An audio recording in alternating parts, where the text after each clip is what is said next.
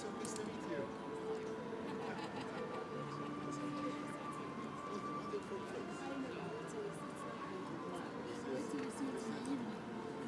I'm sure it will be even nicer. Yes. I'm sure. Yes. Thank you so much.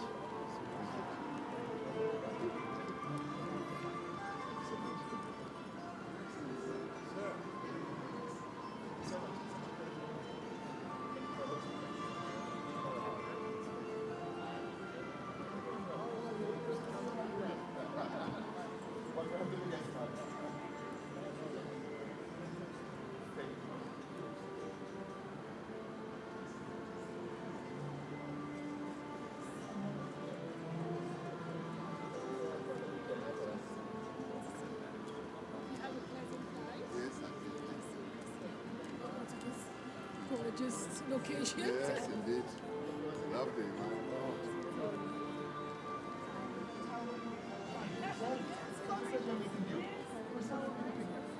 It's a pleasure meeting you. Good morning. Thank you for hosting.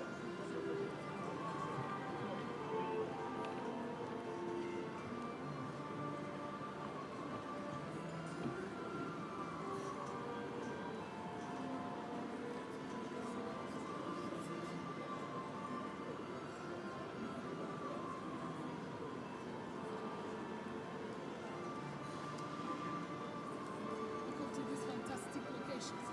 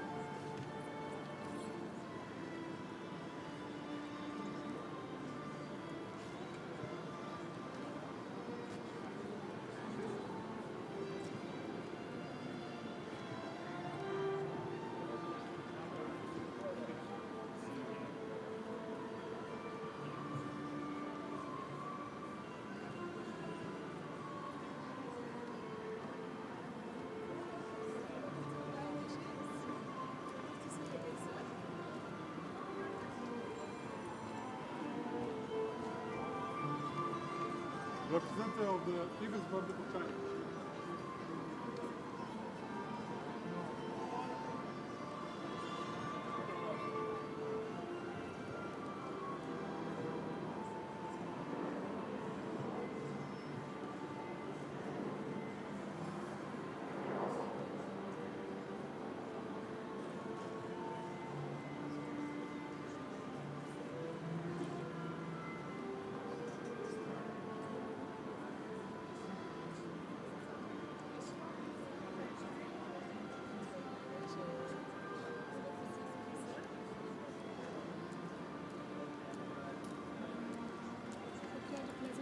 We did, all night long. Well, a short night. رئيس وزراء السويد.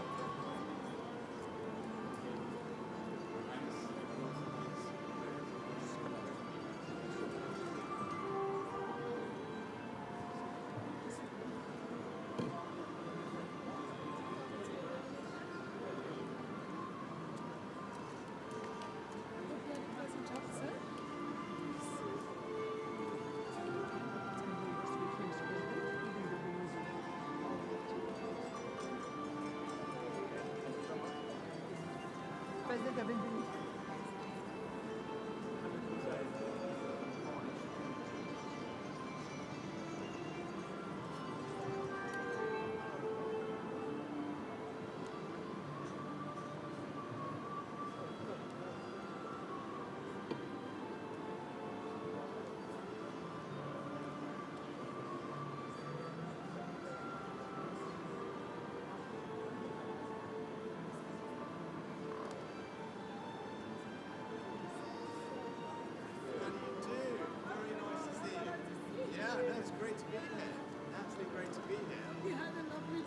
Yeah, no, it's been very pleasant, and we were just Good. saying what a great announcement. Yes, yes, exactly.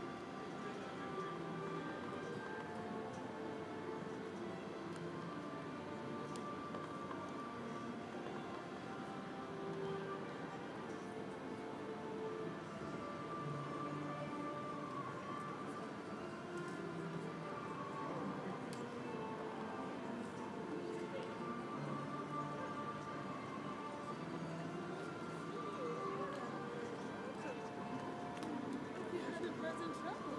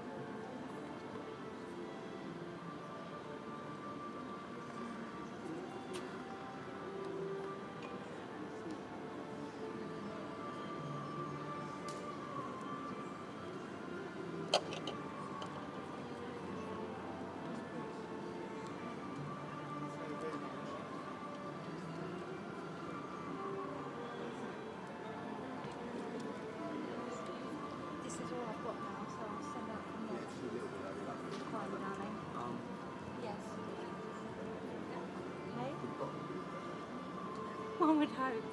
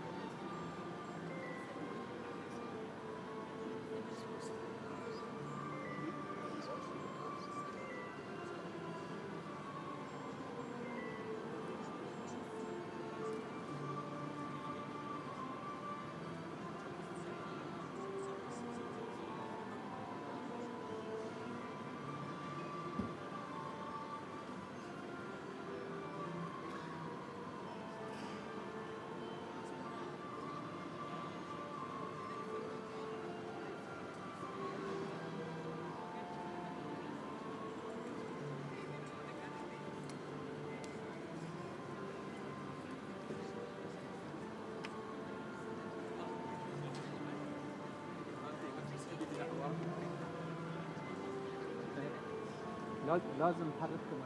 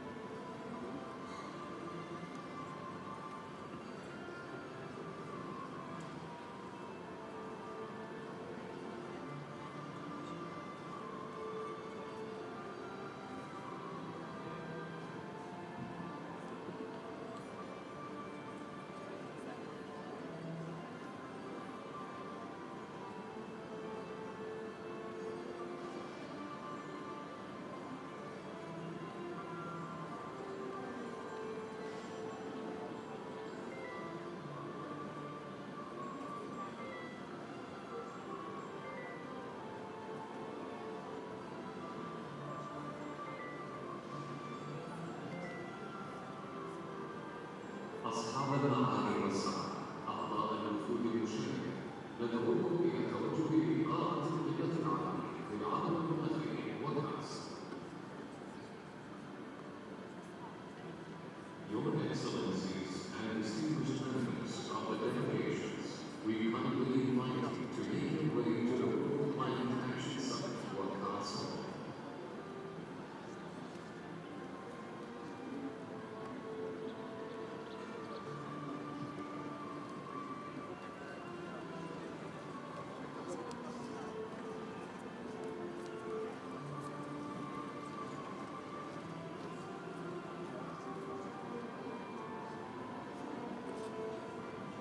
أصحاب المعالي والسعادة، أعضاء الوفود المشاركة، ندعوكم إلى التوجه لقاءة القمة العالمية للعمل المناخي والناس.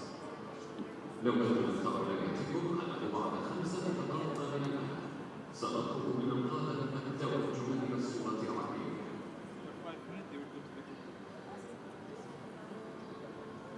Your Excellencies and distinguished members of the delegations, we kindly invite you to make your way to the World Climate Action Summit broadcast hall.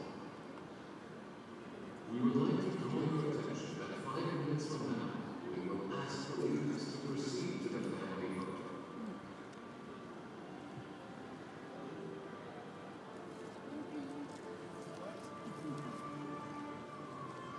Thank you. See you later. See you later. Lovely to meet you.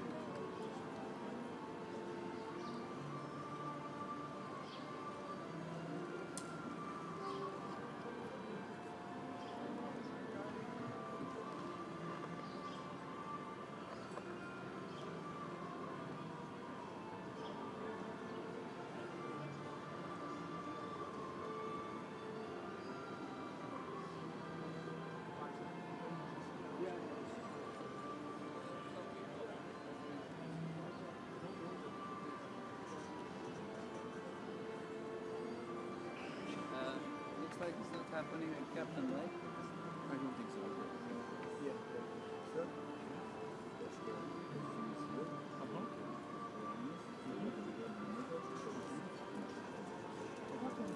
Thank you.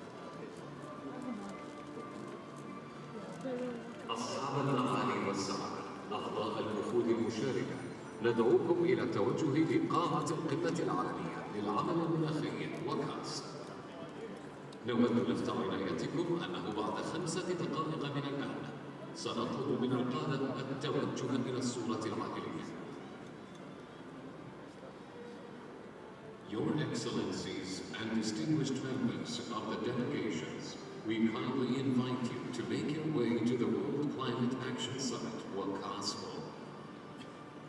We would like to draw your attention that 5 minutes from now, we will ask the leaders to proceed to the family photo.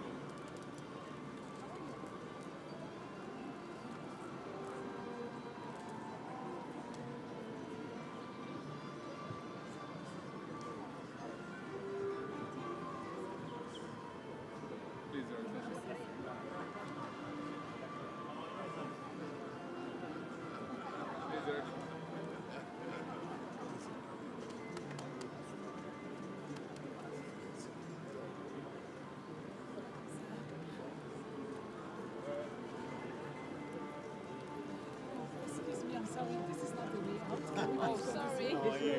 أصحاب المعالي والسعادة، أعضاء الوفود المشاركة، ندعوكم إلى التوجه لقاعة القمة العالمية للعمل المناخي وكاس. نود لفت عنايتكم أنه بعد 5 دقائق من الآن سنطلب من القادة التوجه إلى الصورة العائلية. Your Excellencies and distinguished members of the delegations, we kindly invite you to make your way to the World Climate Action Summit. We would like to draw your attention that 5 minutes from now, we will ask the leaders to proceed to the family photo.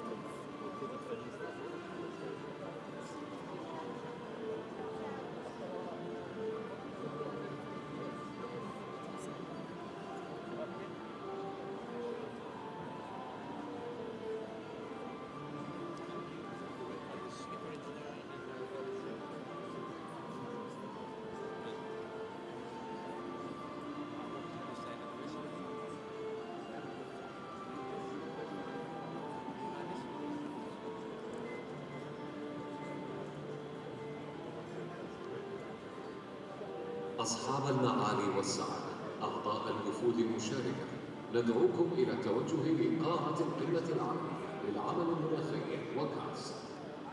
نود لفت عنايتكم أنه بعد 5 دقائق من الآن سنطلب من القادة التوجه إلى الصورة العائلية. Your Excellencies and distinguished members of the delegations, we kindly invite you to make your way to the World Climate Action Summit, WACAS Hall. We would like to draw your attention that 5 minutes from now, we will ask the leaders to proceed to the family photo.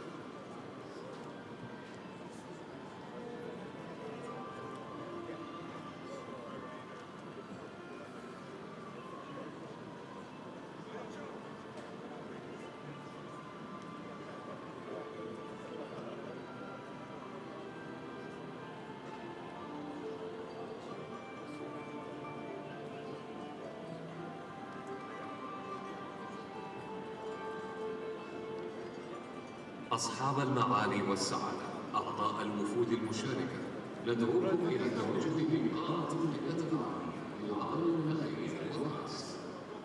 نود لفت عنايتكم أنه بعد 5 دقائق من الآن سنطلب من القادة التوجه إلى الصورة العائلية.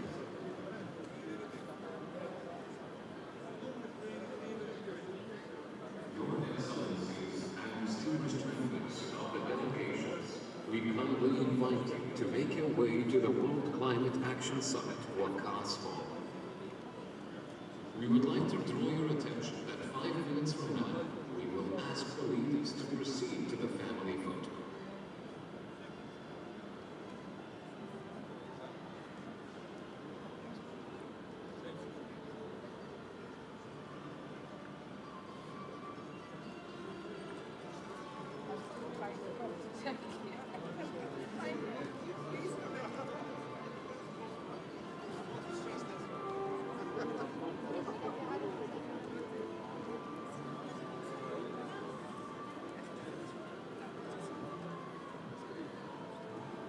أصحاب المعالي والسعادة، أعضاء الوفود المشاركة،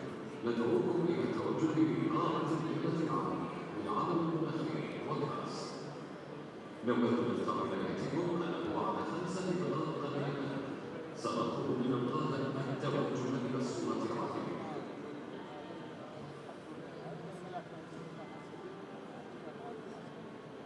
Your Excellencies and distinguished members of the delegations, we kindly invite you to make your way to the World Climate Action Summit for last summer. We would like to draw your attention that 5 minutes from now, we will ask the leaders to proceed to the family room.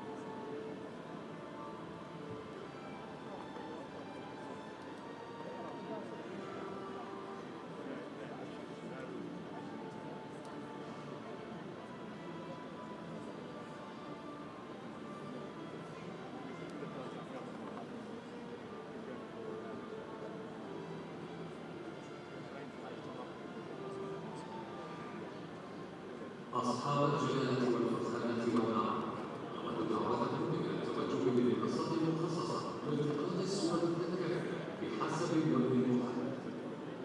Your Majesty.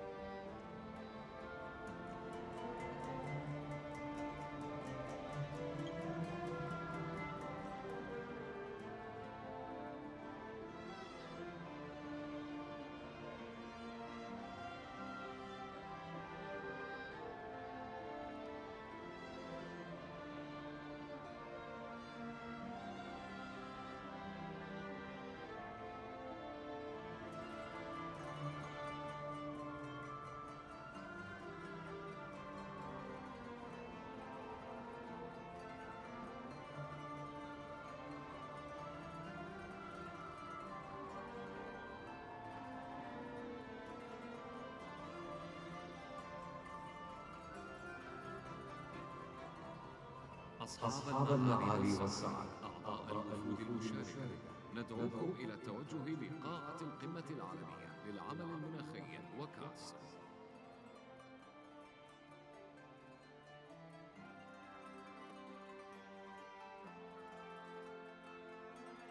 Your Excellencies and distinguished members of the delegations, we kindly invite you to make your way to the World Climate Action Summit, Wakas Hall.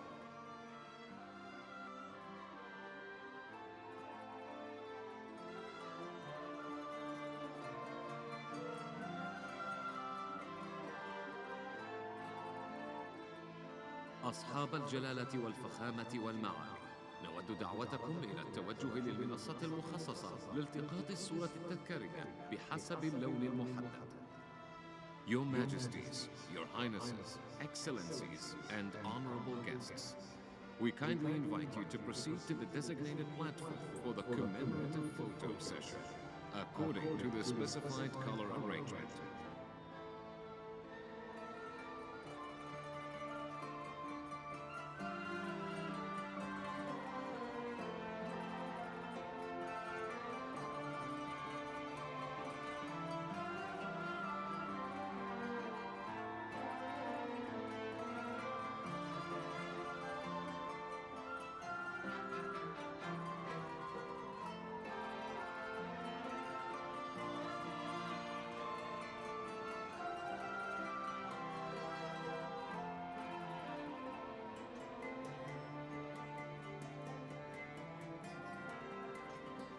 يرجى من بطاقات اللون الأخضر التوجه إلى منصة الصورة العائلية. Green card holders are kindly requested to proceed to the family photo platform.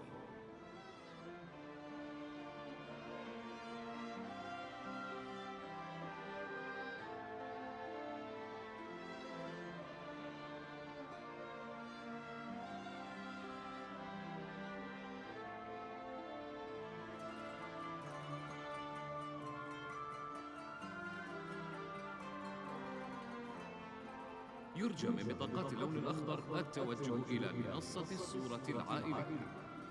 Green card holders are kindly requested to proceed to the family photo platform.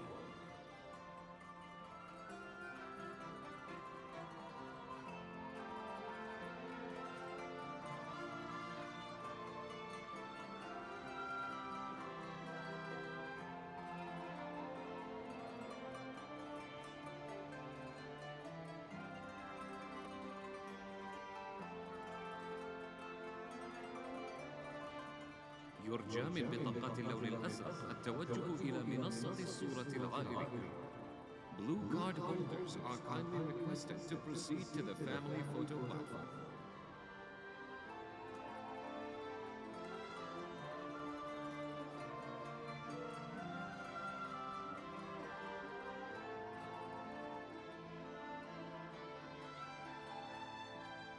يرجى من بطاقات اللون الأزرق التوجه إلى منصة الصورة العائلية.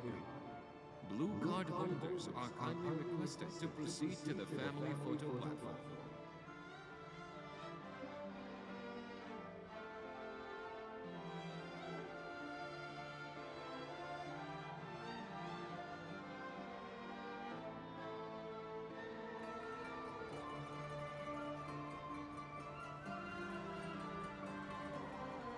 يرجى من بطاقات اللون الأحمر التوجه إلى منصة الصورة العائلية.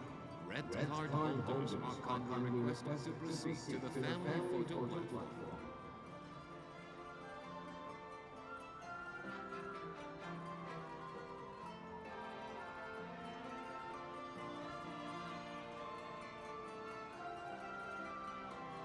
يرجى من بطاقات اللون الأحمر التوجه إلى منصة الصورة العائلية. Red card holders are kindly requested to proceed to the family photo platform.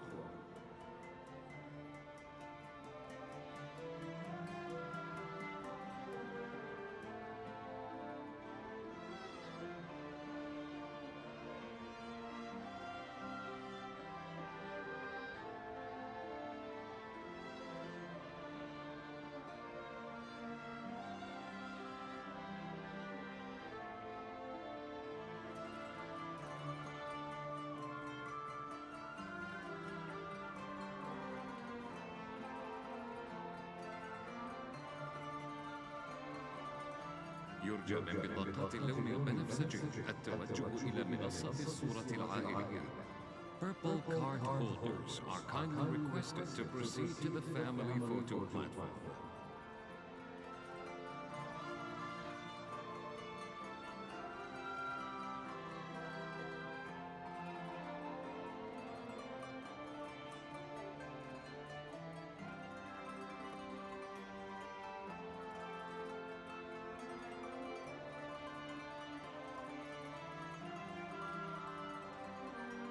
يرجى من بطاقات اللون البنفسجي التوجه إلى منصة الصورة العائلية. Purple card holders are kindly requested to proceed to the family photo platform.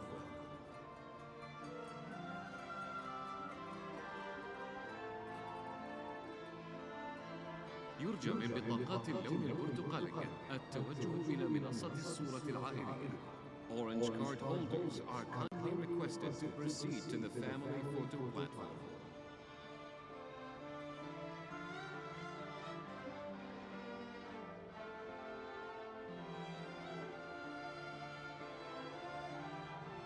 يرجى من بطاقات اللون البرتقالي التوجه إلى منصة الصورة العائلية. Orange card holders are kindly requested to proceed to the family photo platform.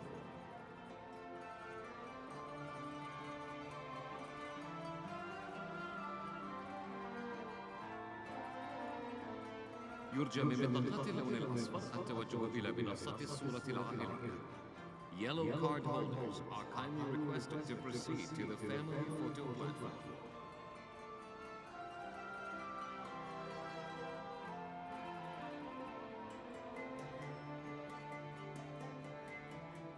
يرجى من بطاقات اللون الأصفر التوجه إلى منصة الصورة العائلية. Yellow card holders are kindly requested to proceed to the family photo platform.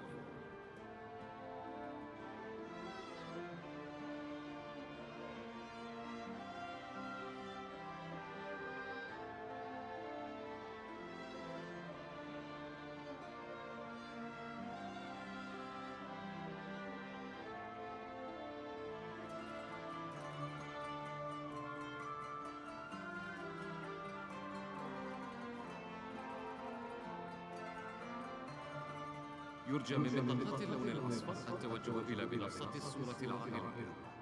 Yellow card holders are kindly requested to proceed to the family photo platform.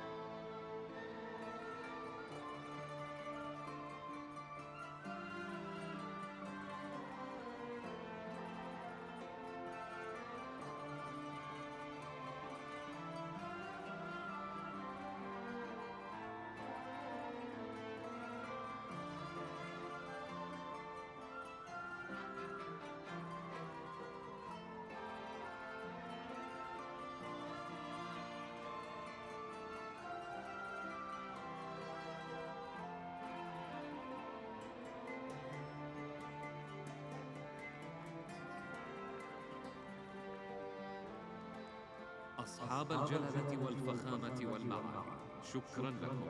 وندعوكم الآن إلى التوجه لقاعة القمة العالمية للعمل المناخي وكاس. Your Majesties, Your Highnesses, Your Excellencies, thank you. At this moment, we kindly invite you to join us to the World Climate Action Summit, WCAS.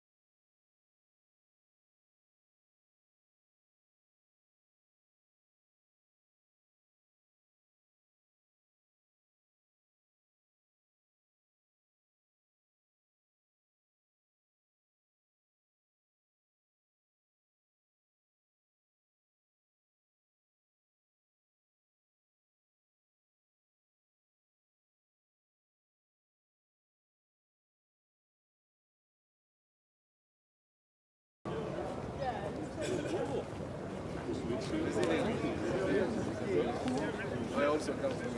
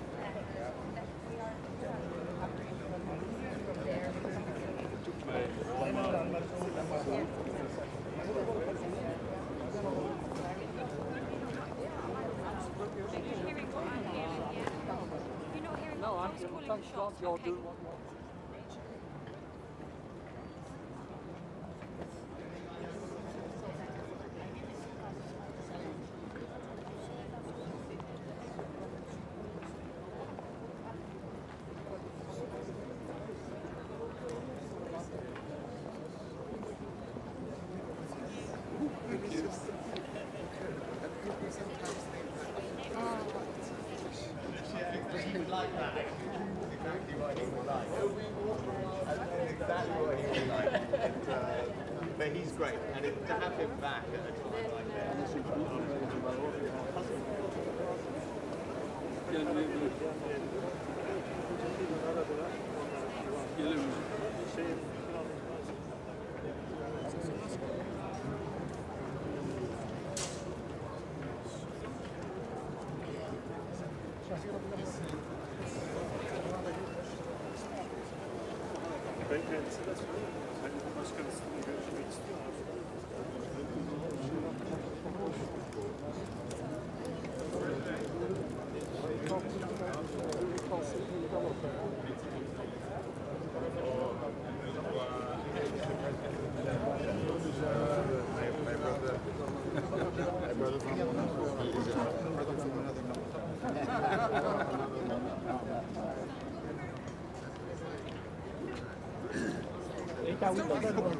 It's impossible not to know exactly what I mean.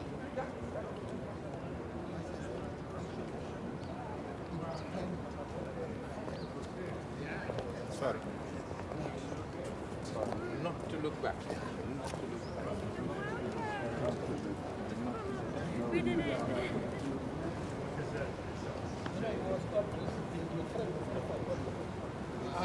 Yes.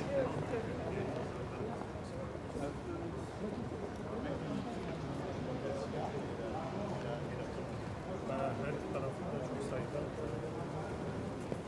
turistler Türkiye'yi tercih eder.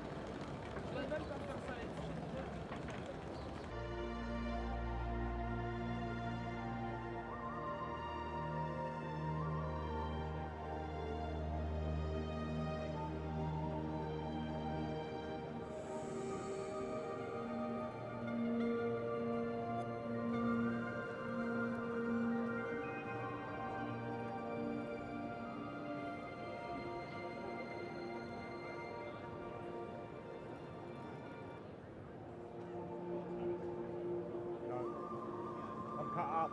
Just check your return. Check your return to make sure you.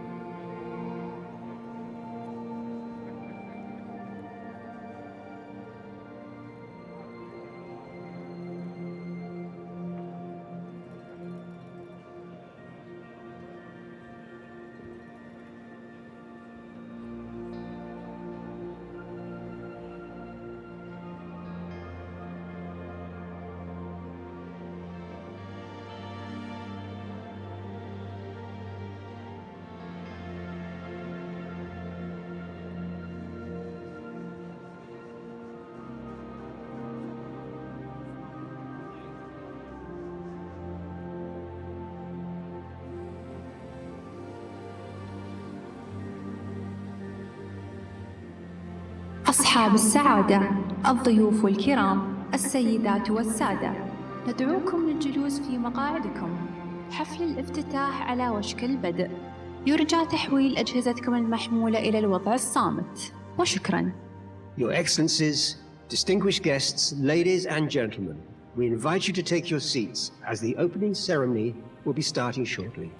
Can we please ask you to also switch your mobile devices to silent? Thank you.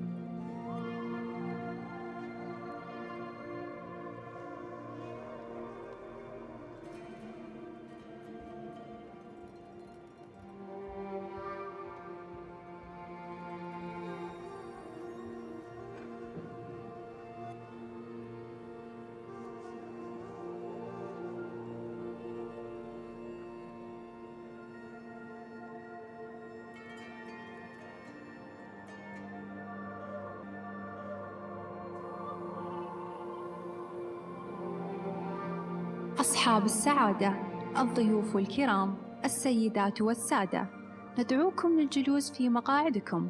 حفل الافتتاح على وشك البدء. يرجى تحويل أجهزتكم المحمولة إلى الوضع الصامت. وشكراً. Your Excellencies, distinguished guests, ladies and gentlemen, we invite you to take your seats as the opening ceremony will be starting shortly. Can we please ask you to also switch your mobile devices to silent? Thank you.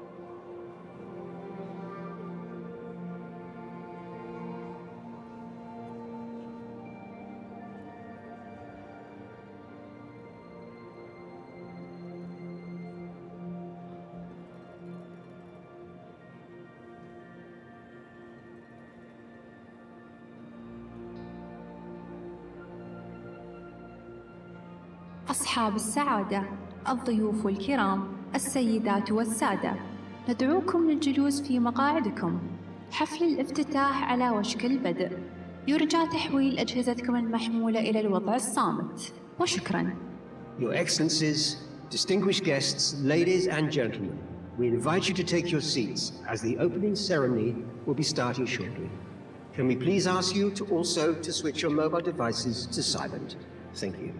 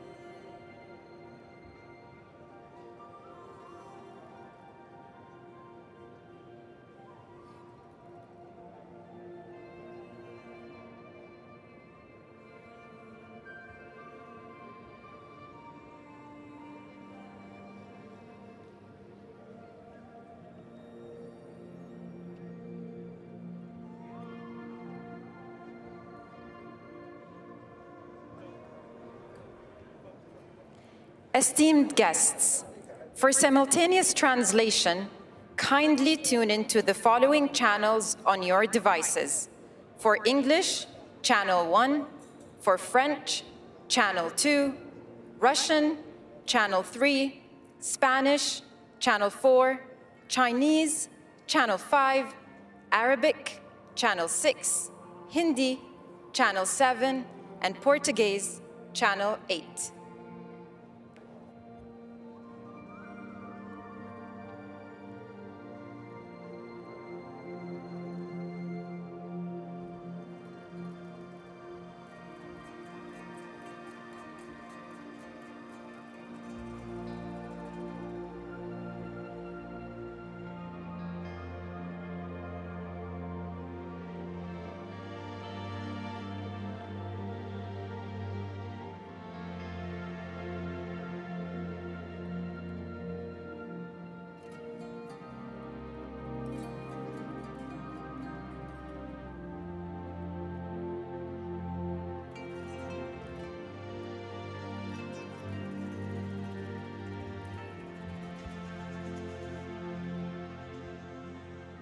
أصحاب السعادة، الضيوف الكرام، السيدات والسادة، ندعوكم للجلوس في مقاعدكم. حفل الافتتاح على وشك البدء. يرجى تحويل أجهزتكم المحمولة إلى الوضع الصامت. وشكراً. Your Excellencies, distinguished guests, ladies and gentlemen, we invite you to take your seats as the opening ceremony will be starting shortly. Can we please ask you to also switch your mobile devices to silent? Thank you.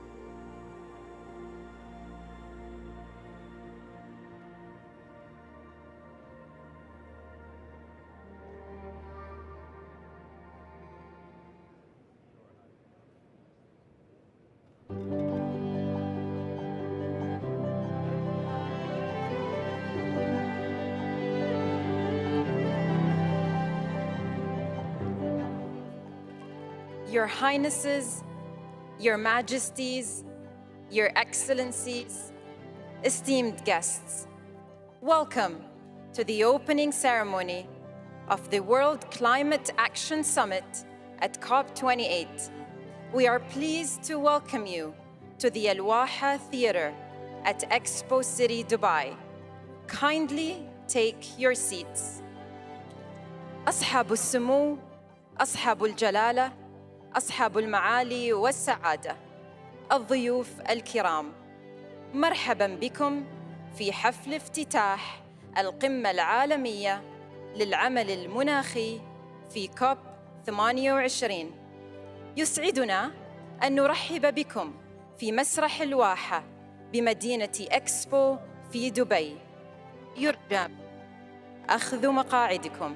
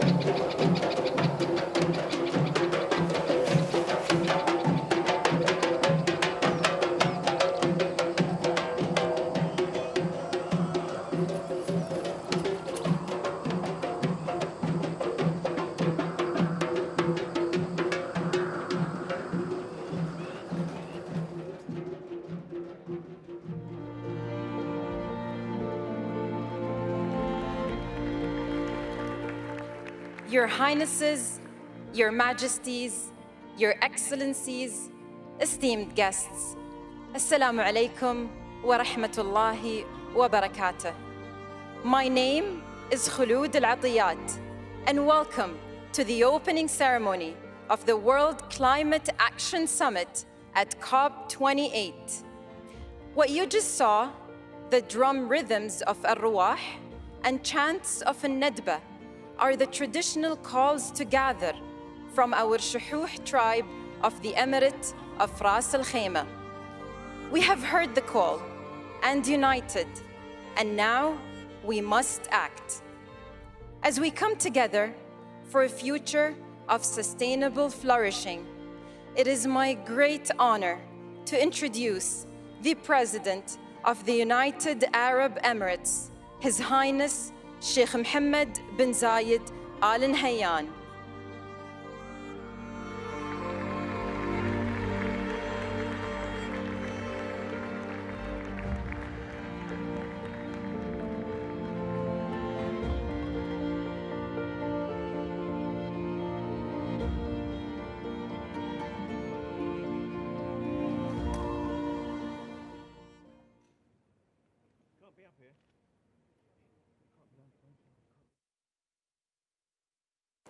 أصحاب الجلالة والفخامة والسمو، أصحاب المعالي والسعادة، معالي الأمين العام للأمم المتحدة، الحضور الكريم، السلام عليكم ورحمة الله وبركاته. أرحب بكم جميعاً في دولة الإمارات العربية المتحدة وفي مؤتمر كوب 28، وأشكركم على حضور هذه القمة. يأتي اجتماعنا اليوم في وقت يواجه فيه العالم تحديات عديدة، ومن أهمها تغيير المناخ وانعكاساته التي تؤثر على جميع جوانب الحياة. الحضور الكريم، دولة الإمارات لديها سجل حافل في العمل المناخي. لقد قمنا على مدى العقود الماضية ببناء قدرات في الطاقة المتجددة النظيفة، ووضعنا مساراً وطنياً للوصول إلى الحياد المناخي عام 2050، والتزمنا بخفض الانبعاثات بنسبة 40% بحلول عام 2030، واستثمرنا بما يقارب من 100 مليار دولار وتموين العمل المناخي، مع التركيز على الطاقة الجديدة والنظيفة. كما نعتزم باستثمار حوالي 130 مليار دولار إضافية في السنوات السبع القادمة إن شاء الله. حضورنا الكريم، لقد عندما التزمنا باستضافة كوب 28 التزمنا أيضاً بجمع العالم لكي نتحد ونعمل وننجز، ونعمل على تسريع انتقال العالم إلى النمو الاقتصادي المستدام، لطالما كان نقص التموين من أكبر العوائق أمام تقدم العمل المناخي العالمي. لذلك يسرني الإعلان عن إنشاء صندوق بقيمة 30 مليار دولار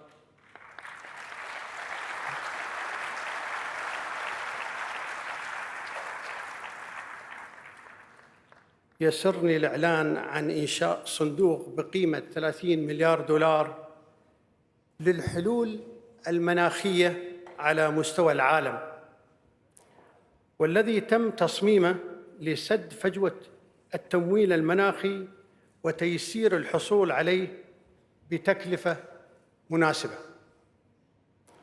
كذلك يهدف الصندوق إلى تحفيز جمع واستثمار 250 مليار دولار بحلول عام 2030. حضور الكريم، قبل أن أختتم كلمتي اسمحوا لي أن أروي لكم قصة قائد آمن بحب الأرض واحترام الطبيعة وصون مواردها، وعمل يد بيد مع شعبه لرعاية هذه الأرض الطيبة، مدركاً أن الثروة الحقيقية للدول تكمن في أبنائها. وإنجازاتنا اليوم تشهد على عمل بناء مستقبل أكثر إشراقاً إن شاء الله. أيها السادة، إنه الوالد الشيخ زايد طيب الله ثراه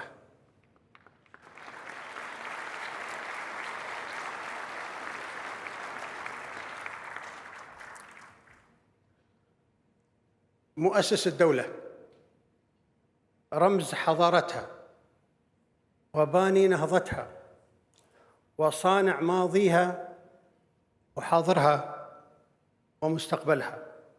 شكراً.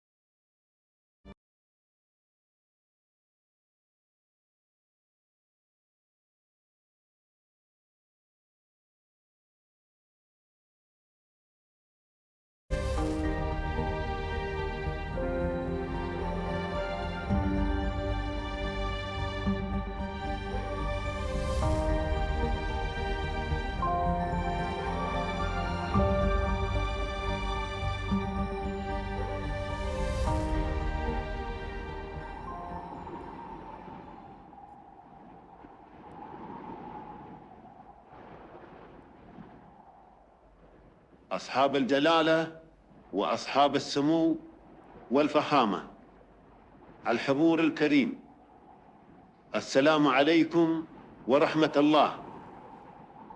نحن نرحب بكم جميعا في بلدكم دولة الإمارات، ونرحب بالوفود كلها اللي حضرت من أجل مؤتمر المناخ. نحمد الله ونشكره على ما أنعم علينا وحبانا بنعمة الأرض. حقيقة نحن بالنسبة لنا في دولة الإمارات ما يعتبر موضوع حماية البيئة مجرد شعار، بل هو في الواقع جزء لا يتجزأ من تاريخنا وتراثنا وحياتنا. كنا ولا زلنا ملتزمين بمبدأ التعايش بين الإنسان والطبيعة.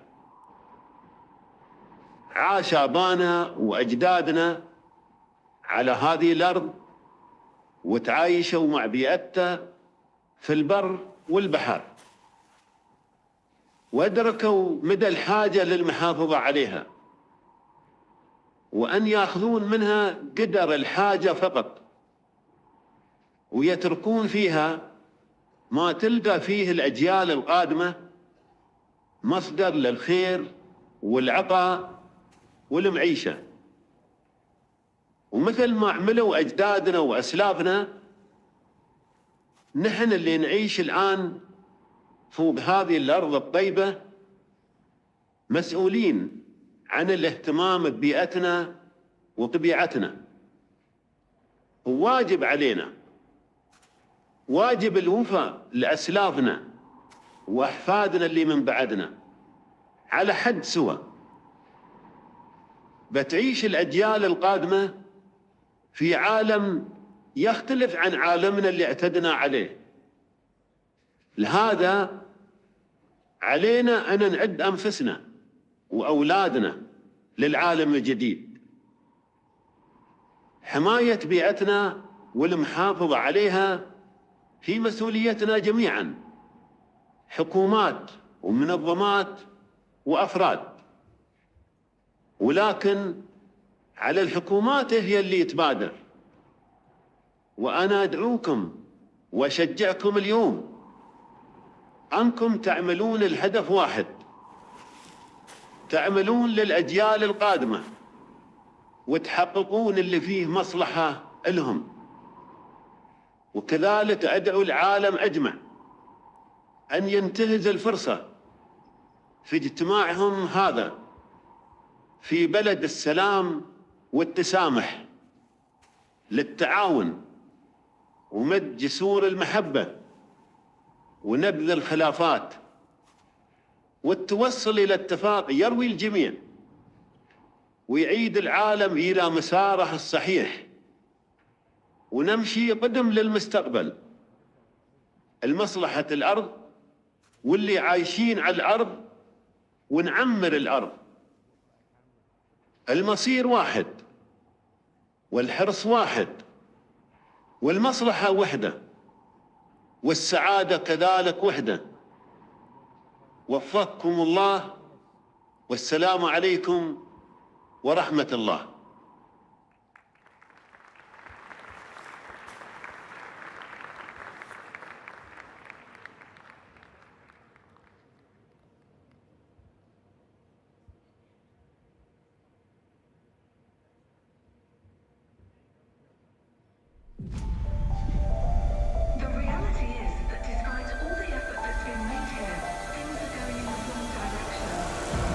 We are in the fight of our lives, and we are losing.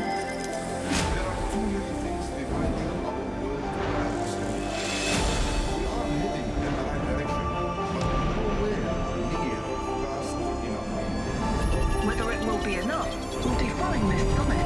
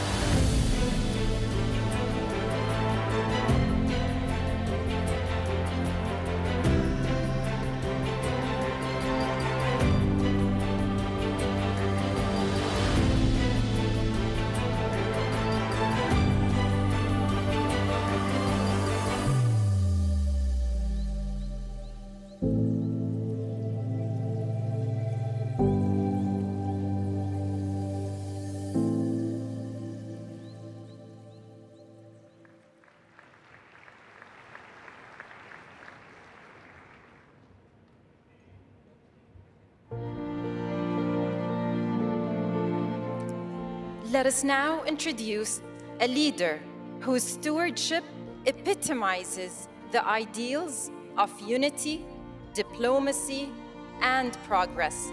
Ladies and gentlemen, the Secretary General of the United Nations, Mr. Antonio Guterres.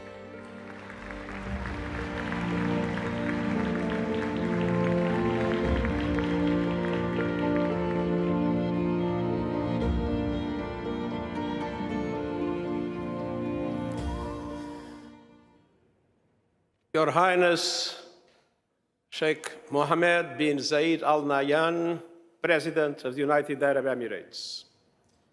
I want to express my profound gratitude for the wonderful hospitality that we are enjoying in Dubai from the government and the people of the United Arab Emirates.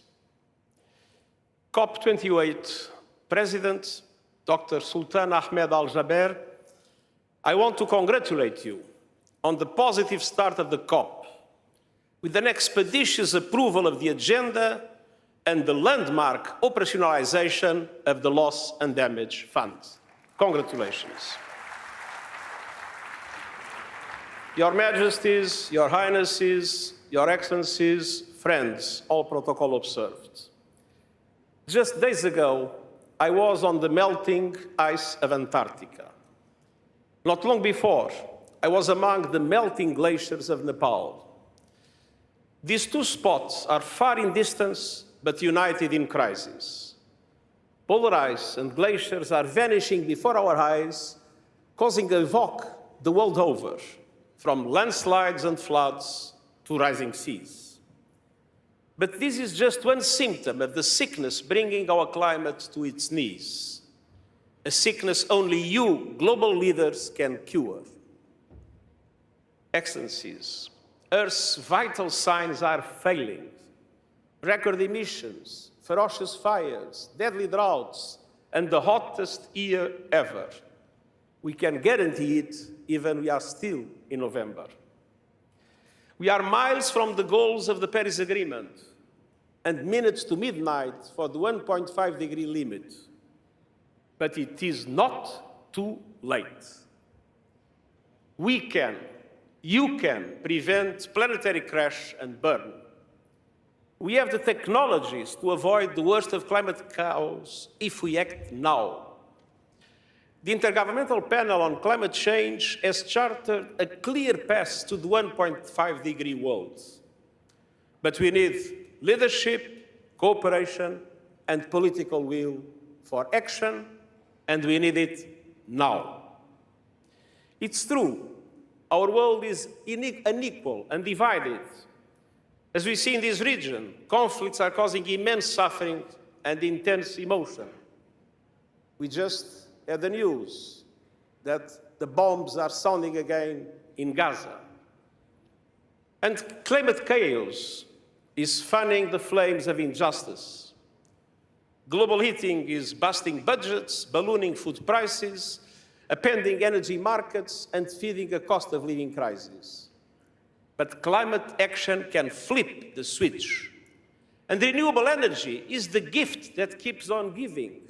It's good for our planet, our health, and our economies, cleaning our air, meeting the world's growing energy demand, connecting millions of people to affordable electricity, bringing stability and security to markets, and saving money, as renewable energy has never been cheaper. Excellencies, friends, the diagnosis is clear. The success of the COP depends on the global stocktake prescribing a credible cure in 3 areas. First, drastically cutting emissions. Current policies would lead to an Earth-scorching 3-degree temperature rise. So the global stocktake must set clear expectations for economy-wide national determined contributions presented by all countries that cover all greenhouse gases and align with 1.5-degree limit. The G20, which represents 80% of the world's emissions, must lead. And I urge countries to speed up their net zero timelines to get there as close as possible to 2040 in developed countries and 2050 in emerging economies. Second, we cannot save a burning planet via fire hose of fossil fuels. We must accelerate a just, equitable transition to renewables. The science is clear. The 1.5-degree limit is only possible if we ultimately stop burning all fossil fuels. Not reduce, not abate, phase out with a clear time frame aligned with 1.5 degrees. And the global stocktake must not only commit to that, it must also commit to triple renewables, double energy efficiency, and bring clean energy to all by 2030. The economics are clear. The global shift to renewables is inevitable. The only question is how much heating our planet will endure before it happens. The Intergovernmental Panel on Climate Change is recommending ending our addiction to coal by 2030 in OECD countries and 2040 for the rest of the world. At the same time, according to the International Energy Agency, the oil and gas industry accounts for just 1% of clean energy investments. So allow me to have a message for fossil fuel company leaders. Your old world is rapidly aging. Do not double down on an obsolete business model. Lead the transition to renewables using the resources you have available. Make no mistake, the road to climate sustainability is also the only viable pathway to economic sustainability of your companies in the future. And I urge governments to help industry make the right choice by regulating, legislating, putting a fair price on carbon, ending fossil fuel subsidies, and adopting a windfall tax on profits. Excellencies, third, climate justice is long overdue. Developing countries are being devastated by disasters they did not cause. Extortionate borrowing costs are blocking their climate action plans, and support is far too little, far too late.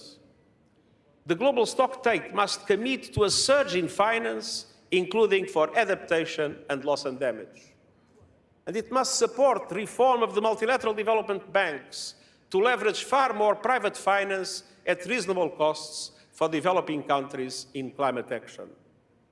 And developed countries must show how they will double adaptation finance to $40 billion a year by 2025, as promised, and clarify how they are delivering on the $100 billion as promised. Excellencies, the climate challenge is not just another issue in your inbox. Protecting our climate is the world's greatest test of leadership. And so I urge you to lead. Humanity's fate hangs in the balance. Make this COP count. Make this COP a game changer. Make this COP the renewal hope in the future of humankind. Thank you.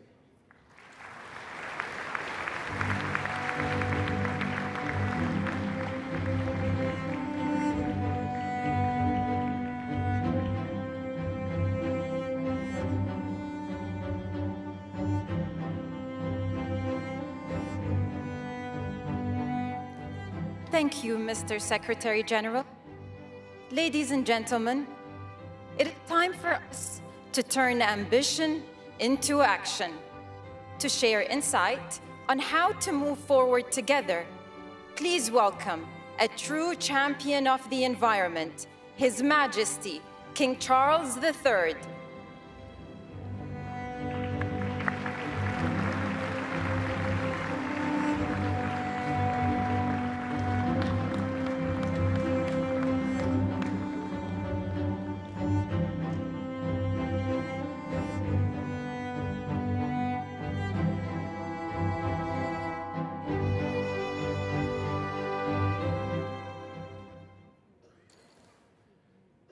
Your Highness, Secretary General, Your Majesties, Your Royal Highnesses, Presidents, Prime Ministers, Ministers, ladies and gentlemen, I would like to extend my heartfelt gratitude to His Highness Sheikh Mohammed bin Zayed Al Nahyan for his warm invitation to speak to you at the opening of COP28. 8 years ago, I was most touched to be asked to speak at the opening of COP21 in Paris, which of course culminated in the Paris Agreement, a landmark moment of hope and optimism when nations put differences to one side for the common good. I pray with all my heart that COP28 will be another critical turning point towards genuine transformational action at a time when already, as scientists have been warning for so long, we are seeing alarming tipping points being reached. I've spent a large proportion of my life trying to warn of the existential threats facing us over global warming, over climate change and biodiversity loss. But I was not alone. For instance, Sheikh Mohammed's dear father, Sheikh Zayed, was advocating for clean energy at a time even before the United Arab Emirates as such came into being.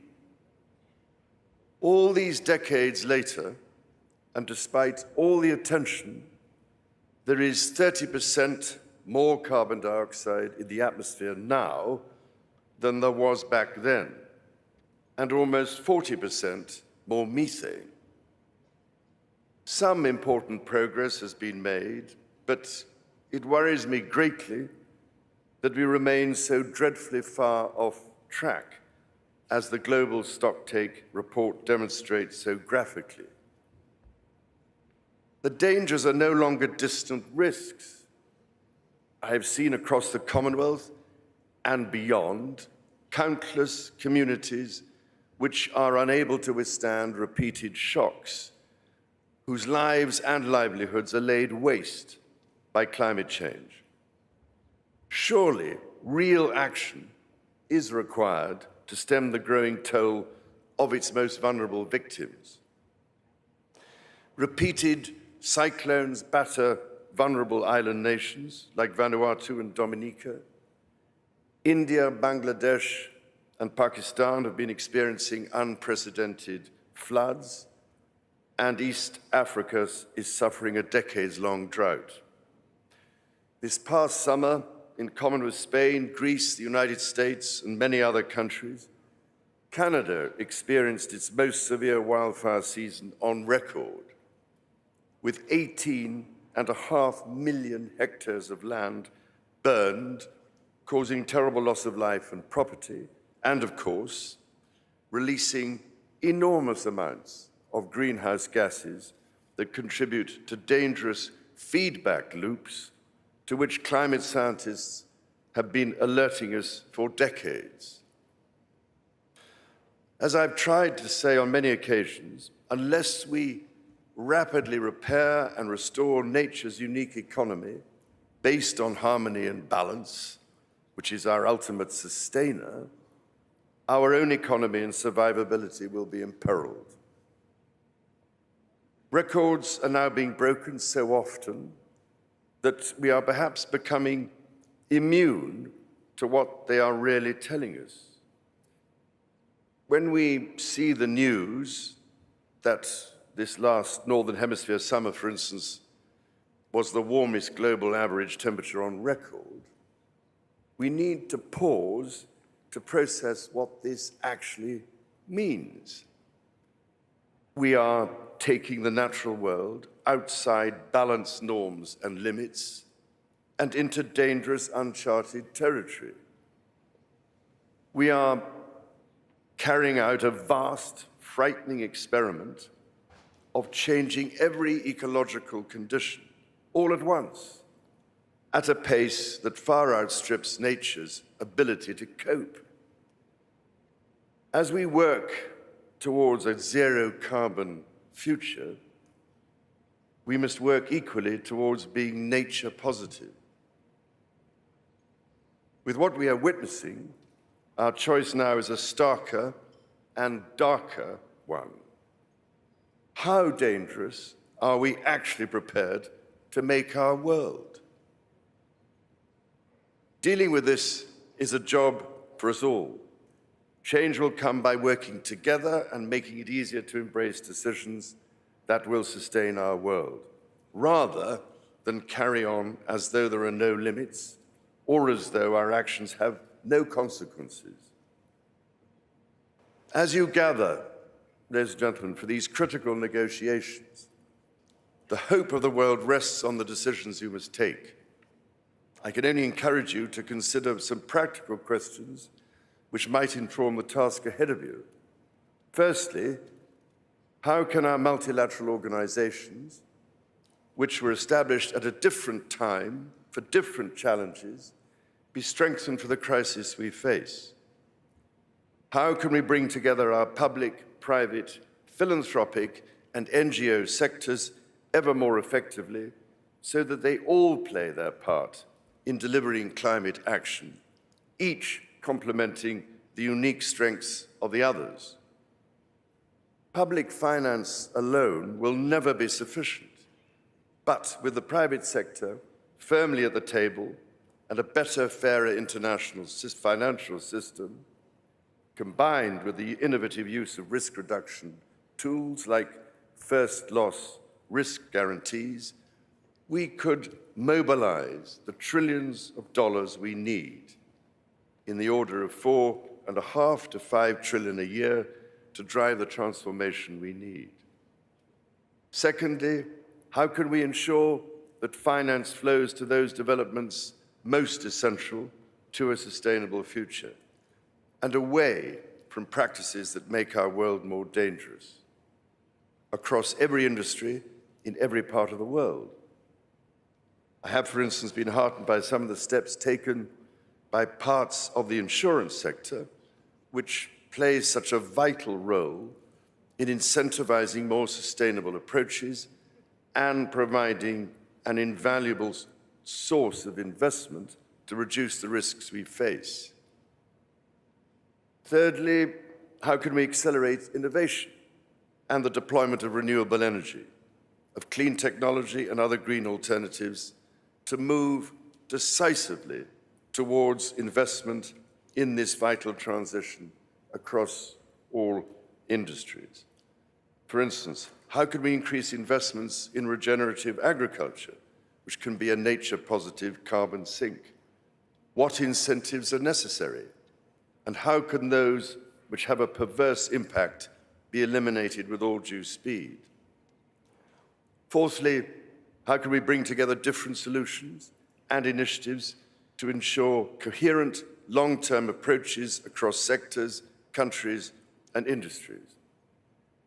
For virtually every artificial source of greenhouse gas emissions, there are alternatives or mitigations which can be put in place. That is why it is encouraging to see industry transition plans being developed both nationally and globally, which will help each sector of our global economy onto practical pathways to a zero-carbon, nature-positive future. And, ladies and gentlemen, fifthly, how can we forge an ambitious new vision for the next 100 years? How can we draw on the extraordinary ingenuity of our societies, the ideas, knowledge, and energy of our young people, our artists, our engineers, our communicators, and importantly, our indigenous peoples, to imagine a sustainable future for people everywhere, a future that is in harmony with nature, not set against her. Ladies and gentlemen, in your hands is an unmissable opportunity to keep our common hope alive.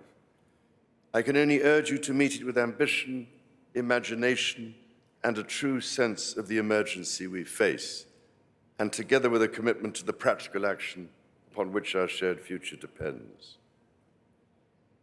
After all, ladies and gentlemen, in 2050, our grandchildren won't be asking what we said. They will be living with the consequences of what we did or didn't do.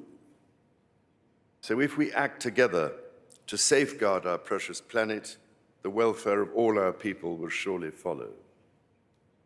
And we need to remember, too, that the indigenous worldview teaches us teaches us that we are all connected, not only as human beings, but with all living things and all that sustains life. As part of this grand and sacred system, harmony with nature must be maintained. The earth does not belong to us. We belong to the earth.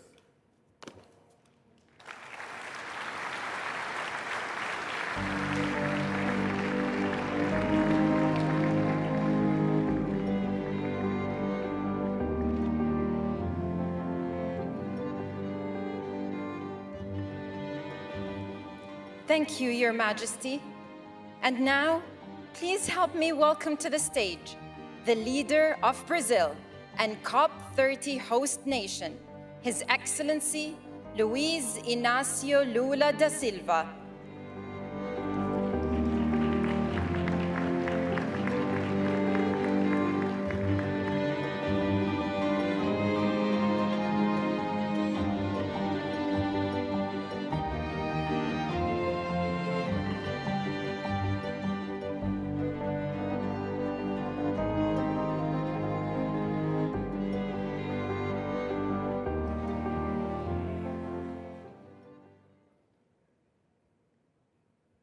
Sua Alteza Sheikh Mohammed bin Zayed, presidente dos Emirados Árabes, Sua Majestade Rei Carlos III, senhor secretário-geral das Nações Unidas, excelências, presidentes e chefes de Estado.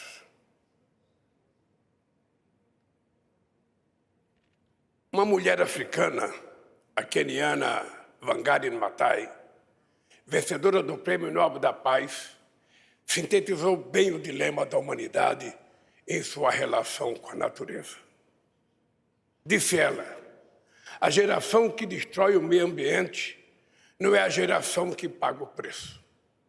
O painel intergovernamental sobre mudanças climáticas alertou que temos somente até o final desta década para evitar que a temperatura global ultrapasse 1,5 graus acima dos níveis pré-industriais. 2023 já é o ano mais quente dos últimos 125 mil anos. A humanidade sofre com secas, enchentes, ondas de calor cada vez mais extremas e frequentes. No norte do Brasil, a Amazônia amarga uma das mais trágicas secas de sua história. No sul, tempestades e ciclones deixam um rastro inédito de destruição. A ciência e a realidade nos mostram que desta vez a conta chegou antes. O planeta já não espera para cobrar a próxima geração. O planeta está farto de acordos climáticos não cumpridos, de metas de redução de emissão de carbono negligenciadas, do auxílio financeiro aos países pobres que não chega, de discursos eloquentes e vazios. Precisamos de atitudes e práticas concretas. Quantos líderes mundiais estão, de fato, comprometidos em salvar o planeta? Somente no ano passado, o mundo gastou mais de 2,224 trilhões de dólares em armas, quantias que poderiam ser investidas no combate à fome e no enfrentamento à mudança do clima. Quantas toneladas de carbono são emitidas pelos mísseis que cruzam o céu e desabam sobre civis inocentes, sobretudo crianças e mulheres famintas? A conta da mudança climática não é a mesma para todos e chegou primeiro para as populações mais pobres. O 1% mais rico do planeta emite o mesmo volume de carbono que 66% da população mundial. Trabalhadores do campo que têm suas lavouras de subsistência devastadas pela seca e já não podem alimentar suas famílias. Moradores das periferias das grandes cidades que perdem o pouco que têm quando a enchente arrasta tudo, casas, móveis, animais de estimação e seus próprios filhos. A injustiça que penaliza as gerações mais jovens é apenas uma das faces das desigualdades que nos afligem. O mundo naturalizou disparidades inaceitáveis de renda, de gênero e de raça. Não é possível enfrentar a mudança do clima sem combater a desigualdade. Quem passa fome tem sua existência aprisionada na dor do presente e torna-se incapaz de pensar no amanhã. Reduzir vulnerabilidades socioeconômicas significa construir resiliência frente aos eventos extremos. Significa também ter condições de redirecionar esforços para a luta contra o aquecimento global. Em 2009, quando participei da COP28 em Copenhague, a arquitetura da Convenção do Clima estava à beira do colapso. As negociações fracassaram e foi preciso um grande esforço para recuperar a confiança e chegar ao Acordo de Paris em 2015. Ao retornar à presidência do Brasil, constato que estamos hoje em situação semelhante. O não cumprimento dos compromissos assumidos corrói a credibilidade do regime. É preciso resgatar a crença no multilateralismo. É inexplicável que a ONU, apesar de seus esforços, se mostre incapaz de manter a paz simplesmente porque alguns dos seus membros lucram com a guerra. É lamentável que acordos como o Protocolo de Kyoto de 1997 ou os Acordos de Paris de 2015 não sejam implementados. Governantes não podem se eximir de suas responsabilidades. Nenhum país resolverá seus problemas sozinho. Estamos todos obrigados a atuar juntos, além de nossas fronteiras. O Brasil está disposto a liderar pelo exemplo. Ajustamos nossas metas climáticas, que são hoje mais ambiciosas do que as de muitos países desenvolvidos. Reduzimos drasticamente o desmatamento na Amazônia e vamos zerá-lo até 2030. Formulamos um plano de transformação ecológica para promover a industrialização verde, a agricultura de baixo carbono e a bioeconomia. Forjamos uma visão comum com os países amazônicos e criamos pontes com outros países detentores de florestas tropicais. O mundo já está convencido do potencial das energias renováveis. É hora de enfrentar o debate sobre o ritmo lento da descarbonização do planeta e trabalhar por uma economia menos dependente de combustíveis fósseis. Temos de fazê-lo de forma urgente e justa. Vamos trabalhar de forma construtiva com todos os países para pavimentar o caminho entre essa COP28 e a COP30 que sediaremos no coração da Amazônia. Não existe dois planetas Terra. Somos uma única espécie chamada humanidade. Todos almejamos tornar o mundo capaz de acolher com dignidade a totalidade de seus habitantes, e não apenas uma minoria privilegiada. Como nos convida o Papa Francisco na encíclica Todos Irmãos, precisamos conviver na fraternidade. Muito obrigado.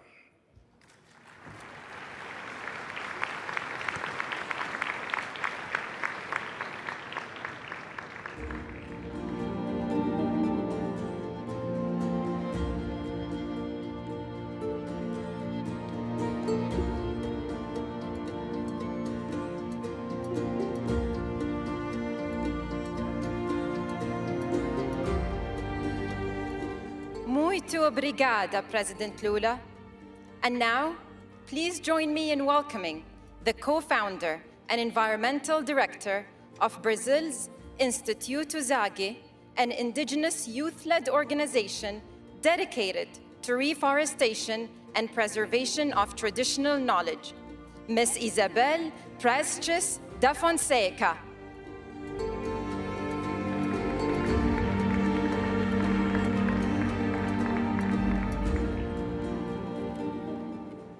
Hali makemo, utate, utamentate.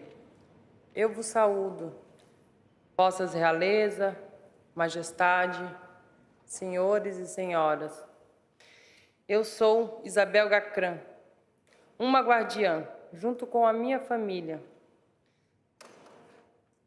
da terra indígena Laclanô-Choclen, Brasil. Eu estou aqui hoje como uma mulher indígena, como uma mãe, uma irmã, um ser humano que vive nessa terra, como vocês e com vocês. Todos os dias eu testemunho tudo que está acontecendo. Com muita tristeza, toda a devastação da nossa floresta. Apenas 2% do nosso território sagrado, do nosso bioma, sobrevive hoje. E a árvore Zang, a nossa árvore ancestral, chamada araucária, com milênios de vida, está à beira da extinção. Nossos antepassados preveram isso, alertaram-nos sobre o futuro e que o mundo precisaria do nosso conhecimento. Hoje, enfrentamos desequilíbrios ambientais, catástrofes climáticas. Os rios estão secando, as montanhas estão desmoronando e o gelo está derretendo. O planeta aquece pela ação humana. No sul do Brasil, a neve praticamente desapareceu devido à drástica redução da nossa árvore sagrada araucária. Em todos os locais que ainda há neva, a araucária se faz presente de maneira exclusiva. Nós estamos correndo contra o tempo. Já plantamos milhares de árvores. Não estamos mais apenas protegendo o futuro, mas sim agindo no agora, já. Em nome das vidas indígenas, da floresta e da biodiversidade, junte-se a nós nessa luta. Nós somos a natureza, tentando se defender. Este é um chamado para a ação. Não podemos mais adiar. Unidos, restauraremos a nossa Mãe Terra. Preservaremos o nosso patrimônio e resgataremos a harmonia perdida. Nós, do Instituto Zag, não pedimos apenas apoio, pedimos companheirismo. Convido cada um a unir-se a essa missão e tornar-se parte dessa jornada. Pela regeneração da natureza e da vida. Juntos vamos preservar não apenas um legado, mas o legado de toda a humanidade. Juntos seremos a mudança. Nós temos a solução para as crises climáticas. Nós somos os guardiões dessa terra. Anglené, utamentate. Obrigada.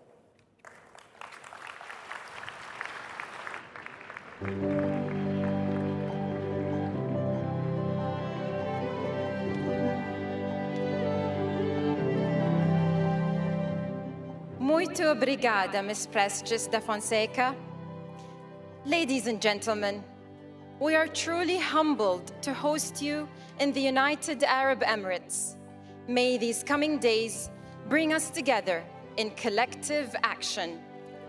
If we take one thing away from today's ceremony, let it be that we have gathered here from around the world with the same goal: to unite, to act, and to deliver.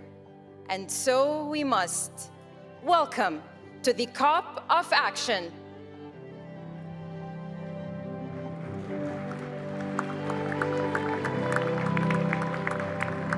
Ladies and gentlemen, thank you for joining us today. Please remain seated until the heads of state have left the theater. All gold badges holders will be able to exit the theater from the rear of the theater. Kindly follow the ushers. And thank you for joining us today at the World Climate Action Summit at COP28.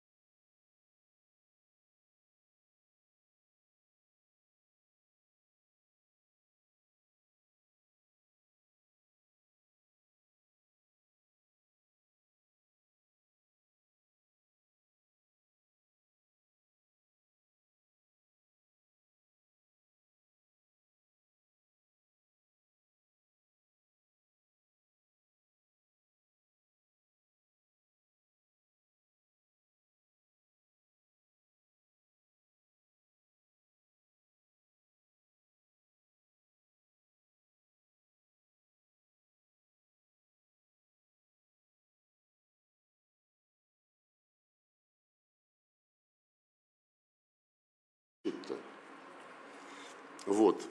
Разрушено было все и в военно-политической сфере, включая отказ ратифицировать адаптированный договор о вооруженных силах в Европе. Разрушены были и многочисленные другие договоренности, которые помогали поддерживать баланс в сфере безопасности и обеспечивали, в общем-то, реальный контроль над вооружениями и сокращение вооружений на европейском театре. Разрушено все и в экономической области, об этом сейчас вообще, по-моему, говорить нечего. Вторая корзина, она уничтожена беспрецедентными санкциями, которыми в огромном количестве Евросоюз и Соединенные Штаты обложили Российскую Федерацию. Ну, про права человека и говорить нечего. Долгие годы после государственного переворота на Украине в феврале 2014-го, когда началась так называемая антитеррористическая операция киевского нацистского режима по подавлению Донбасса, жители которого отказались принимать преступный переворот и преступную власть, никаких проблем не возникало с гибелью детей, с гибелью женщин, гражданских лиц в целом, и никаких проблем не вызывала полная блокада, торгово-экономическая блокада и Донбасса, и прекращение подачи воды в российский Крым. Так что дискредитация налицо, это печально. И то, что занимает Запад, вот хорошо иллюстрируется тем, что происходит вот сейчас, пока мы с вами здесь общаемся. Там какие-то мелкие дрязги, продлевать, не продлевать вот всех этих лиц, которые возглавляют институт ОБСЕ и которые манкировали своими прямыми обязанностями, прямо нарушая принципы, на которых зиждется организация, где они были назначены обеспечивать различные направления ее деятельности. Вот они сейчас бьются за то, чтобы продлить друг друга, вот этих всех комиссаров по средствам массовой информации и по прочим делам, пытаются продлить на 9 месяцев, на 1 год. И вот из-за этого идет сейчас мелкая возня, которая никакого отношения к глубочайшему кризису этой организации не имеет. Но их волнует только вот это. Македонское председательство выдвинуло, по-моему, очень правильный девиз «It's about people», то есть это все о людях. Но я вчера обращал внимание во время рабочего ланча наших коллег на то, что я-то исходил из того, что когда мы говорим «it's about people», мы имеем в виду всех граждан наших стран, всех граждан стран ОБСЕ и даже не граждан, которые в этом позорном качестве сохраняются в Латвии и в Эстонии, а на самом деле получается, что весь этот сыр-бор, все вот это вот беспокойство о людях, оказывается, речь идет о 4 людях, которые возглавляют различные подразделения ОБСЕ. По крайней мере, вот из такого активизма нервного наших западных коллег я другого вывода сделать не могу. И, честно скажу, мне даже безразлично, чем закончатся вот эти вот сейчас посиделки и попытки выторговать лишний день, лишнюю неделю для того, чтобы продолжалось грубейшее попрание всех принципов ОБСЕ по линии руководителей так называемого Бюро по демократическим институтам и правам человека, по линии контролера средств массовой информации, да и по линии людей, которые занимаются правами национальных меньшинств. Вот на этой не вполне оптимистичной ноте я бы закончил свое вступительное слово и готов выслушать ваши вопросы. Пожалуйста, телеканал «Россия». Денис Давыдов, телеканал «Россия». Сергей Викторович, накануне министерской встречи представитель США в ОБСЕ заявил о том, что Россия в ОБСЕ здесь сколько будет изоляции. Вы работали 2 дня, как с изоляцией? Вы ее почувствовали? Сбежал-то мой коллега, госсекретарь Блинкен, я-то не сбегал никуда. Вот сегодня я не видел, Мария Владимировна мне показала 2 разных фотографии, которые в македонских газетах помещены. Первая фотография это вот вечером, позавчера вечером, когда все приехали ужинать, вот они сфотографировались. Ну, теперь я понимаю, ради чего. Ради того, чтобы вот эта газета эту фотографию опубликовала и сказала: ты все приехали, а Лаврова нет, Лавров в изоляции. Но это было накануне, такой между собойчик, просто приехать, выпить вина хорошего македонского, перекусить. А открытие было на утро. И фотографию с открытия опубликовали другие газеты. Там все страны представлены за своими табличками, включая Российскую Федерацию, которую я представлял, и другие мои коллеги. Но вот на этом мероприятии не было ни украинского министра, ни министров Польши и стран Прибалтики. Уехал, как я понимаю, и Блинкен, и Боррель тоже уехали. Почему это происходит? Ну, они, наверное, считают, что тем самым они подчеркивают свое намерение изолировать Россию. А я считаю, что они просто трусят, они боятся любого честного разговора с фактами на руках, они боятся. И эта же боязнь объясняет и все эти выверты с невыдачей виз нашим дипломатам, и на мероприятии в ООН в Нью-Йорке, и на мероприятии в том же Париже, на сессии различных органов ЮНЕСКО. Это трусость, элементарная трусость, потому что мы за эти вот 2 года вот этой истеричной, гибридной войны Запада против России убедились, что аргументов у него внятных и вменяемых нет. А мы свои аргументы представили вчера достаточно подробно, и нам никто не возразил. Хотелось бы дать слово македонскому изданию агентства МИА. Македонское издание МИА. Да, микрофон, пожалуйста.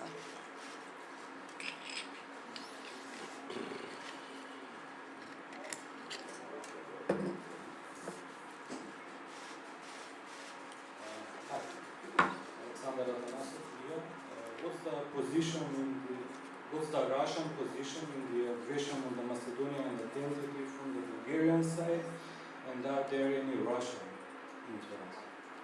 Еще раз, what is the Russian position about what? About The aggression on the Macedonian identity from Bulgarian side. Ну, честно. Садитесь, пожалуйста. Я, честно говоря, небольшой знаток специфики македоно-болгарских отношений. Я только могу одно сказать, что македонский народ имеет полное право участвовать на равных во всей жизнедеятельности нашего континента общего. И если уж давать такую общую оценку, не только и не столько македоно-болгарских отношений, сколько вообще тех проблем, которые сохраняются на Балканах, наверное, корни этих проблем лежат в действиях Запада по разрушению Социалистической Федеративной Республики Югославии, в рамках которой и черногорцы, словенцы, словаки, сербы, македонцы жили, сосуществовали, и у них не возникало вот тех сложностей, о которых вы сейчас упоминаете. Я помню прекрасно, как годами Македонию называли бывшая Югославская республика Македония, Файром по-английски. Ну, это унизительно, если честно. Сейчас вот придумали Северная Македония. Ну, хорошо, мы же все понимаем, о чем идет речь. Не претендует Македония ни на какие земли, ни в Греции, ни где-либо еще. Мы это знаем. Вот. Но самим решать македонцам. Я помню, как уже много лет назад председатель парламента Македонии, сейчас не вспомню его фамилию, но он гордо фотографировался в своем кабинете в парламенте Македонии, будучи его председателем. А на столе у него стоял флаг Албании. Есть проблемы, мы все это понимаем. И наши западные коллеги, они какие-то этнические группы, давайте так говорить, на Балканах поощряют, а в отношении других занимают просто такую агрессивную, диктаторскую позицию, требуя соглашаться, пока не поздно, требуя присоединяться к санкциям против России. В интересах Запада было Югославию развалить. Никому на Балканах такая объединяющая сила не нужна. Запад всегда хотел на Балканах разыгрывать одну нацию против другой. С успехом это сейчас продолжает делать. Но я убежден, что народы балканских стран за свою длительную, тяжелую, но славную историю все-таки выработали у себя какой-то генетический код и не дадут себя все-таки в конечном итоге в обиду, не дадут нашим западным коллегам постоянно разыгрывать одну страну против другой, одну нацию против другой. Вот посмотрите, что в Боснии происходит. Договорились, что будут сосуществовать 3 государства образующих народа. Сейчас же разрушают, до основания хотят разрушить. Ну, на эту тему можно долго говорить, но, смею вас заверить, мы испытываем очень добрые чувства к македонскому народу. И, находясь здесь, я 2 дня всего, но видя ваших граждан и на улице, и в гостинице, я ощущаю вот это тепло, которое они излучают по отношению к нам. Это взаимно. Пожалуйста, телеканал Rush Today Arabic.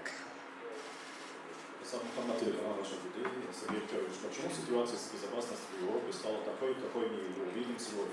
Рассчитывает ли Россия, что ОБСЕ будет играть важную роль, учитывая, что некоторые европейских стран веряют совершенную безопасность США?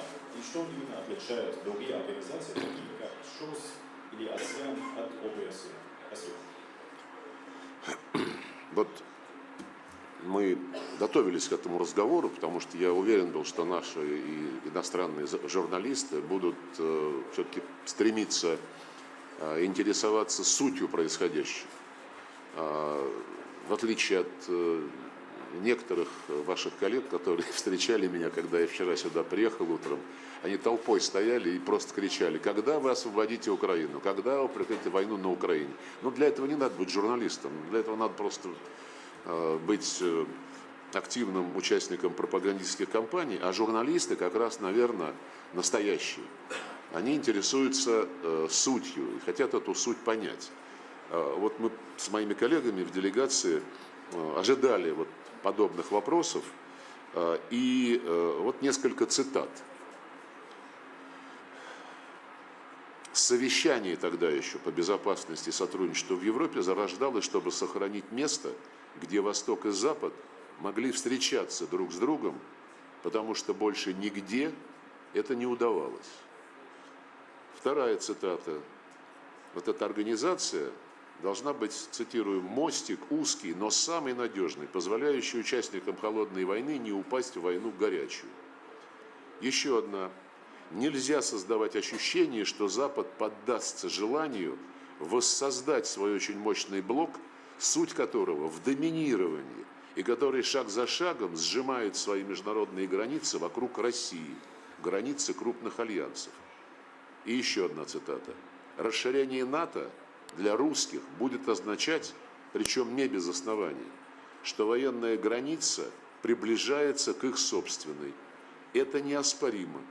И нам совершенно не хочется создавать ощущение, будто мы ищем конфликта или повода для раскола в Европе, особенно с Россией, которая этого не заслуживает. А нам будет очень сложно помешать этой стране, России, ощутить, что ее окружают. Важно предоставить гарантии России, предусмотреть, продумать еще более крепкое соглашение, направленное на решение вопросов будущего между Россией и западными странами.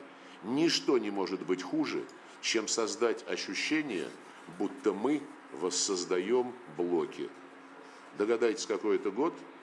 1994. Автор высказываний президент Франции Франсуа Миттеран. Предупреждал в 1994 году. Вот, никто его не слышал. Вернее, как, поначалу пытались слушать, и, как я уже сказал, приняли и договор подписали об обычных вооруженных силах в Европе, потом его адаптированную версию, когда Варшавский договор исчез, учредили форум по сотрудничеству в области безопасности, соглашение, договор об открытом небе, соглашение об ограничении численного состава обычных вооруженных сил, по легкому и стрелковому оружию, по боеприпасам и так далее. Много чего было. Все это рухнуло.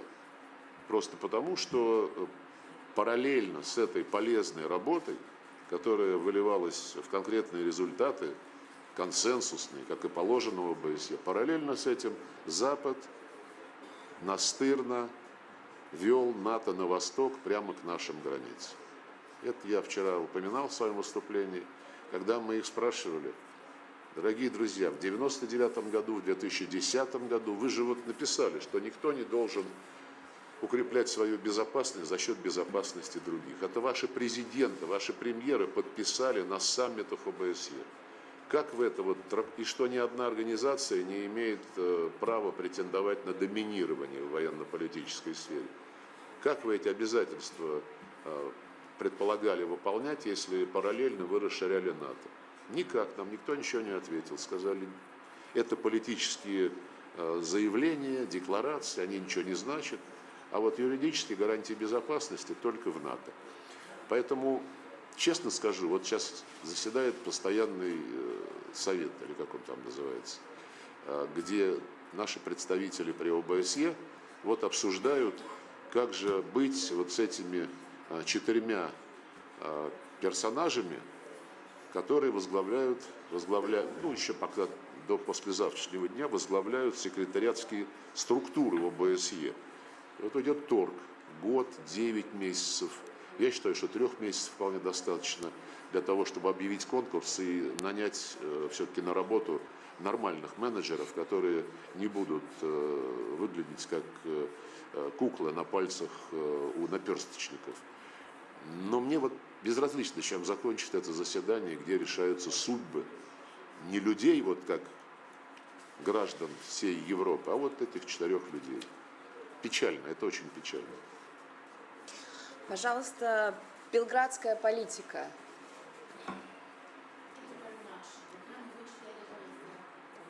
Вот в центре. You recently said that Serbia is exposed to some kind of a geopolitical exercise, that we are a terrain where that exercise has been underheld. My question would be, what could be the final outcome of the so-called geopolitical exercise that is performed against Serbia and Kosovo in Europe or on the west side of this continent? Thank you. Знаете, на самом деле, то, что происходит вокруг Сербии и Косово, органично вписывается в тенденцию, которую мы наблюдаем в рамках ОБСЕ. Сначала о чем-то договориться, отпраздновать достижение результата, а потом наблюдать, как начинается сначала мелкий, а потом и крупный саботаж. Я вот приводил вам в пример судьбу многих договоренностей, которые под зонтиком ОБСЕ были достигнуты, и потом их Запад методично разрушал. В случае с Сербией и Косово помню, как Европейский Союз, великий посредник во многих ситуациях, по призыву Генеральной Ассамблеи, он очень хотел, чтобы Генеральная Ассамблея ООН специально обратилась к Европейскому Союзу посодействовать в наведении мостов между Белградом и Приштиной. И вот в 2013 году, уже больше, чем 10 лет тому назад, торжественно было объявлено достижение согласия о создании сообщества сербских муниципалитетов Косово. 10 лет назад. Ничего не произошло. Люди, которые в Приштине назначены руководить этим сербским краем, категорически отказывались и продолжают отказываться от выполнения этой договоренности. И что делает Европейский Союз? Вы думаете, он как-то требует от них вести себя прилично? Нет. Он требует от Сербии поменять свою позицию. Он уже сочинил новый документ о сообществе сербских муниципалитетов Косово, который разительно отличается от того, под чем подписались и Белград, и Приштина 10 лет назад. Это вот очень похоже на многие ситуации с договоренностями, документами ОБСЕ. И параллельно сербам говорят, Вы хотите в Евросоюз, вы в очереди стоите давно. Да, правильно, мы не откроем новые главы для переговоров, пока вы не присоединитесь ко всем внешнеполитическим решениям Евросоюза, включая санкции против Российской Федерации. Вот сила убеждения у Европы такая. И пока мы также вас не примем, пока вы не признаете Косово, хотя бы, хорошо, не признавайте Косово, но поддержите принятие Косово в члены международных организаций. Это вот всерьез? Это примерно то же самое, вот что сейчас происходит за стеной, где они торгуются, на сколько месяцев кого продлить на этих должностях. Вот, поэтому я сильно переживаю, честно говоря, за сербский народ, потому что еще когда я работал в Нью-Йорке, мне доводилось приезжать, как представителю в Совете Безопасности ООН, приезжать и в Боснию и Герцеговину, и в Хорватию, в сербскую Украину, и в Белграде я был, видел, что сделали с Белградом те люди, которые сейчас кричат, что вот впервые в Европе развязалась война на Украине, имею в виду. А в 99-м ее не было. Это была, значит, как выражались тогда журналы американские, английские. Сейчас я не вспомню дословно, но на обложках помещались лозунги, что покаяние Сербии очистит сербский народ. Вот примерно так. Ну, я вижу, что продолжается подобная линия не только Сербии, в отношении Республики Сербской, в отношении тех, кто думает об интересах своего собственного народа и кто хочет сохранить свое собственное человеческое достоинство как политики. К сожалению, их остается все меньше и меньше, а все остальные движутся в том направлении, которое вот, было провозглашено когда-то конец истории, либеральный миропорядок, все под одну гребенку, один командир, все остальные на подхвате. Мы ничего никому не навязываем. Это дело каждого народа определяться, как быть дальше. То, что Евросоюз переродился, это очевидно. Он создавался как объединение стран, которые сообща хотели повышать благосостояние своих граждан более эффективно, чем поврось. Посмотрите, что сейчас, на что идут средства из так называемого Европейского фонда мира. Послушайте, что говорят дипломаты великие Евросоюза, что провозглашает руководство Еврокомиссии, которые, по большому счету, сейчас узурпируют власть. И уже много примеров, когда страны-члены начинают задаваться вопросом, а на основе каких полномочий Еврокомиссия решает за страны-члены. Я не призываю к тому, чтобы Евросоюз развалился. Этих призывов не надо. Я просто констатирую то, как ведут себя страны, объявившими самих себя образцом, венцом демократии. Там никакой демократии в Евросоюзе не наблюдается. Там палочная дисциплина, муштра. По-моему, даже хуже, чем в НАТО. Вернее, лучше, чем в НАТО. Пожалуйста, «Комсомольская правда». Сергей Викторович, в этот понедельник на Приморском чтении вы сказали, что шансы на спасение ОБСЕ невелики. Сейчас, после проведения в Скопье СМИТ ОБСЕ, на ваш взгляд, шансы увеличились или они еще уменьшились? Спасибо. Шансы увеличились, но не на сохранение ОБСЕ. Deutsche Welle, пожалуйста. Нет, вы знаете, я просто хочу, я еще раз хочу сказать, вот главное, много разных чувств возникало и вчера, и в ходе заседаний, в ходе рабочего ланча, просто когда мы в коридорах общались. И сегодня вот это ощущение укрепляется. Вот самое главное ощущение – безразличие. Организация себя уже превратила в нечто, что вот у меня, например, вызывает безразличие в отношении того, что с ней дальше произойдет. В отличие от немецких властей, мы уважаем представителей средств массовой информации всех стран. И, пожалуйста, слово немецкой прессе. Пожалуйста, Deutsche Welle.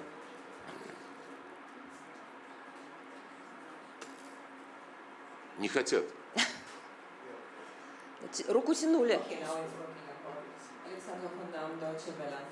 I was just wondering, because you made clear today that you are not believing in any future of the OSCE, so I'm saying that it's on the edge of collapse, and so that it's not worth you questioning whether the organization is worth revitalizing. So are you planning to leave the organization? Thank you.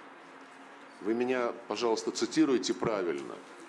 Я сказал, что мне безразлично, чем закончится нынешнее заседание ОБСЕ. Агентство... Ну, вы, я не знаю, вы где получали образование журналиста, вы задали вопрос, планируем ли мы выйти из организации. Я сказал, цитируйте меня правильно. И цитата моя заключалась в том, что мне безразлично, чем закончится нынешнее заседание ОБСЕ. Понимаете, я знаю, что у вас в Германии принято, чтобы члены правительства разжевывали журналистам, что им надо писать. Ну, у нас все-таки мы наших журналистов немножко уважаем, оставляем на их воображение, как они будут излагать результаты пресс-конференции. А так вы и по-русски еще умеете. Да, пожалуйста, агентство ТАСС.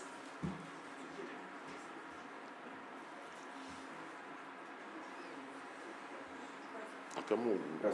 Вот. Сергей Викторович, Немцы кому не давали слово? Вопрос задать. Ну, они вообще нас приглашают. Да. ТАСС, пожалуйста. Сергей Викторович, означает ли ваш приезд в Скопье, что Запад начинает осознавать необходимость разговора с Россией, и можно ли сказать, что в этом смысле произошла какая-либо подвижка?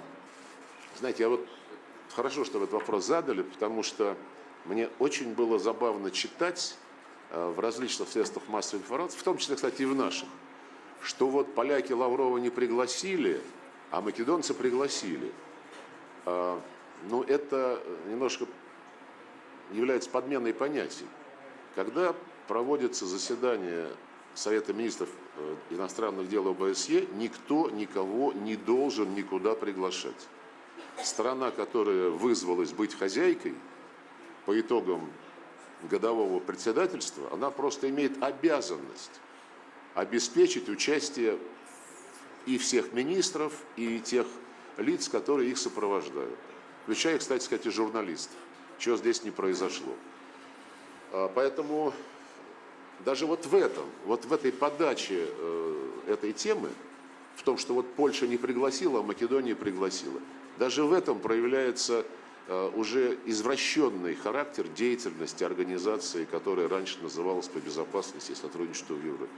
Понимаете, они вот так вот медленно, как и по другим различным вопросам, вдалбливают общественному мнению, что вот можем позвать Лаврова, можем не позвать. Не имеют они права никого не приглашать. Там и приглашения не надо. Просто страна-участница объявляет, вот мы летим тогда-то, такими-то маршрутами, такими-то рейсами, будьте любезны, обеспечьте свои хозяйские функции. Вот и все.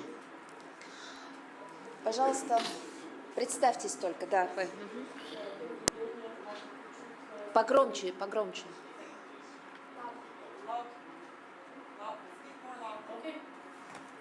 Добрый день, Анна Ткачук, Евроньюз, Сибирь. Господин министр, есть ли возможно соглашение с Украиной? И что нужно при соглашении? Мы много раз, и уже не первый год, на эту тему говорили. Президент Путин, ну, по-моему, нет ни одного его большого выступления, где бы ему этот вопрос не задавали, и где бы он на него не дал исчерпывающий ответ. Еще раз скажу, что договоренность была достигнута. В конце марта в Стамбуле, после нескольких раундов переговоров, которые были 3 раунда в Белоруссии, по-моему, и вот финальный раунд в Стамбуле. И то, что это было именно так, что удалось договориться, недавно подтвердил живой, прямой участник этих переговоров, который сейчас возглавляет фракцию Зеленского в парламенте Давид Арахамия. Он был в Стамбуле одним из членов украинской делегации. Он в недавнем интервью сказал: да, мы были все готовы, практически мы согласовали. И сейчас, он сказал что-то вроде, вот ретроспективно, я понимаю, что там было много для нас выигрышного, но приехал Борис Джонсон и сказал: нет, давайте еще повоюем. Это же все знают. Мы про это говорили многократно, но теперь уже сами украинцы в этом сознались и признались.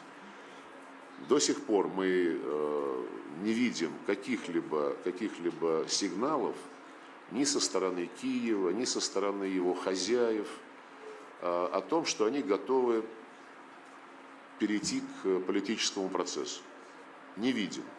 Более того, Зеленский подписал 1,5 года назад декрет специальный, который запрещает вести переговоры с правительством Путина, так что это подсудное дело. Отменять он его не собирается. А если вы послушаете, о чем они говорят, и что говорят всякие там генеральные секретари и НАТО, и Евросоюза, они говорят только одно, что мы обязаны поддерживать Украину, потому что если Украина потерпит поражение, то это будет поражение для всего Запада, а в последнее время стали еще добавлять: и после Украины Россия, Путин пойдет в Прибалтику, в Польшу и в другие соседние страны. Это сказал не какой-то маргинальный политик, это сказал глава Пентагона, господин Остин. Он сказал, что Россия не остановится на Украине, поэтому мы не имеем права проиграть на Украине. То, что это они проиграют или выиграют, они не скрывают. Это они ведут войну. Вот. Для того, чтобы политический процесс начинать, нужны двое. Как и в танго. Но ребята с той стороны, они танцуют не танго, а брейк-данс. Там надо солировать.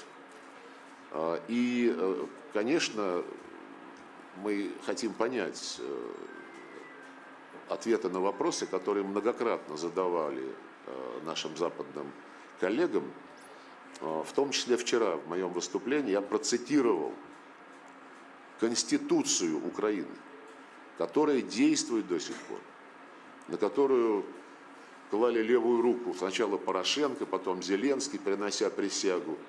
Там содержится описание тех обязанностей, которые государство Украины гарантирует, цитирую, русским и другим национальным меньшинствам. Гарантирует язык, содействовать консолидации и развитию украинской нации, ее исторического сознания, традиции культуры, культурной, этнической, языковой, религиозной самобытности. Не допускается сужение содержания и объема существующих прав и свобод. Не может быть никаких привилегий по этническим, языковым или иным признакам. Гарантируется право обучения на родном языке. Если кто-то сопоставит эти действующие обязательства, действующие гарантии украинского государства с тем, что они творят в отношении русского языка, и в отношении русских, этнически русских граждан Украины. Я просто не знаю, почему этим никто не занимается из честных журналистов. В частности, наши германские коллеги. Никогда вообще на эту тему они не задумывались. А может быть задумывались, но ничего ни слова не произносили, ни слова не печатали. Например, еще с февраля, как только состоялся госпереворот, тогда же уже они объявили, первое, что они сделали, объявили о своих намерениях отменить статус русского языка на Украине. Это первым прозвучало в 2014 году, в феврале, когда захватили власть, наплевав на Германию, Францию и Польшу, чьи министры поставили свои гарантии под соглашением об урегулировании между оппозицией и президентом. наплевали на эти гарантии оппозиционеры, захватили власть. Мы спрашивали потом у наших немецких, французских коллег, а как так вот вы, почему не призвали к порядку украинских оппозиционеров? Нам ничего внятного не ответили, только как бы так намекали, что, ну вы знаете, демократические процессы иногда приобретают необычные зигзаги. Что-то вот в этом роде. Кстати, в том же 2014 году была попытка государственного переворота в Гамбии, такая есть страна в Африке. Попытка была неудачной, но Госдепартамент США сделал жесточайшее заявление, что США никогда не согласятся с теми властями в любой стране, которые придут к власти неконституционным путем. Сравните. В том же году был переворот в государстве под названием Йемен, и президент Йемена сбежал в Саудовскую Аравию.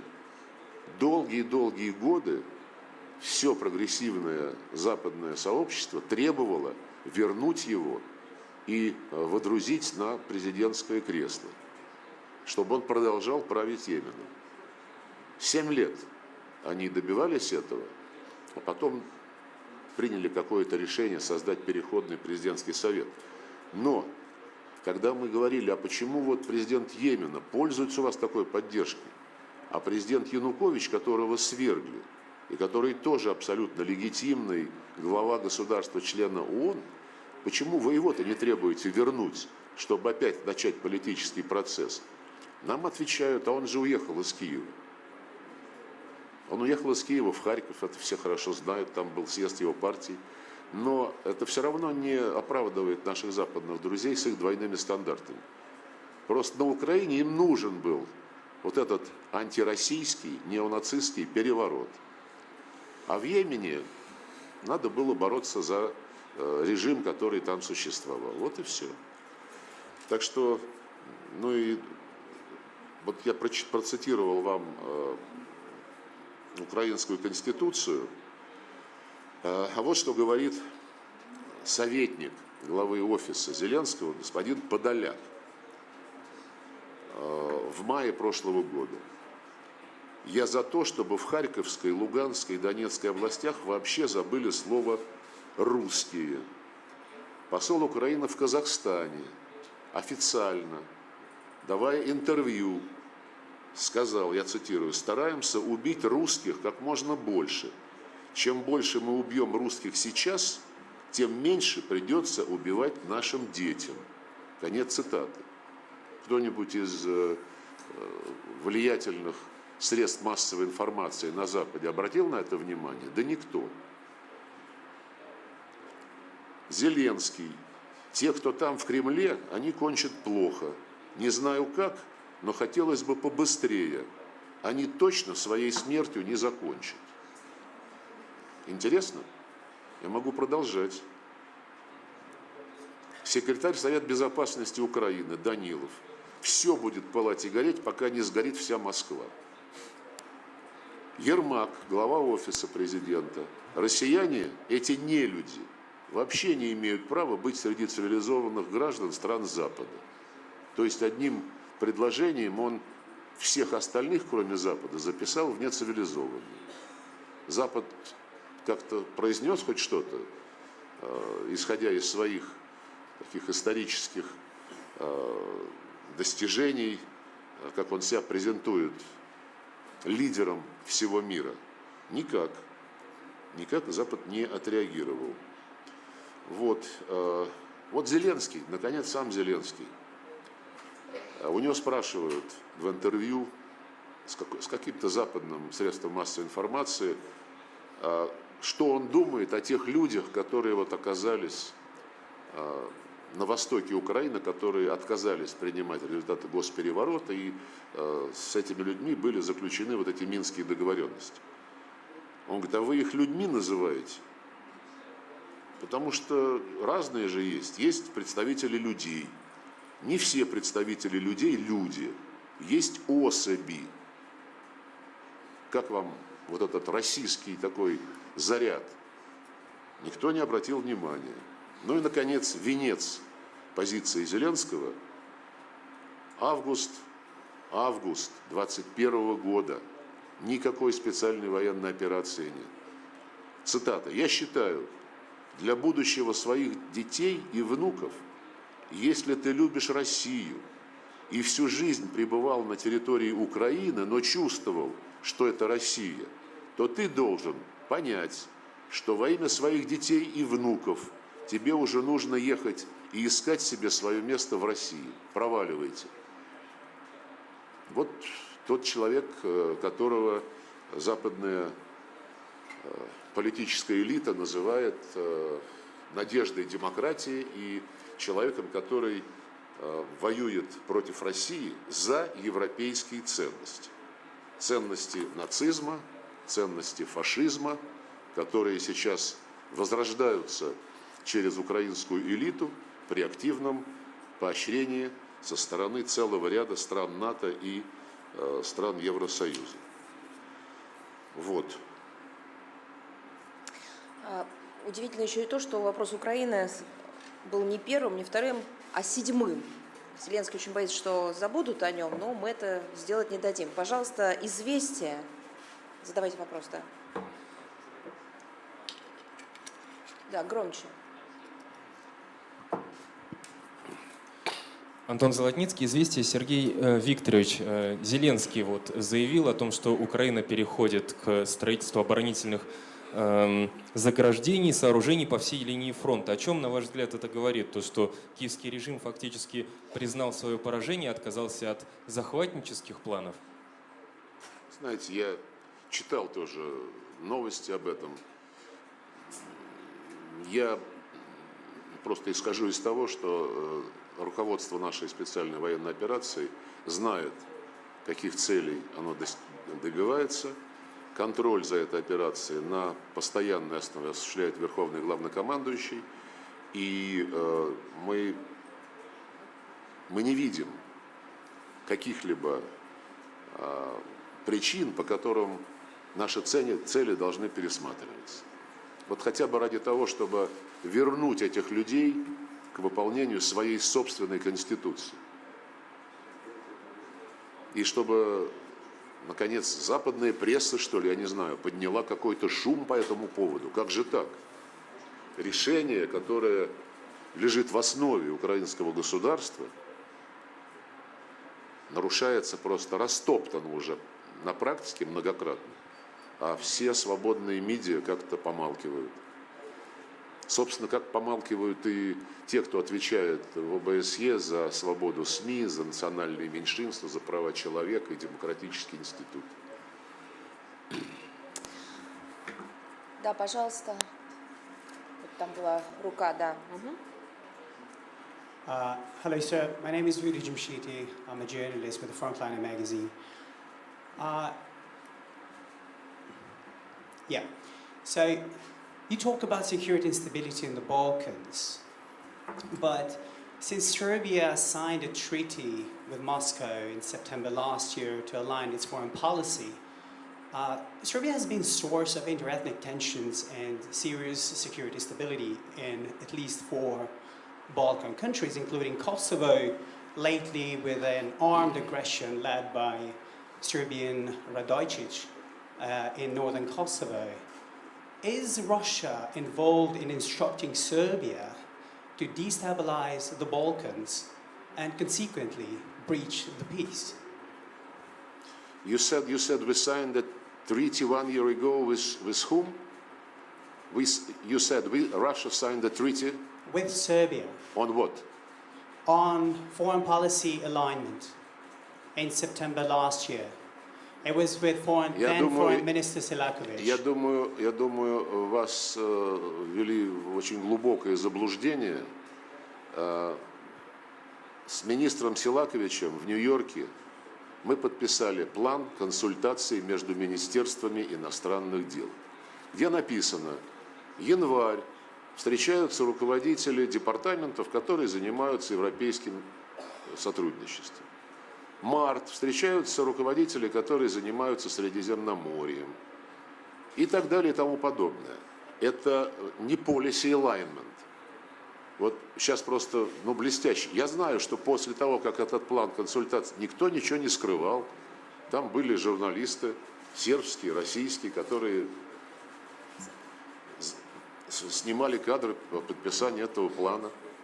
А вот из Вашингтона тут же прозвучал такой окрик, как вы посмели, сербам сказали, подписывать план консультаций с Россией, который...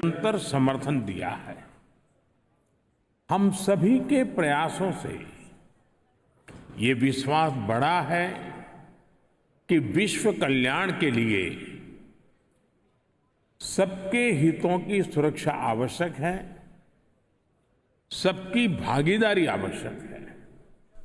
friends, आज भारत ने ecology और economy के उत्तम संतुलन का उदाहरण विश्व के सामने रखा है। भारत में विश्व की 17% आबादी होने के बावजूद ग्लोबल कार्बन एमिशंस में हमारी हिस्सेदारी ओनली 4% से भी कम है। भारत विश्व की उन कुछ इकोनॉमीज में से एक है जो एनडीसी टारगेट्स को पूरा करने की राह पर है। एमिशंस इंटेंसिटी संबंधी टारगेट्स को हमने 11 साल पहले ही हासिल कर लिया है। नॉन फॉसिल फ्यूल टारगेट्स को हम निर्धारित समय से 9 साल पहले ही प्राप्त कर चुके हैं और भारत ने इतने पर ही नहीं रुके हैं। हमारा लक्ष्य 2030 तक एमिशंस इंटेंसिफाई को 45% घटाना है। हमने तय किया है कि नॉन फॉसिल फ्यूल का शेयर हम बढ़ाकर 50% करेंगे और हम 2070 तक नेट जीरो के लक्ष्य की तरफ भी बढ़ते रहेंगे। फ्रेंड्स, भारत ने अपनी G20 प्रेसिडेंसी में one earth, one family, one future की भावना के साथ क्लाइमेट के विषय को निरंतर महत्व दिया है। सस्टेनेबल फ्यूचर के लिए हमने मिलकर ग्रीन डेवलपमेंट पैक्ट पर सहमति बनाई। हमने लाइफस्टाइल फॉर सस्टेनेबल डेवलपमेंट के सिद्धांत तय किए। हमने वैश्विक स्तर पर रिन्यूएबल एनर्जी को 3 गुना करने की प्रतिबद्धता जताई। भारत ने ऑल्टरनेट फ्यूल्स के लिए हाइड्रोजन के क्षेत्र को बढ़ावा दिया और ग्लोबल बायोफ्यूल्स अलायंस भी लॉन्च किया। हम मिलकर इस नतीजे पर पहुंचे कि क्लाइमेट फाइनेंस कमिटमेंट को बिलियन से बढ़ाकर कई ट्रिलियन तक ले जाने की आवश्यकता है। साथियों, ग्लासगो में भारत ने आइलैंड स्टेट्स के लिए इंफ्रास्ट्रक्चर रेजिलिएंट इनिशिएटिव की शुरुआत की थी। भारत 13 देशों में इससे जुड़े प्रोजेक्ट्स तेजी से आगे बढ़ा रहा है। ग्लासगो में ही मैंने मिशन लाइफस्टाइल फॉर एनवायरनमेंट का विजन आपके सामने रखा था। इंटरनेशनल एनर्जी एजेंसी की स्टडी कहती है कि इस अप्रोच से हम 2030 तक प्रति वर्ष 2 बिलियन टन कार्बन एमिशन कम कर सकते हैं। आज मैं इस फोरम से एक और प्रो प्लैनेट, प्रोएक्टिव और पॉजिटिव इनिशिएटिव का आह्वान कर रहा हूं। यह है ग्रीन क्रेडिट इनिशिएटिव। यह कार्बन क्रेडिट की कॉमर्शियल मानसिकता से आगे बढ़कर जन भागीदारी से कार्बन सिंक बनाने का अभियान है। मैं उम्मीद करता हूं कि आप सब इससे जरूर जुड़ेंगे। साथियों, पिछली शताब्दी की गलतियों को सुधारने के लिए हमारे पास बहुत ज्यादा समय नहीं है। मानव जाति के एक छोटे हिस्से ने प्रकृति का अंधाधुंध दोहन किया, लेकिन इसकी कीमत पूरी मानवता को चुकानी पड़ रही है। विशेषकर ग्लोबल साउथ के निवासियों को सिर्फ मेरा भला हो, ये सोच दुनिया को एक अंधेरे की तरफ ले जाएगी। इस हॉल में बैठा प्रत्येक व्यक्ति, प्रत्येक राष्ट्राध्यक्ष बहुत बड़ी जिम्मेदारी के साथ यहां आया है। हम में से सभी को अपने दायित्व निभाने ही होंगे। पूरी दुनिया आज हमें देख रही है। इस धरती का भविष्य हमें देख रहा है। हमें सफल होना ही होगा। We have to be decisive.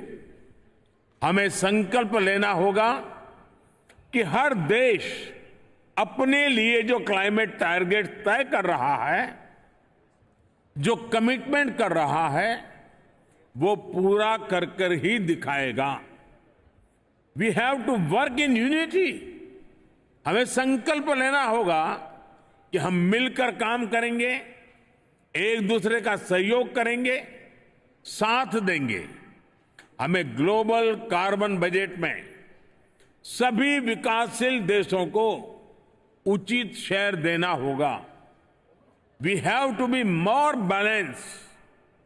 हमें यह संकल्प लेना होगा कि adoption, mitigation, climate finance, technology, loss and damage, इन सब पर संतुलन बनाते हुए आगे बढ़ें। We have to be ambitious. हमें संकल्प लेना होगा कि एनर्जी ट्रांजिशन जस्ट हो, इंक्लूसिव हो, इक्विटेबल हो। We have to be innovative. हमें यह संकल्प लेना होगा कि इनोवेटिव टेक्नोलॉजी का लगातार विकास करें। अपने स्वार्थ से ऊपर उठकर दूसरे देशों को टेक्नोलॉजी ट्रांसफर करें। क्लीन एनर्जी सप्लाई चेन को सशक्त करें। Friends, Bharat UN framework for climate change process के प्रति प्रतिबद्ध है। इसलिए आज मैं इस मंच से 2028 में COP33 2028 में COP33 समिट को भारत में होस्ट करने का प्रस्ताव भी रखता हूं।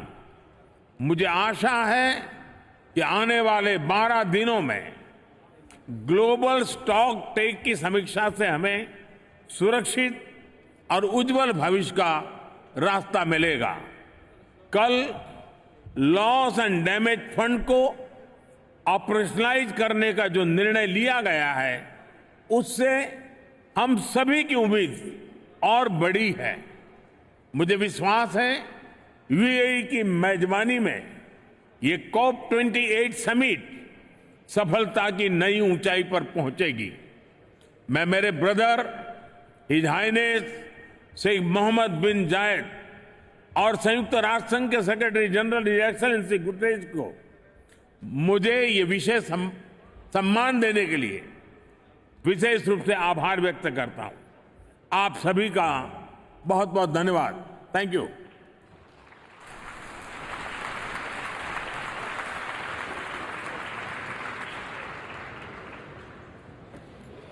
Thank you, Your Excellency. It is now my distinct pleasure to invite His Excellency Mr. Denis Francis, President of the United Nations General Assembly, to address the plenary. Your Excellency, you have the floor.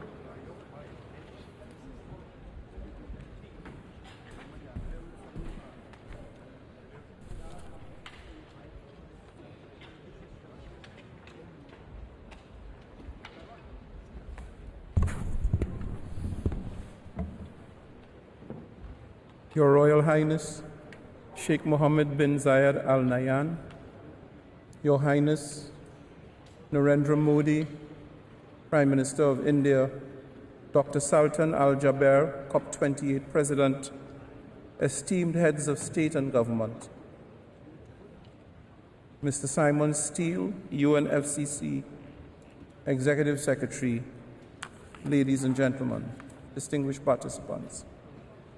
Let me begin by expressing my sincere congratulations to the COP presidency and the government of the United Arab Emirates for the excellent arrangements put in place for the hosting of the UN Climate Conference this year. I am truly grateful for your kind invitation and for the quality of the reception extended to me and my team in the office of President of the UN General Assembly since our arrival. While our world is fraught with global challenges, perhaps none looms as large or as consequential as the climate crisis. The Paris Agreement remains the best answer to the myriad effects of the climate crisis. Living up to the letter and spirit of the Paris Promise is the ultimate goal of our deliberations, a goal close to my heart, quite literally so, as I wear and have worn, even predating my assumption of the presidency, a lapel pin advocating the goal of 1.5 degrees. A few weeks ago, it was my privilege to pay a visit to the Cook Islands. There, at the Pacific Island Forum leaders with whom I spoke, they spoke agonizingly of the real existential threats posed by sea level rise, itself a direct impact of climate change, but also an indisputable result of our actions, or perhaps more aptly, our inaction. As a citizen of a small island developing state myself, I am acutely aware that on our current trajectory, those islands and the wealth of culture and history they represent are at peril of imminent disappearance through inundation by the seas. The scenario presented by the UNEP Emissions Gap report of a 3-degree world is not science fiction. It is the path we are on. We must change this trajectory. For far too long, leaders across the spectrum have stood at podiums such as this and made grand commitments that capture public opinion, only to be found, upon subsequent examination, to be either short or totally lacking in implementation. We are long past the time for climate diplomacy through public relations. Action, progressive, transformative action, is needed now to stabilize atmospheric temperatures and to ensure sustainability of the planet and of human civilization. It is time for a once-in-a-generation change. Pervasive evidence indicates that we have, at least academically, rethought the way we live, the way we produce, and the way we consume on this planet. Curiously, what we have not done is to actually reshape and re-engineer our production systems, our lifestyles and habits to match the dictates of climate and planetary sustainability. Borrowing from the Secretary General's descriptor about global boiling, the extant situation demands a new, more sustainable, more resilient, more equitable industrial revolution. We need a just transition to sustainable energy systems. We need to retrofit for resilience and sustainability. I am convinced that we have both the capacity and the tools at our fingertips to do this, while leaving no one behind. Excellencies, the energy transition, coupled with robust mitigation action, is understandably front and center in this effort if we are to halt climate change in its tracks. While the world is moving to renewable sources somewhat faster than anyone might have imagined, significantly more than our feeble efforts are required at scale to produce the desired critical reduction in the levels of emissions. Let us therefore triple renewable energy capacity, as the COP28 presidency has challenged us to do. And then let us triple it again. Of course, our high levels of energy dependency impact everything we do, from transport to infrastructure to tourism. And for this reason, I intend to do my part in carrying forward these important sector-specific conversations at the General Assembly of the United Nations.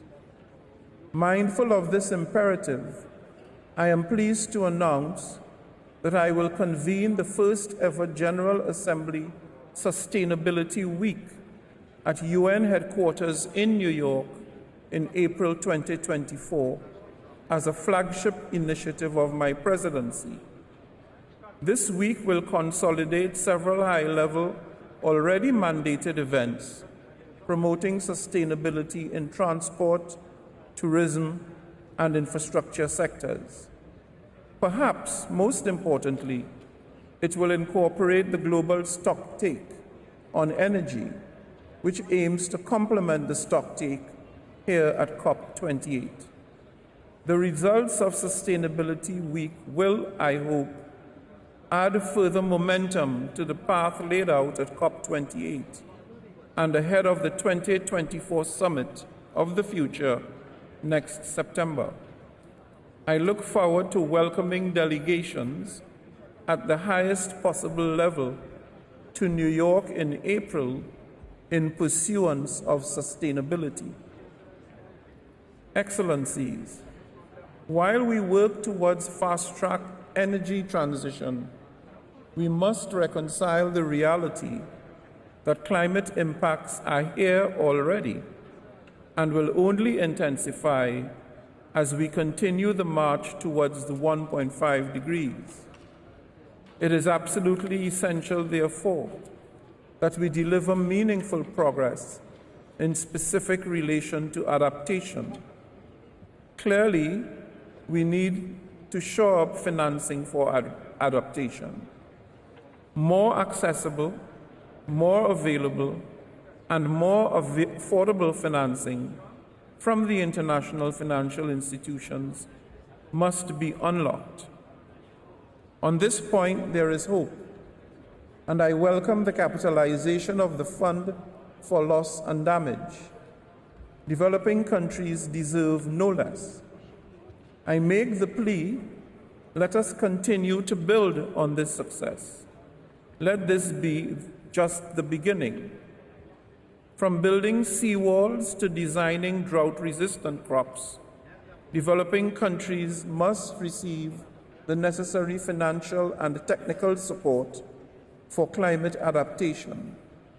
And I applaud the efforts of partners to make community grants and financing more available and quickly accessible, as such funding is particularly important for small island developing states and marginalized communities on the front lines of climate change, as well as for vulnerable groups, especially women and girls. Such resources can help facilitate global and local early warning systems, as well as data and information services to better address extreme climate events. We need to not only be risk-informed, but also resilient. at every level and across all stakeholders, thus leaving no one behind.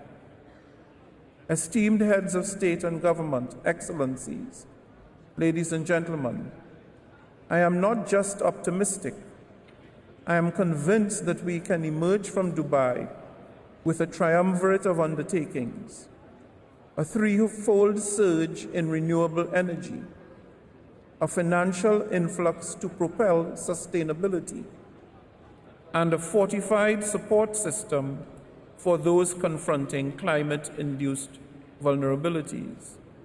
Our collective resolve must echo louder than the challenges we face. Together we can make COP28 a decisive win for our people, for our communities, and for our planet.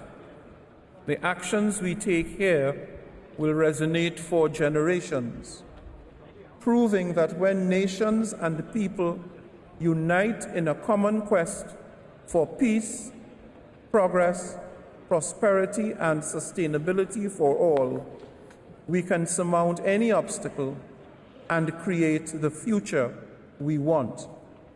Let's get it done. I thank you.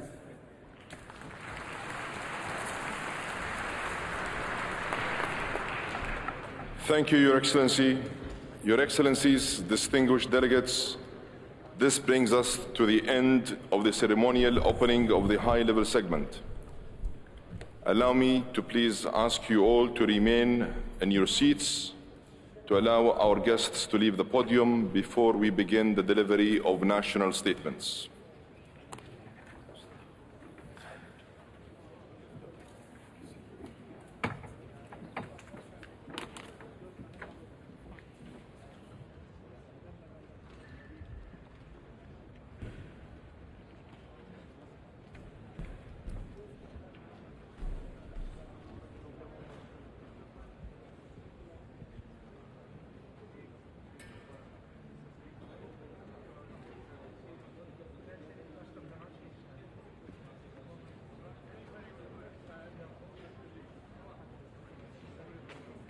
Your Excellencies, distinguished delegates, honorable guests, I now declare open joint second meeting of COP28, CMP 18 and CMA 5. Today, heads of state and government will deliver their respective national statement. I'd like to inform you, Your Excellencies, of actions in place to ensure effective time management. There is a 3-minute time limit for statements during the high-level segment. Statements should be as concise as possible, noting the full texts of the official statements will be made available on the UNFCCC website. And finally, please note that heads of state or government who are not in the plenary at the time for delivery of their statements will be scheduled to speak at the end of all statements of the same category. Your Excellencies, distinguished delegates, honorable guests, the United Arab Emirates is delighted to welcome over 170 heads of states and government. Your presence here today is a testament to the milestone nature of this COP, to raise our shared ambition over this critical decade to keep 1.5 within reach. Success is underpinned by your commitment to take meaningful and tangible steps to address the climate crisis by implementing and achieving the long-term goals of the Paris Agreement and the ultimate objective of the Convention. It is essential that we expedite efforts towards implementing climate action. With political will and commitment, we can and must deliver an outcome in the United Arab Emirates that will allow for all of us to be proud of. Allow me now to ask everyone to get ready for us to begin. It is my pleasure to welcome His Excellency Mr. Abdel Fattah al-Sisi, President of Egypt, Al-Sisi, President of Egypt, Your Excellency, you have the floor.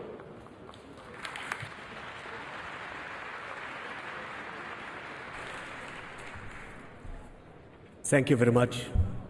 بسم الله الرحمن الرحيم.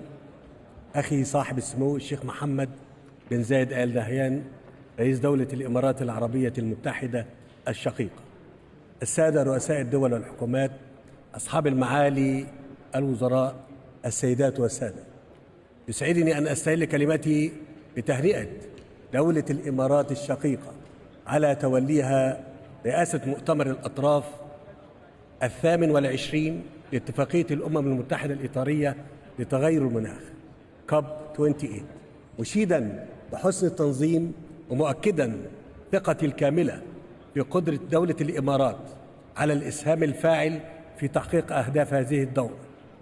إن مؤتمرنا اليوم ينعقد وعلى غرار مؤتمر شرم الشيخ العام الماضي وسط تحديات سياسية ودولية خطيرة لا تقل أهمية عن تداعيات التغيرات المناخية، وهو ما يتطلب منا كقيادات سياسية مسؤولة أمام شعوبها العمل المخلص على خروج مؤتمرنا هذا بنتائج طموحة وتنفيذ متسارع للتعهدات السابقة.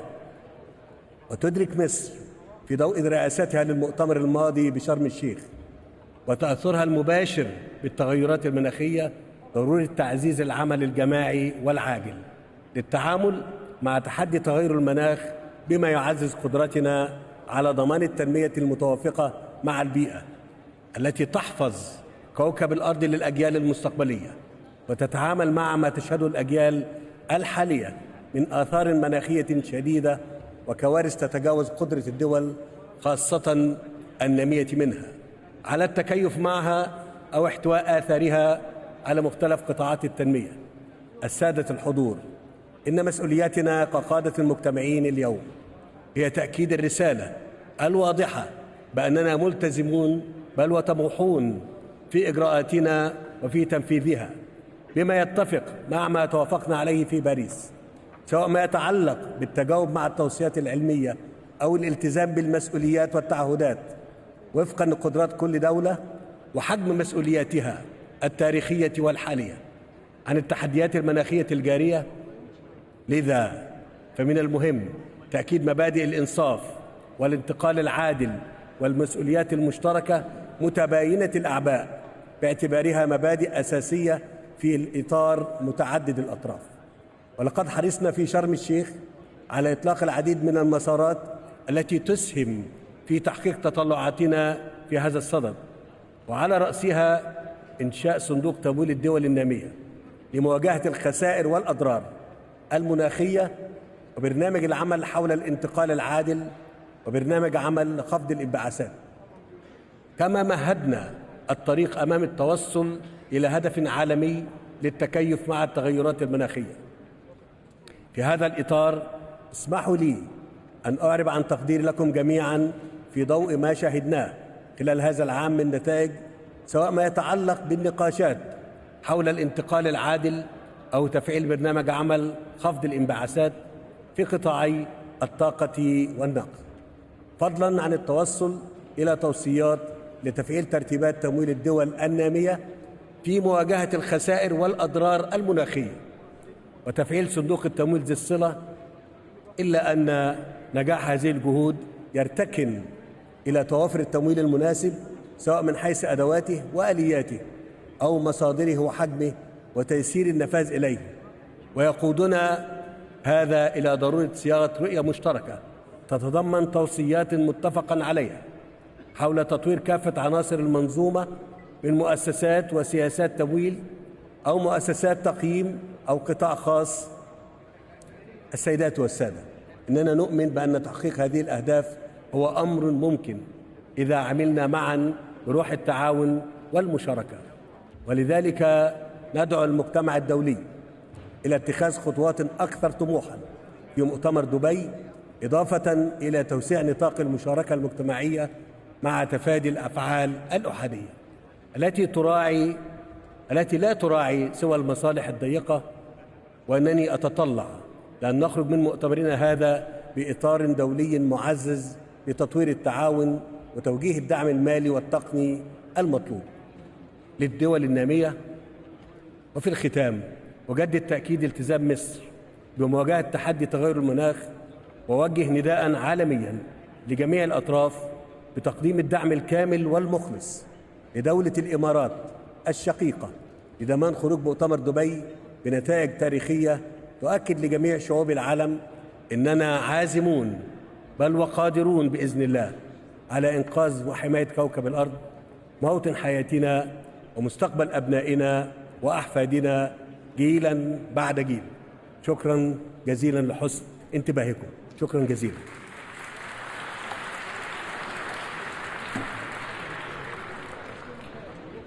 Thank you very much, Your Excellency. It is now my pleasure to welcome His Majesty King Abdullah ibn al-Hussein, King of Jordan. Your Majesty, you have the floor.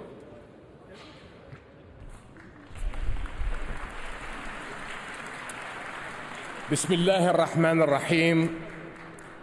أخي صاحب السمو الشيخ محمد بن زايد آل نهيان, Mr. Secretary General, Mr. President, أتوجه في البداية بالشكر والتقدير لأخي صاحب السمو الشيخ محمد بن زايد ودولة الإمارات العربية المتحدة الشقيقة على حسن التنظيم لهذه القمة الدولية. My friends, this year's conference of the parties must recognize, even more than ever, that we cannot talk about climate change in isolation from the humanitarian tragedies unfolding around us.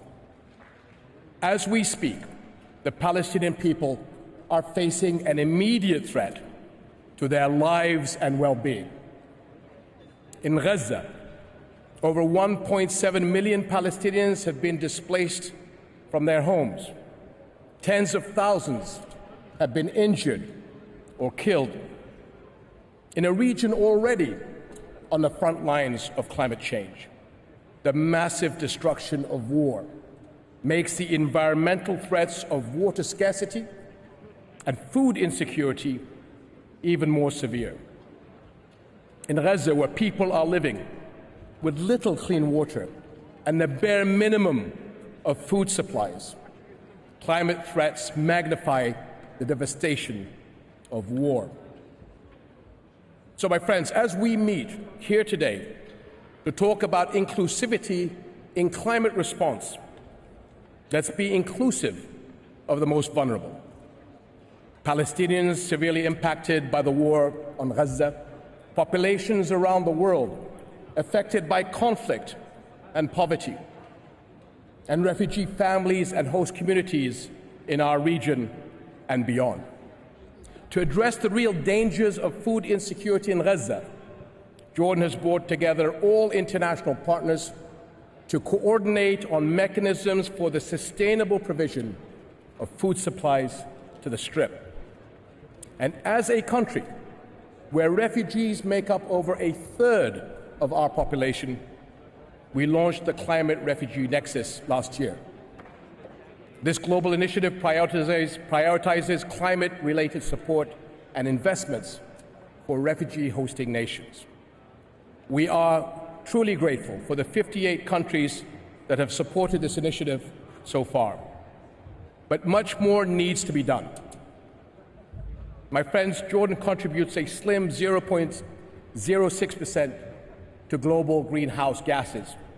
Yet we are greatly impacted by global climate change, which has caused threats to our scarce water resources, food sources, and ecodiversity. Today, Jordan's most ambitious and vital projects relate to water. A major national water project envisions desalinating Red Sea water from the Gulf of Aqaba and channeling it to major population areas. The National Water Conveyance Project will rely on renewable energy, a field where we have made significant strides. Our national energy strategy aims to generate 31% of electricity from renewables by 2030. Hybrid and electric vehicles represent 18% of our transport system. In other climate action, research at the Aqaba Marine Park will explore the unique resilience of the Red Sea's coral reefs to benefit the conservation and regeneration of coral reefs around the world. And I look forward to attending an event tomorrow on board the Ocean Explorer vessel to highlight this initiative. Nationally, with a strong talent pool of young entrepreneurs and qualified engineers, we are pressing forward with solutions in climate-smart agriculture, water conservation, clean energy innovations, and more. And some of our innovators are showcasing their work here at COP28. Jordan also launched its Green Finance strategy, the first in the region, and we issued our first green bond earlier this year.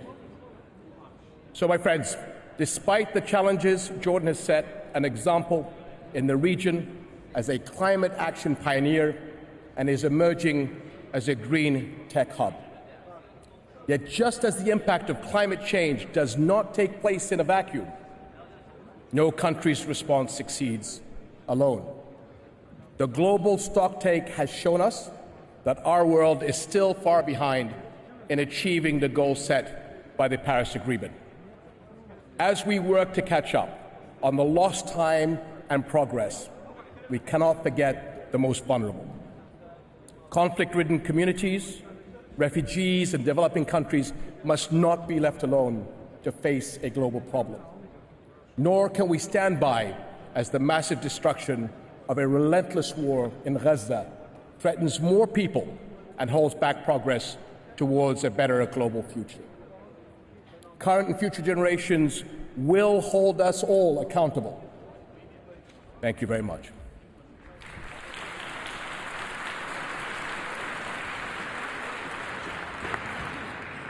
Thank you, Your Majesty. It is now my pleasure to welcome His Majesty King Tupu VI, King of Tonga. Your Majesty, you have the floor.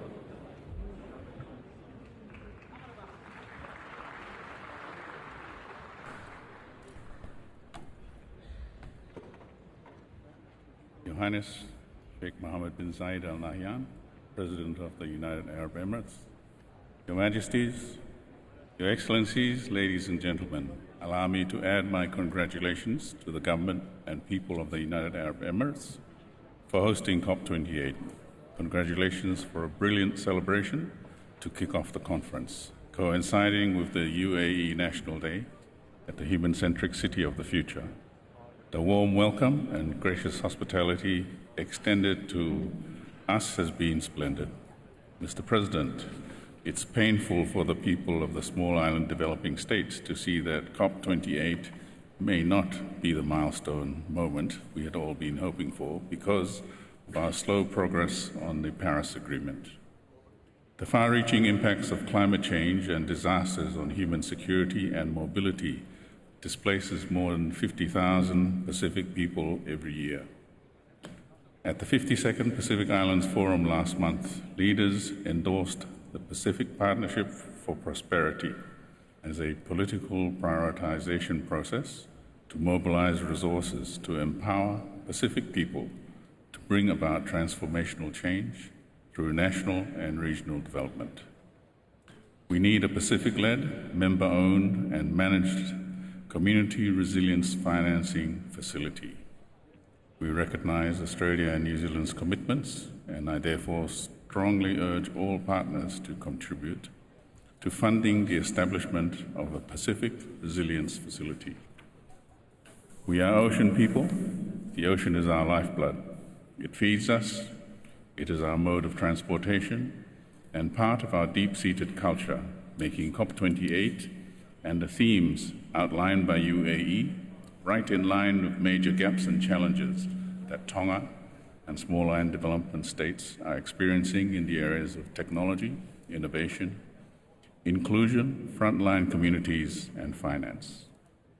The 2050 strategy for the Blue Pacific continent sees Pacific Island countries embarking on a blue technological revolution with innovation at the center, seeking to develop and deploy SIDS-appropriate technologies and looking at ways to improve climate resilience of the majority of the Tongan population.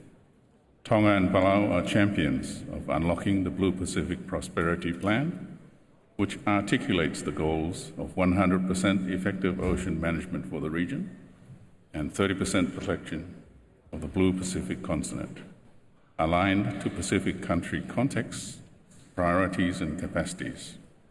Robust food systems underpinned by resilient ecosystems, resulting in healthy and productive Pacific people, and fit-for-purpose, sustainable financing mechanisms that support the implementation of the 2050 strategy. The ambitious agenda before us focuses on 4 paradigm shifts to guide our work under negotiating mandates and the Presidency's action agenda. But I believe that we can make major progress by placing one of those important shifts at the forefront of our debate, Mr. President. Let us put nature, people, lives, and livelihoods at the heart of climate action. Thank you.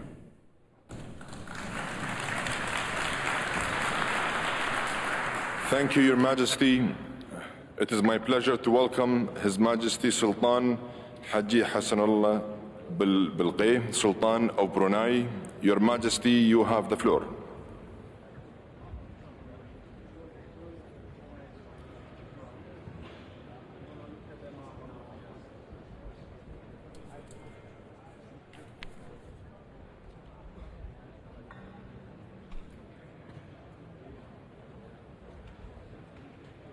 Bismillahirrahmanirrahim. His Excellency, President of COP28, Honorable Heads of States and Government, Excellencies, ladies and gentlemen, I wish to express my sincere appreciation to His Highness Sheikh Mohammed bin Zayed Al Nahyan, President of the United Arab Emirates, the government and the people of the UAE for hosting this summit. Excellency, climate change has emerged as our generation's most urgent challenge, threatening our existence. Unfortunately, initial results from the first global stocktake have revealed that we are not on track to limit global temperature rise not beyond 1.5 degrees Celsius and to prevent a global disaster. This underscores the need for a renewed sense of urgency to fulfill our Paris Agreement obligation. It also demands that developed countries honor past commitments and provide adequate resources and affordable technology to combat the impact of climate change. Despite accounting for a mere 0.017% of global emissions, Brunei Darussalam takes serious heed to this call for action. We are committed to balancing national development and environmental protection while pursuing sustainable growth for our economy.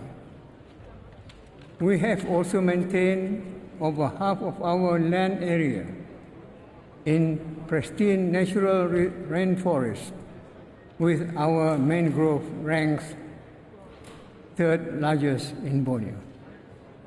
In addition, we aim to plant 500,000 permanent trees by 2035, expanding our carbon sink further. Through our climate change policy, we are actively diversifying our energy mix by and persisting our renewable. Collaborating with all stakeholders, including youth and the private sector, we are on track to achieve a 20% reduction in emission by 2030, as outlined in our NDC, paving the way to achieving net zero by 2050. 2 years ago, Brunei Darussalam took the lead in elevating a climate action at the regional level. This is why we will be hosting the ASEAN Center for Climate Change. It will facilitate enhanced climate change mitigation and adaptation efforts across Southeast Asia through research, analysis, data exchange, and policy recommendations. Therefore, we welcome support and cooperation from all interested member states and international organizations to make this center meaningfully contribute regionally and to our global efforts. Thank you.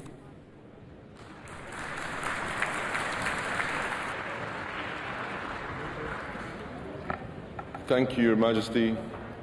It is my pleasure to welcome His Excellency Mr. William Ruto, the President of Kenya. Your Excellency, you have the floor.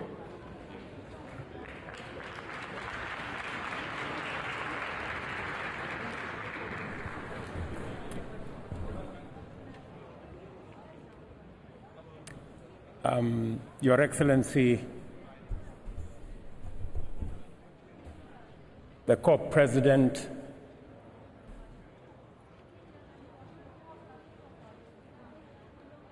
Your Highness, Excellencies, ladies and gentlemen,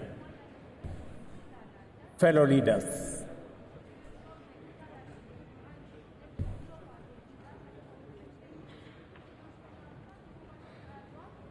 His Highness Sheikh Mohammed bin Zayed Al Nahyan, UN Secretary General, fellow leaders, as we convene here in Dubai, we must appreciate that the presence of almost 200 nations speaks volumes about the magnitude of this global event and what it stands for.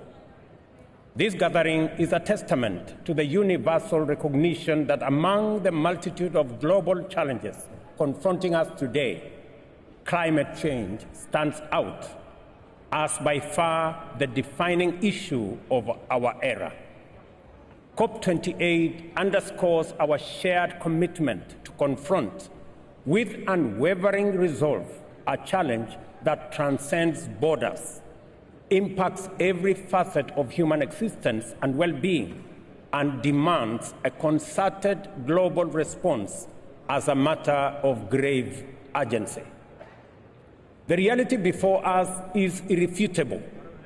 According to the latest UN data, unless there is a significant and radical shift in our economic and industrial patterns, we are hurtling at a perilous velocity on a trajectory towards the dire scenario of a world that is warmer by 3 degrees Celsius.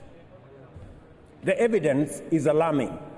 In just the first 10 months of this year, we experienced 86 days where temperatures soared over 1.5 degrees centigrade above pre-industrial levels.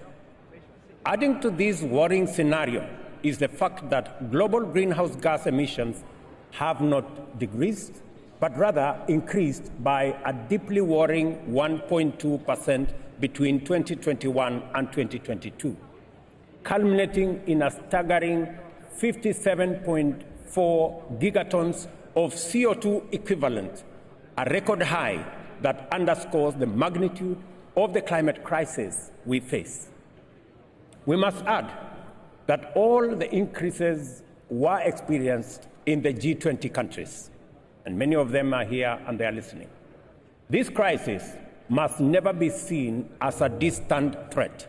It is here now, indiscriminately devastating nations regardless of their size or wealth, thereby reshaping our world in a profound, unprecedented, and highly complicated ways.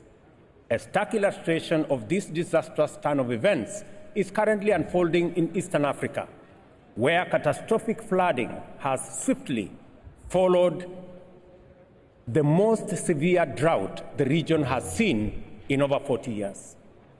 Scientific evidence clearly and strongly links these extreme weather events to human-induced climate change. Studies indicate that droughts are now at least 100 times more likely in parts of Africa than they were in pre-industrial era. This translates into a dramatic reduction in long-term rainfall, while short-term rainfall patterns remain erratic and unpredictable. All of us are already living in this dire reality. Kenya has been besieged by relentless torrents that have claimed lives and displaced countless communities. The ensuing injury, loss, and damage extends beyond immense human toll to the destruction of vital infrastructure and the disruption of critical supply chains across many vital sectors.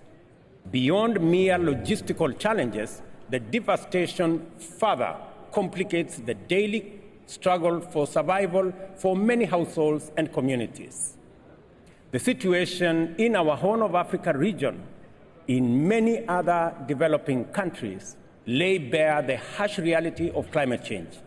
It is a poignant reminder of its disproportionate impact and a call to action for all of us to mobilize rapidly to address this imbalance with urgency, solidarity, and inclusivity. We are also here because we are convinced of our collective ability to effect change. Our mission for this COP is clear: to foster radical cooperation that steers the world firmly back onto a 1.5 degrees Celsius ceiling. Equally critical, we are here to affirm our commitment to provide robust support to those of us who have contributed least to climate change, yet bear its most catastrophic impacts. As Africa, we are ready to play our part in full. The Nairobi Declaration, which we adopted at the conclusion of the first Africa Climate Summit, set out the vision and pathway for Africa to be a vital part of the global solution to the existential climate challenge we face. The declaration captures the consensus of the African government leaders for climate-positive growth that harnesses our ample human natural resources. It commits us to triple renewable energy capacity, establish green manufacturing, halt and reverse deforestation, promote sustainable agriculture, promote nature-based solutions, support the global call to phase down coal plants and eliminate inefficient fossil fuel production subsidies, and further amplify calls for a new global financial architecture and global carbon tax. In Kenya, we have transformed this vision into tangible goals. Our plan is ambitious to expand our current energy capacity of approximately 3 gigawatts to 100 gigawatts of entirely renewable power by 2050 as a cornerstone of our green industrialization strategy. This level of ambition must be matched by the global commitment to achieve concrete, action-oriented outcomes. The first global stocktake at this COP is not just a checkpoint. It is a crucial step forward in our collective response to climate change. It must therefore encompass strategies for mitigation, adaptation, addressing loss and damage, and fundamentally, the means of its implementation. Such a comprehensive approach will pave the way for a more inclusive and robust set of nationally determined contributions in the next cycle. At the heart of our discussion at this COP28 must be a package of ambitious energy transition and investment goals and incentives aligned with our commitment to maintain a global temperatures within 1.5-degree limit. This entails a pledge to triple renewable energy capacity and double energy efficiency by 2030, alongside a significant reduction in fossil fuel dependency. I commend my brother, the COP presidency, for their efforts to converge the world around this global call. The strong participation of traditional hydrocarbon energy leaders in this global endeavor has transformed the conversation and brought us closer to consensus based on democratic inclusion and the best spirit of collective action, as well as multilateralism. Notably, the vision demands deliberate support for developing countries. In the past 2 decades, only 2% of the $3 trillion invested globally in renewable energy has reached Africa, despite the continent's vast resource endowments and great need for investment. The consequences of this investment gap are starkly evident. More than 600 million Africans are deprived of basic energy services, which are fundamental to dignified living and access to essential services such as healthcare and education. The challenge is compounded by the fact that nearly 1 billion people in Africa do not have access to clean cooking amenities. A tendency to ignore Africa's developmental and industrialization needs and the failure to invest in our burgeoning young generation is no longer a tenable proposition. We cannot afford to neglect the immense potential or ignore the pressing needs of a continent on the cusp of transformative growth. Turning Africa into a green powerhouse is not just essential for the continent, it is also vital for global industrialization, decarbonization. Going forward, clear, actionable roadmaps for implementations are required. In turn, these call for a unified global effort to mobilize the necessary capital for both development and climate action. To echo the consensus projected at the Paris Summit, we must establish a new global financing pact which ensures that no country is ever forced to choose between its development aspirations and necessary climate action.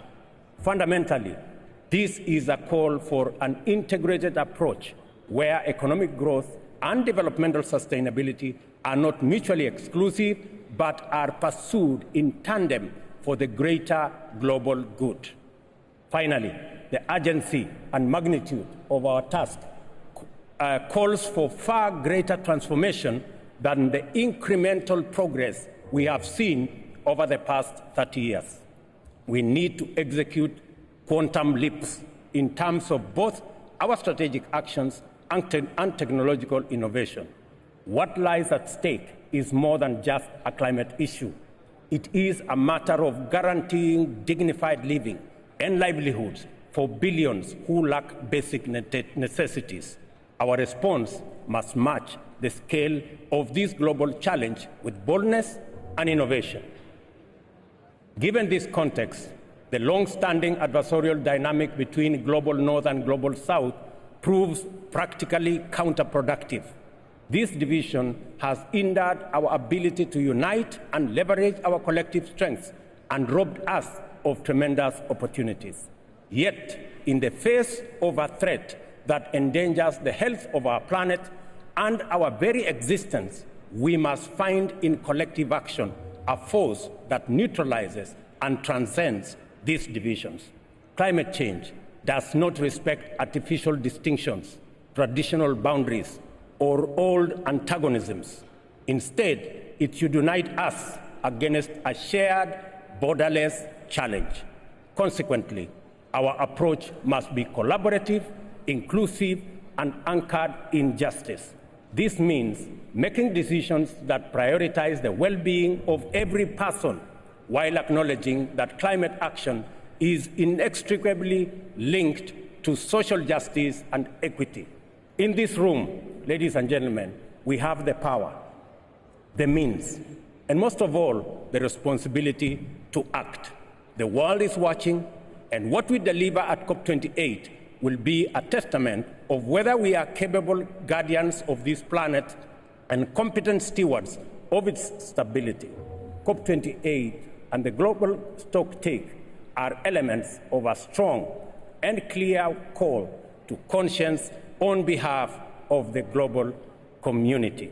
Let us not be satisfied with another minimal increment, but rather let us make this COP a turning point towards a just, equal world of opportunity, safe from the looming threat of a climate disaster. I thank you. Thank you, Your Excellency. Thank you, Your Excellency. It is now my pleasure to welcome His Excellency Mr. Shavkat Mirziyoyev, President of Uzbekistan. Your Excellency, you have the floor.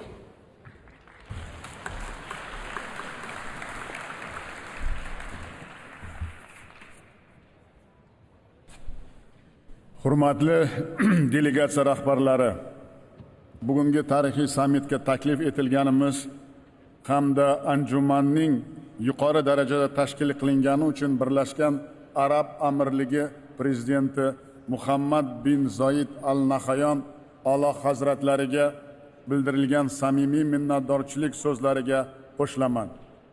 Biz amirlikning iqlim o'zgarishiga qarshi kurashda global tashabbuslari va yashil taraqqiyotga qo'shayotgan katta hissasini olqishlaymiz. Fursatdan foydalanib Birlashgan Arab Amirliklari xalqining milliy bayrami bilan chin dildan qutlayman. Hurmatli sammit ishtirokchilari, iqlim muammolari barqaror rivojlanish yo'lida eng asosiy tahdidga aylanib ulgurdi. Bu xavf-xatarlar hatto dunyo geosiyosiy arxitekturasiga ham ta'sir ko'rsatmoqda. Iqlim o'zgarishining salbiy oqibatlari Orol fojiasi tufayli Markaziy Osiyoda ayniqsa jiddiy sezilmoqda. Mintaqamizda havo haroratining oshishi jahondagi o'rtacha ko'rsatkichdan 2 barobar ko'pdir. Favqulodda issiq kunlar soni 2 marta ortdi. Muzliklar maydonining 3dan 1 qismi yo'qoldi. Tuproq yemirilishi jarayonlari 30 million aholi turmush tarziga salbiy ta'sir ko'rsatmoqda. Kuchli chang va qum bo'ronlari odatiy holga aylandi. Ichimlik suvi taqchilligi, havo ifloslanishi, biyo xilma-xillik yo'qolishi, qishloq xo'jaligi hosildorligi pasayishi kabi muammolar tobora avj olmoqda. Bu global xavflar keng mintaqamizda xatarli nuqtaga yetib kelmoqda. Hurmatli anjuman qatnashchilari, yashil iqtisodiyotga o'tish va uglerod neytralligiga erishish yangi O'zbekistonning ustuvor strategik vazifasidir. So'nggi yillarda yurtimizda muqobil energiya ulushi 2 barobarga ko'paydi. Biz 2030-yilga borib 25 gigavat qayta tiklanuvchi energiya quvvatlarini barpo etamiz. Yashil vodorod ishlab chiqarish bo'yicha ilk amaliy qadamlarni tashladik. Yashil makon tashabbusi doirasida mamlakatimizda 1 milliard tub ko'chat ekilmoqda. Orol dengizining qurigan tubida 2 million gektar maydonda o'rmonlar barpo etdik. Biz iqlim o'zgarishiga qarshi faqat birdamlik va keng xalqaro hamkorlik orqali samarali kurashishimiz mumkin. Bu borada quyidagi takliflarni ilgari surmoqchiman. Birinchidan, Parij shartnomasi doirasida iqlim o'zgarishiga moslashish sohasida global xatli mexanizmni tezroq kelishishi tarafdorimiz. Biz Markaziy Osiyo iqlim muloqoti platformasida adaptatsiya strategiyasini ishlab chiqmoqdamiz. Kecha yo'qotish va zararlar jamg'armasini tashkil etish bo'yicha qabul qilingan muhim qarorni yuksak baholaymiz. Ikkinchidan, global miqyosda kam uglerodli iqtisodiyotga o'tish adolatli, shaffof va inklyuziv bo'lishi shart. Bunda rivojlanayotgan davlatlarning manfaatlari albatta inobatga olinishi juda muhim. Bu muammo katta 7lik va 20lik formatlarida doimiy ko'rib chiqilishi maqsadga muvofiqdir. Uchinchidan, biz Birlashgan Millatlar Tashkilotining rezolyutsiyasi asosida Orolbo'yi hududining ekologik ofat zonasidan innovatsiyalar, texnologiyalar va yangi imkoniyatlar mintaqasiga aylantirmoqchimiz. Bu yerda iqlim texnologiyalari xalqaro ekspo hubini yaratishda yaqin hamkorlikni taklif etamiz. 4-dan, iqlim o'zgarishiga qarshi kurashda ilm-fan yutuqlaridan keng foydalanishimiz lozim. Toshkentdagi Yashil universitet negizida iqlim ilmiy forumida davlatlaringiz yetakchi olim va ekspertlarni ishtirok etishiga chaqiraman. Yer degradatsiyasi, suvdan foydalanish, oziq-ovqat xavfsizligi muammolari forum kun tartibidan joy oladi deb ishonaman. 5-dan, Birlashgan Millatlar Tashkiloti bilan 2024-yilda O'zbekistonda iqlim migratsiyasi konferensiyasini o'tkazish niyatdamiz. Xalqaro mehnat tashkiloti bilan yashil bandlik dasturini ishlab chiqish va modellashtirish markazini tashkil etish taklif qilaman. Ko'p yoshlar konferensiyasini mamlakatimizda yuqori darajada tashkil etishga tayyormiz. Hurmatli do'stlar, O'zbekiston iqlim o'zgarishiga qarshi kurash bo'yicha umumbashariy g'oyalarga doimo sodiqdir. Bu ezgu maqsadda kelgusi yili Samarqand xalqaro iqlim forumini o'tkazish va Birlashgan Millatlar Tashkilotining alohida rezolyutsiyasini qabul qilish tashabbusini qo'llab-quvvatlashga chaqiraman. Ishonchim komil, bugungi sammitimiz sayyoramizning yanada barqaror, farovon va xavfsiz kelajagini ta'minlash yo'lida do'st xalqlarimizni yaqinlantirishga xizmat qiladi. E'tiboringiz uchun rahmat.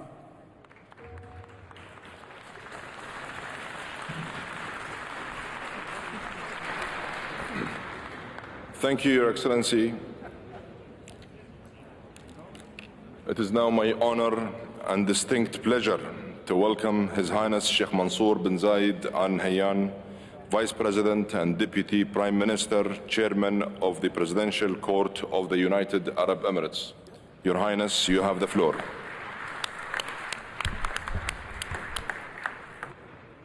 بسم الله الرحمن الرحيم. الحضور الكريم، السلام عليكم ورحمة الله وبركاته.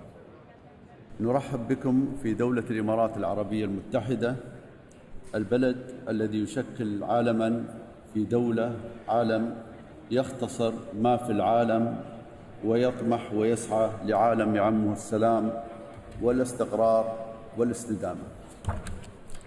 نجتمع اليوم لنعمل من أجل الغد، ونتعاون اليوم من أجل أجيال المستقبل.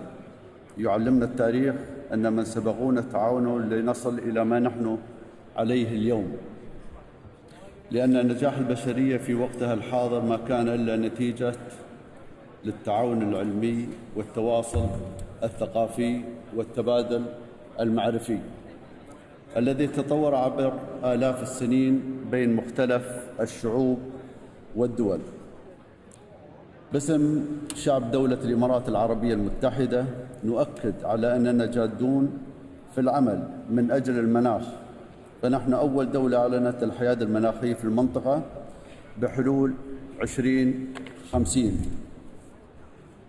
ولدينا استراتيجية ب 163 مليار دولار لتنوع مصادر الطاقة والتحول نحو طاقة نظيفة ومتجددة. وأعلن صاحب السمو الشيخ محمد بن زايد آل نهيان رئيس الدولة حفظه الله في كلمته عن تشكيل صندوق بقيمة 30 مليار دولار لتنويع ودعم المشاريع في العمل المناخي. ولدينا فريق عمل حكومي متميز يقود أجندتنا وسياستنا ومشاريعنا في العمل المناخي، ونفخر اليوم بأننا نستضيف العالم في هذه القمة العالمية للعمل المناخي. الحضور الكريم، نكرر ترحيبنا بكم في دولة الإمارات العربية المتحدة، ونكرر التزامنا الجاد في العمل من أجل كوكب الأرض ونكرر رسالتنا المعلنة والواضحة بأن التواصل والتعاون بين الدول والثقافات والحضارات هو الطريق للتغلب على التحديات المناخية التي تواجه كوكب الأرض. شكرا لكم والسلام عليكم ورحمة الله وبركاته.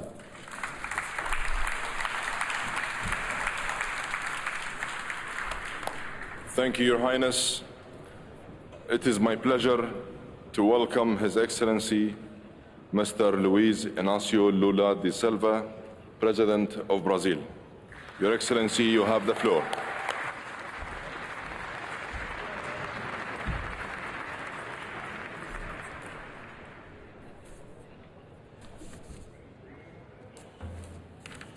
Senhor Sultan Al-Jaber, presidente da COP28, excelências, convidados, é uma grande responsabilidade estar aqui em Dubái hoje. Estamos diante do que talvez seja o maior desafio já enfrentado pela humanidade.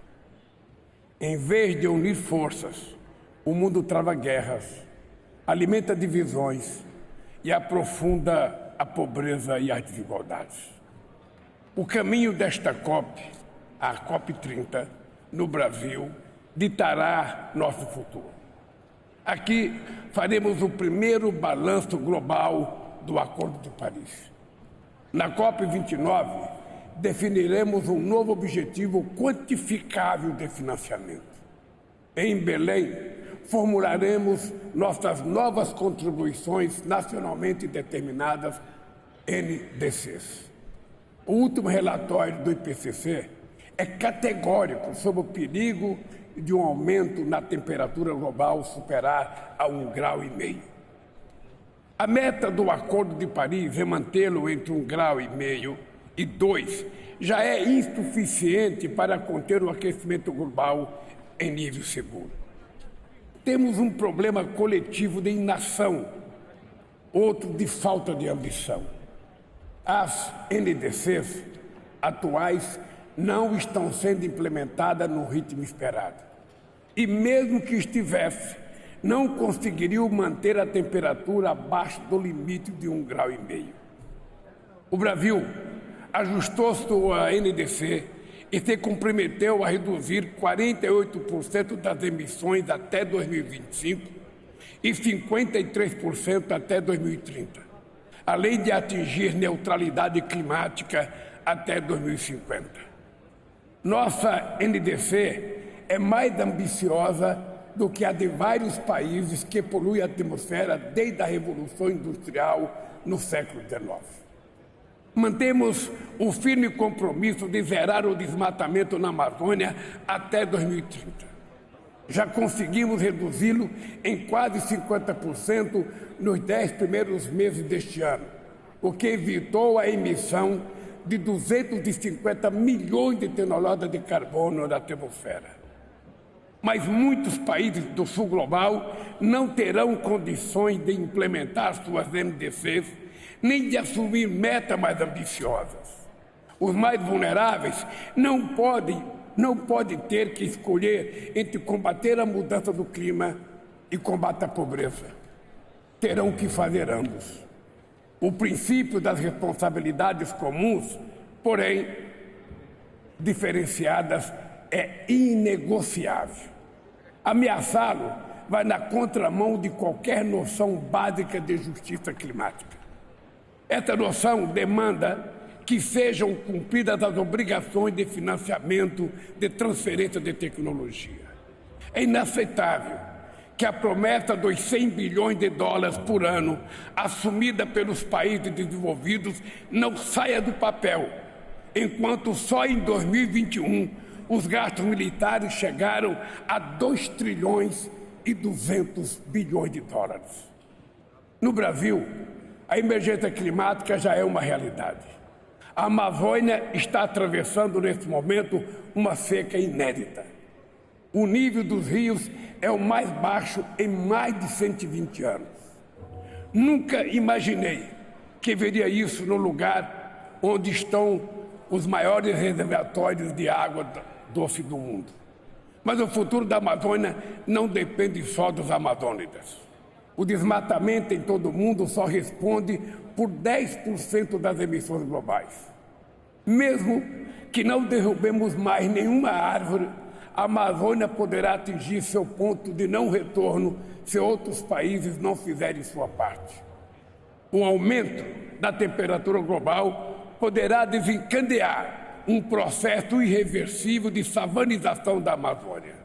O setor de energia, indústria e transporte emite muito gás de efeito estufa. Temos que lidar com todas essas fontes. É por isso que o Brasil está propondo a missão 1.5, uma missão coletiva que vai nos manter na trilha de 1,5 grau. Nos 2 anos, até a COP30, será necessário redobrar os esforços para implementar as NDCs que assumimos. E em Belém, precisamos anunciar NDCs mais ousadas e garantir os meios de implementação necessária para concretizá-la. Os países em desenvolvimento requerem incentivos positivos para promover medidas de ação climática alinhadas às suas prioridades de seu desenvolvimento.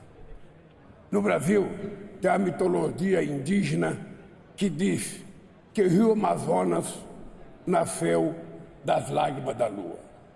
A lua teve de abrir mão de seu amor pelo sol para que a terra não fosse destruída pelo calor. Se não deixarmos nossas diferenças de lado, em nome de um bem maior, a vida no planeta estará em perigo e será tarde demais para chorar. Muito obrigado.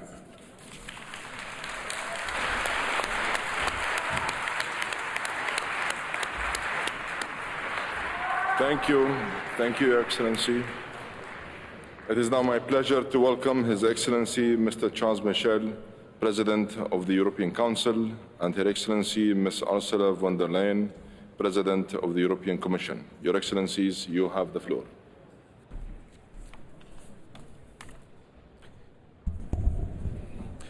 Monsieur le Président de la COP28, Excellences, Mesdames et Messieurs, chacun en vos titres et qualités, des inondations qui ravagent, des feux qui détruisent, des populations déracinées et déplacées, plus aucun continent n'échappe à la tragédie du changement climatique.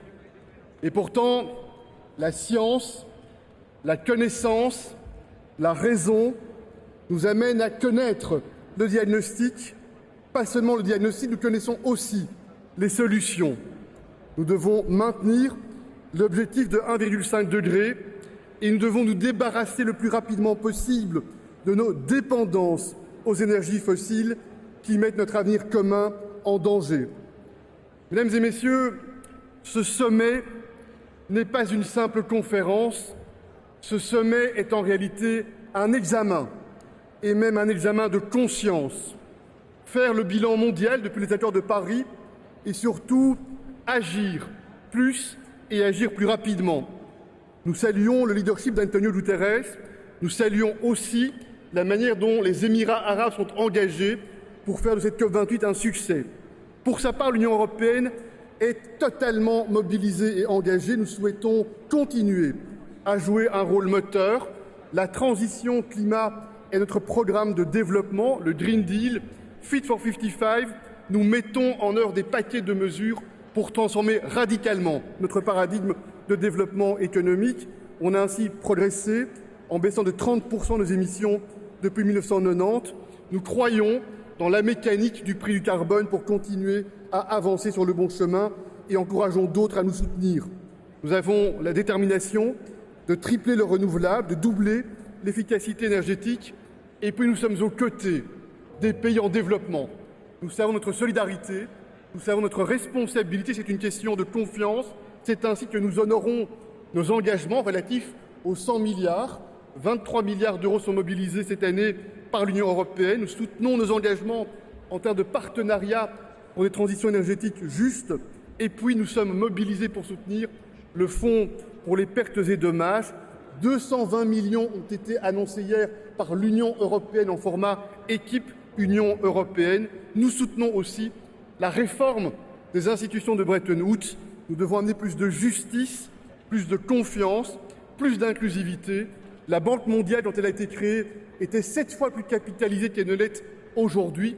L'Union européenne est un partenaire loyal et engagé parce qu'en effet, la Terre ne nous appartient pas. La Terre appartient à nos enfants. Ce n'est pas un slogan publicitaire, c'est une réalité existentielle.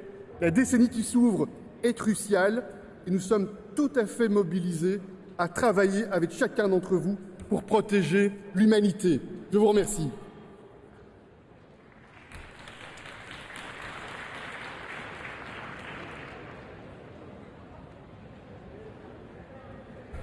Thank you, Your Excellency. It is my pleasure to welcome Her Excellency Mr. Ursula von der Leyen, President of the European Commission. Your Excellency, you have the floor. Thank you very much, Mr. President. Fellow leaders, last September at the Climate Action Summit in New York, we called for concrete action. Now in Dubai, we have to deliver. At this COP, we will set a decisive step forward to protect the most vulnerable citizens worldwide. They undergo runaway climate change. They suffer loss and damage, and we will stand by their side. This COP is about ambition, it is about targets, and it is about finance. Let me start with ambition. Global emissions must peak by 2025. We must phase out fossil fuels, and we must reduce methane emissions. But what we are calling for globally, we also have to deliver domestically. So let me report on what we do in the European Union. The European Union has peaked already. We have reduced emissions, and we are on track to overshoot our target for 2030. And we just adopted a law to drastically reduce methane emissions. Second, on targets. This COP can make history. Last spring, the European Union launched a call to triple renewables and to double energy efficiency by 2030. We were joined by some early champions like the COP presidency, President Ruto, Prime Minister Motley, and many thanks to the International Energy Agency and IRENA for your strong support. By now, our call has grown into a powerful movement. More than 110 countries have already joined. That's fantastic. So I call now on all of us to include these targets in the final COP decision, because this sends a strong message to investors and consumers alike.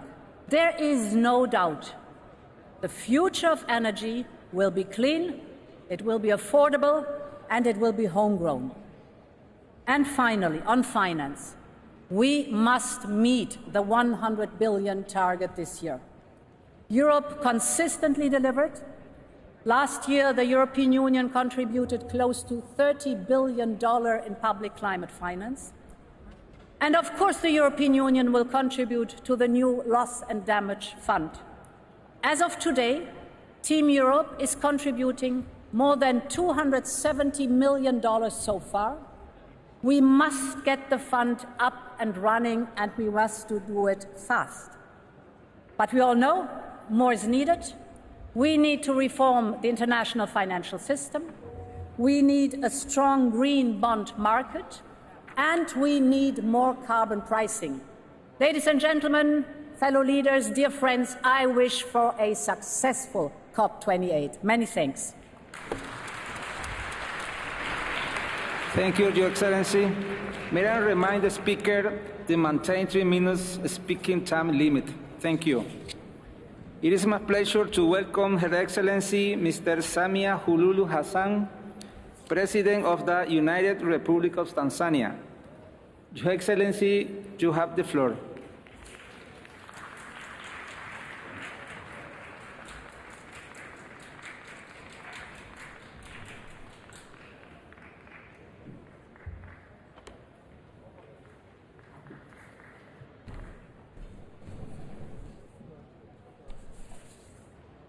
Your Excellency, President of COP28, Your Highnesses and Majesties, Excellencies, ladies and gentlemen, in Copenhagen, we committed 100 billion annually for climate action. Though far less than required, it is still not forthcoming. In Paris, we resolved to keep warming below 1.5 degrees Celsius. However, the current rate of warming is alarming. It must be said, unfulfilled commitment erode solidarity and trust, and have detrimental and costly consequences for developing countries. My own country is losing 2 to 3% of its GDP due to climate change. Excellencies, the clock is ticking. This year's IPCC report cautioned that adaptation options that are visible and effective today will become constrained and less effective with increasing global warming. Putting in place the global goal on adaptation framework is a matter of urgency and not a choice. We must match our intent with our actions, and we must act now. The decision is therefore ours: adhere to science or face the consequences. On our part, the United Republic of Tanzania, despite of our minimum emission contribution, we are doing our part. At this COP28, we seek to mobilize support for increased use of clean and affordable cooking fuels and technologies across Africa, especially for women. Our call is for all of us to play our part. Excellencies, honoring our commitments and advancing the pace of climate action is a solution to this scourge. As we seek to unite, act, and deliver here in Dubai, we must deliver on climate finance. Thanks for effecting the loss and damage fund. So let us now make the fund be accessible for developing countries, predictable, and of course, transparency should be the way of operation. I thank you very much for your... Thank you, Your Excellency. It is my pleasure to welcome His Excellency Mr. Gitanas Nausėda, President of Lithuania. Your Excellency, you have the floor.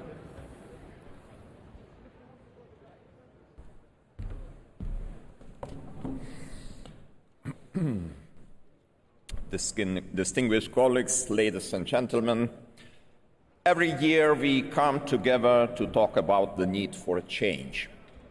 To get the change we so desperately need, we must become the change. For many years now, Lithuania, together with the whole European Union, has been undergoing, an ambitious transformation and working on the global climate action. At first, Lithuania made a strategic decision to seek energy independence. We have built our own LNG terminal, which decreased prices and turned Lithuania into a regional gas hub. Now we are proudly sharing our expertise worldwide. Today, we see renewable energy as the ultimate means of securing full energy independence and resilience, while also helping the planet Earth. By 2030, Lithuania is going to shift from the net importer of electricity to a self-sufficient green energy producer. We plan for renewable electricity generation to grow almost sevenfold. Last year, Lithuania was the second country globally in the solar energy generation increase. My country intends to use excess renewable electricity capacities to produce green hydrogen and to address energy efficiency. The second pillar of the green transformation, through new ambitious plans. Our general aim is to achieve a 70% reduction in greenhouse gas emissions by 2030 compared to 1990 levels and to become climate neutral by 2050.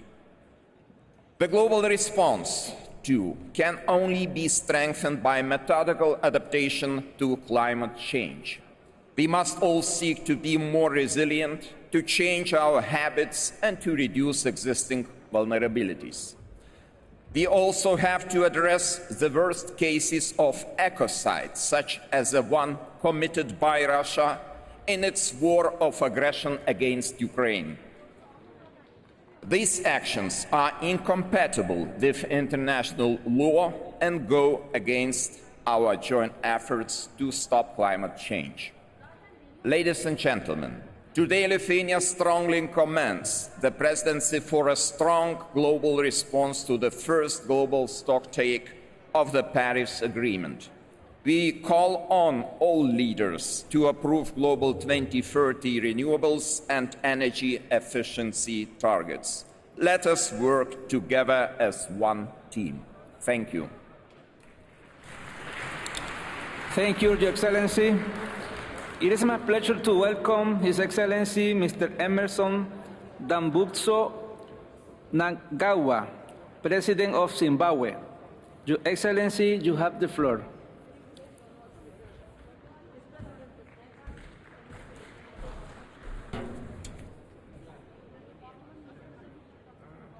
Your Excellencies, Heads of State and Government, allow me to express my sincere gratitude to the government and people of the United Arab Emirates for successfully hosting this COP28 and for the hospitality extended to me and my delegation since our arrival here. Zimbabwe, like many other nations, continues to suffer from the negative socio-economic impacts of increased frequency of droughts, heightened intensity of tropical cyclones, and other severe weather events. No country can adapt to or mitigate these impacts alone. The ambitious emissions reductions expected from developed countries are urgent and critical to prevent a climate catastrophe. This is critical to ensure that vulnerable communities and workers in traditional industries are not left behind, and that the transition benefits all while also creating decent green jobs and promoting social and economic stability. The global economic system, the ways we produce and consume, and the resource we use to support economic growth must all undergo drastic changes in order to meaningfully implement the goals of the Paris Agreement. Zimbabwe is walking the talk on its revised, nationally determined contributions. We are offering diverse opportunities for carbon trading in the energy sector through investments in solar, wind, mini hydro, and geothermal power generation. However, the illegal economic sanctions imposed on our country are inadvertently hindering climate action by impeding progress in our quest to address environmental challenges. We reiterate our calls for the immediate and unconditional lifting of these heinous sanctions. Aspects related to sustainable methods for increased agriculture production and productivity remain essential to our ability to feed ourselves. We welcome the first global stocktake at this COP28, which should help us to continuously review, improve, and transparently disclose our climate plans. This COP28 is called upon to persist in the mobilization of resources and adopting clear strategies for achieving the promised 100 billion climate finance. Let us all fulfill our responsibilities and use this gathering as another opportunity to carve out a sustainable future for the generations to come. May history remember us as those who took bold and resolute action to preserve our planet. I thank you. Thank you, Your Excellency. It is my pleasure to welcome His Excellency Mr. Umaro Sissoko Embalo, President of Guinea-Bissau. Your Excellency, you have the floor.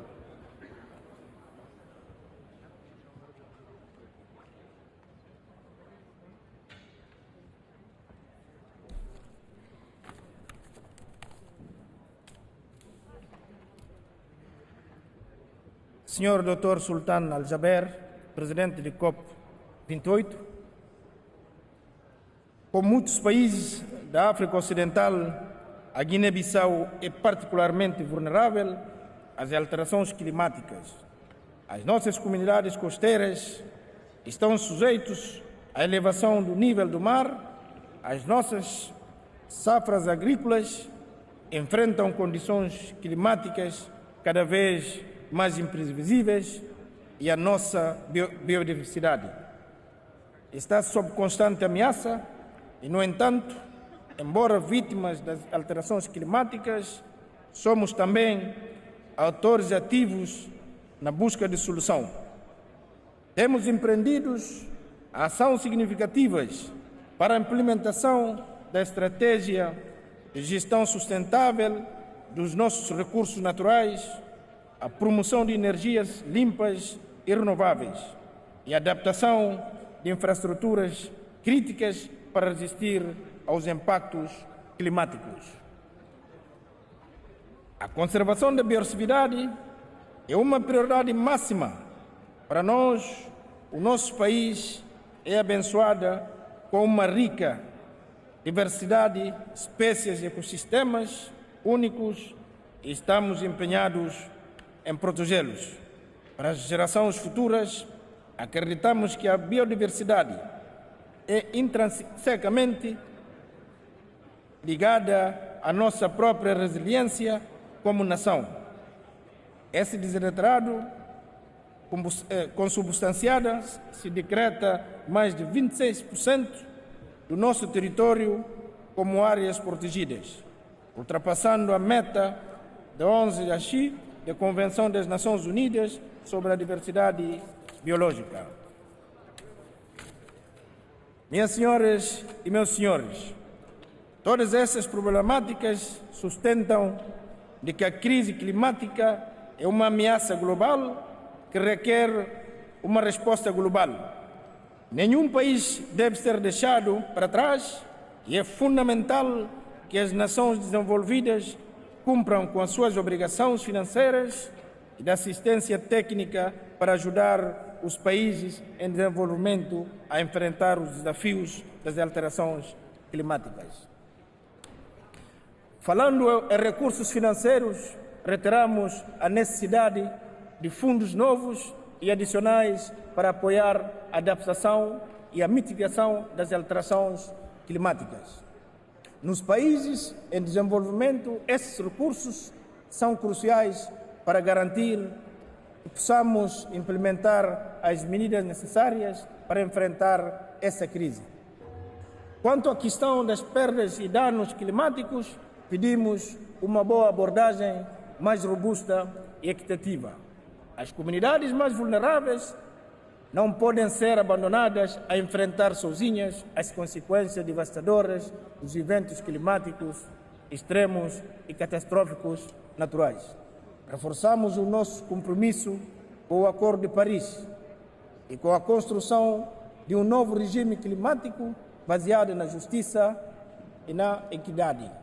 No entanto, é importante que façamos um balanço global consequente no nosso progresso até agora, o tempo está se esgotando e a ação decisiva é necessária para evitar as piores consequências das alterações climáticas. É nesse espírito que a Guiné-Bissau está empenhado em trabalhar em cooperação com todos os países presentes nessa conferência. Juntos podemos traçar um caminho e adotar medidas adequadas para um fim futuro mais sustentável, resiliente e justo para todas as nações e para as gerações futuras, com o fito de proteger o nosso planeta. Muito obrigado. Thank you, Your Excellency. It is my pleasure to welcome His Excellency Mr. Denis Sassou Nguesso, President of Congo. Your Excellency, you have the floor.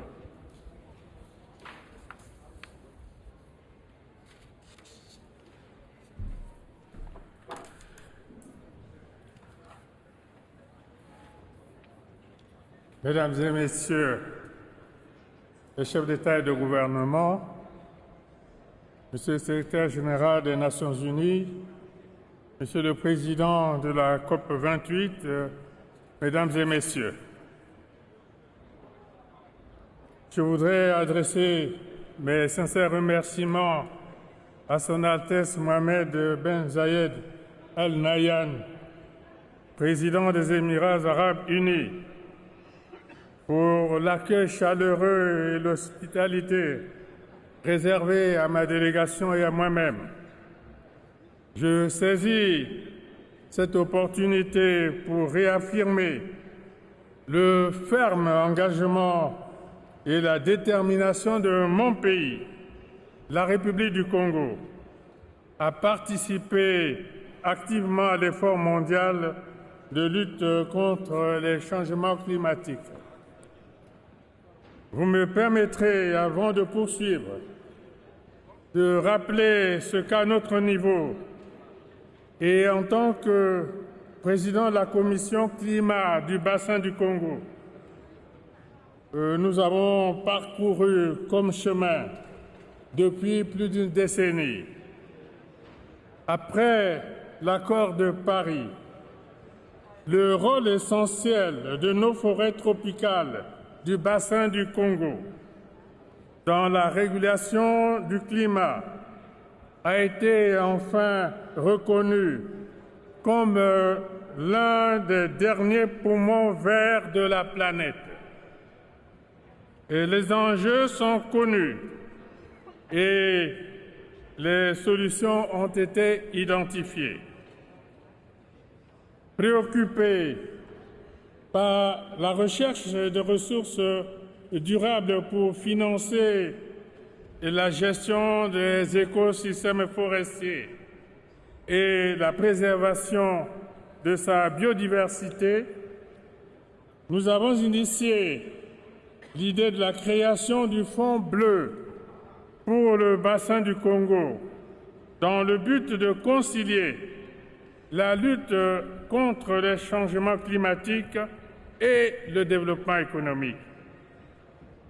Persuadé de l'importance des solutions basées sur la nature pour atteindre les objectifs de développement durable, ainsi que ceux de la décennie des Nations Unies pour la restauration des écosystèmes, j'ai lancé, lors de la COP27 à Sharm el-Sheikh, l'appel solennel à l'instauration d'une décennie mondiale de l'afforestation afin d'inverser le cours actuel de la destruction de nos forêts.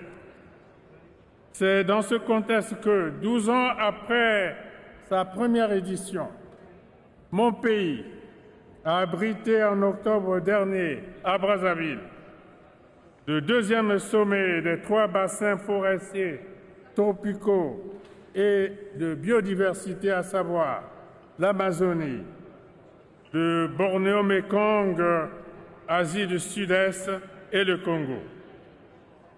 Mesdames et Messieurs, les défis qui nous attendent sont considérables et ne cessent de croître. d'année en année. Certains relèvent de notre propre responsabilité.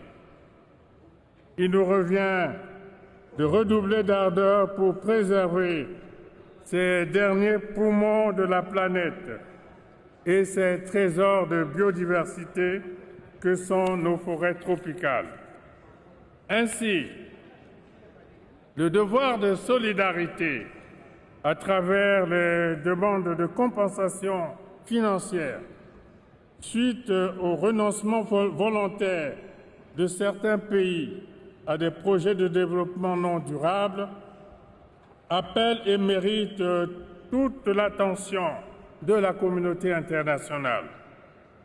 C'est le juste effort de solidarité et d'équité qui incombe à tous les pays appelés à œuvrer ensemble pour une planète Terre plus sûre, à l'abri des menaces et autres effets néfastes des changements climatiques. Mesdames et messieurs, il n'est pas trop tard, il n'est jamais trop tard pour mieux faire, et je sais, Monsieur le Président de la COP28, que telle est votre ambition. Aussi, tous mes vœux et ceux du peuple congolais vous accompagnent pour que ce rendez-vous planétaire de Dubaï soit celui de la solidarité internationale. Ce combat, nous ne pouvons pas le perdre. N'oublions pas que l'histoire nous jugera sur la façon dont nous l'aurons mené. Je vous remercie. Thank you, Your Excellency. It is my pleasure to welcome His Excellency Mr. Mohamed Sheikh El Ghazazwani, President of Mauritania. Your Excellency, you have the floor.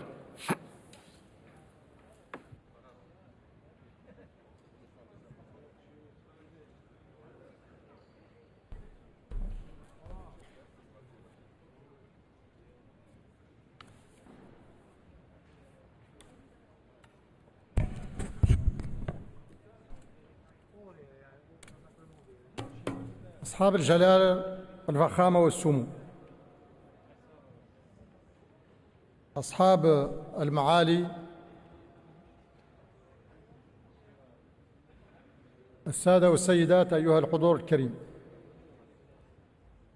أود ابتداء أن أتقدم بجزيل الشكر لأخي صاحب السمو الشيخ محمد بن زايد آل نهيان رئيس دولة الإمارات العربية المتحدة الشقيقة على حفاوة الاستقبال وكرم الضيافة الأصيل، مهنئا إياه والشعب الإماراتي عموما على الاحتفاء بعيد الاتحاد وعلى استضافة هذه الدورة 28 لقمة دول اتفاقية الأمم المتحدة الإطارية حول التغير المناخي. فلطالما تبوأت دولة الإمارات العربية المتحدة بفضل الرؤى الاستشرافية لقيادتها الحكيمة مواقع الريادة في مجال تعزيز الاستدامة عموماً ومواجهة التحديات البيئية خصوصاً.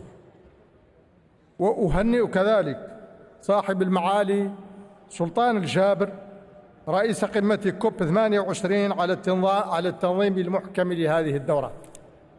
كما أتقدم بالشكر الجزيل إلى صاحب المعالي السيد أنطونيو غوتيريس الأمين العام لمنظمة الأمم المتحدة على جهوده الكبيرة في مجال التغيرات المناخية. أيها السادة والسيدات، لا تبرز وحدة المصير الإنساني في أي مستوى من مستويات الحياة بأقوى وأوضح مما تتجلى عليه في التحديات البيئية. فمواجهة التغيرات المناخية إذن معركتنا جميعاً، نربحها معاً أو نخسرها معاً، وكلنا ندرك أن لا سبيل لكسبها إلا بتضافر الجهود والتعاضد والتضامن، وهي تخاض أساساً على مسارين: مسار تعزيز القدرة على التكيف والصمود في وجه الانعكاسات السلبية للتغيرات المناخية على الأنسجة الاقتصادية والاجتماعية خاصة في الدول الأقل نمواً، ومسار الحد التدريجي من الانبعاثات الغازية ببناء مسارات تنموية ضئيلة الاعتماد على الكربون والتوسع في استخدام الطاقات المتجددة النظيفة. ولن تكون النتائج على أي من المسارين إلا بقدر التعاون والتضامن الدوليين. وباد للعيان أن هذا التضامن لا يزال من حيث الحجم والفاعلية دون المستوى المطلوب، فمن الملح والضروري إذن زيادة التمويلات الموجهة للتكيف والتحول البيئي بشكل كبير ودفعها على نحو لا يفاقم مديونية الدول النامية.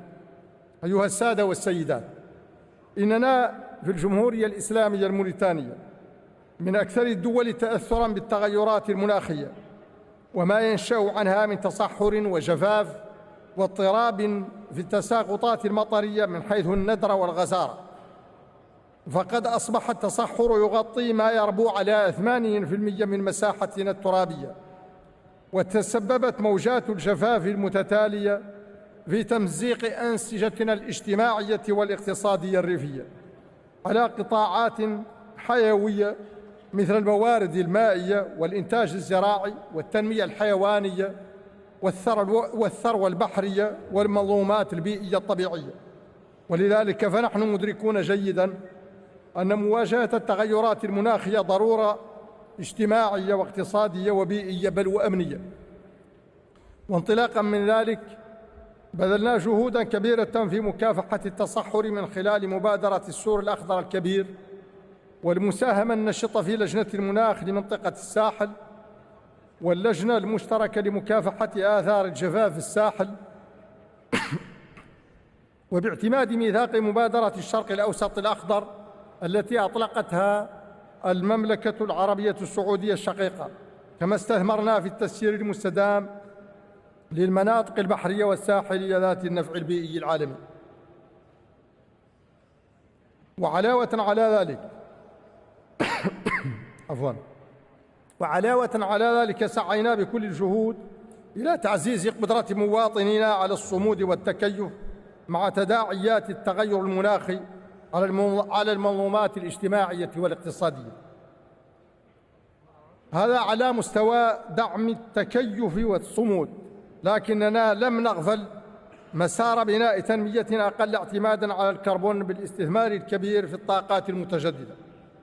فعلى الرغم من ضآلة إسهامنا في انبعاثات غازات الاحتباس الحراري، فقد استطعنا زيادة حصة الطاقات المتجددة من مجمل استهلاكنا الطاقوي على نحو معتبر، حيث وصلت إلى 34% سنة 2020 مع التخطيط للوصول إلى نسبة 50% سنة 2030.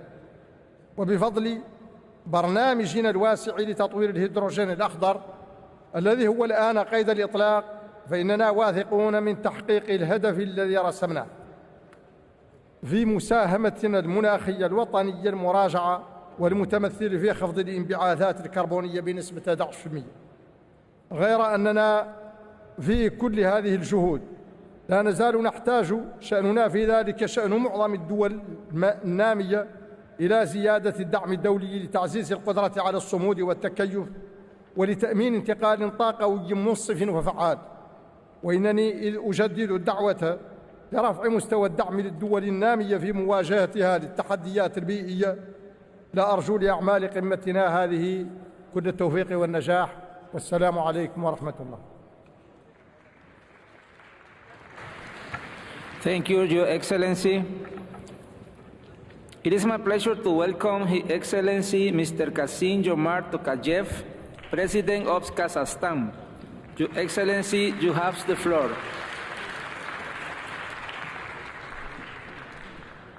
Kazakhstan fully supports the United Nations' urgent call for tangible actions to safeguard our environment for future generations. We were the first country in the region to have ratified the Paris Agreement and adopted a carbon neutrality strategy for 2060. The resulting new environmental code of Kazakhstan will drive comprehensive adaptation of green technology in practically every sector of our national economy. There is extraordinary potential for wind and solar power in my country, as well as for green hydrogen. We will continue to work closely with our partners to unlock it. As the world's leading exporter of uranium, providing 43% of global supply, Kazakhstan plays a crucial role in carbon-free electricity generation on a global scale. Indeed, as the world decarbonizes in the coming decades, critical minerals, including rare earth metals, will become indispensable. Kazakhstan is poised to become a major supplier of these transition minerals. We are also actively supporting private green initiatives. For example, Kazakhstan-based the Plastic Association works on plastic waste-free projects contributing to eco-friendly solutions. Cutting methane emissions is the fastest opportunity we have to immediately slow the rate of global warming. That's why I am pleased to announce today that Kazakhstan has decided to join the Global Methane Pledge. At the same time, we are eager to tackle the enormous challenge of coal in our region by implementing our region's first ever Just Energy Transition Partnership in Kazakhstan. For both of these to succeed, we look to our friends and partners for their concrete support. More widely, we look to the international community to scale up its commitment to greater meaningful climate finance. But finance is just the first hurdle. Even if we successfully limit global temperature rise to 1.5 degrees by 2050, Central Asian countries will still experience up to 2.5 degrees of temperature rise.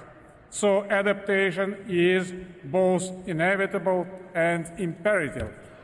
Therefore, we urge that more resources be allocated to support the International Fund for Saving the Aral Sea. Moreover, we are pleased, together with France, to co-chair the first One Water Summit on the margins of the next United Nations General Assembly. To build a momentum on climate action in Central Asia, we decided to convene a regional climate summit in Kazakhstan in 2026 under the United Nations auspices. The climate emergency is a global crisis that requires a global response. Kazakhstan firmly believes that only through collective action and cooperation we can resolve the climate crisis. And finally, I extend my warmest congratulations to His Highness Sheikh Mohammed bin Zayed Al Nahyan for successful COP28 presidency. Thank you. Thank you, Your Excellency. It is my pleasure to welcome His Excellency Mr. Santiago Peña Palacios, President of Paraguay. Your Excellency, you have the floor.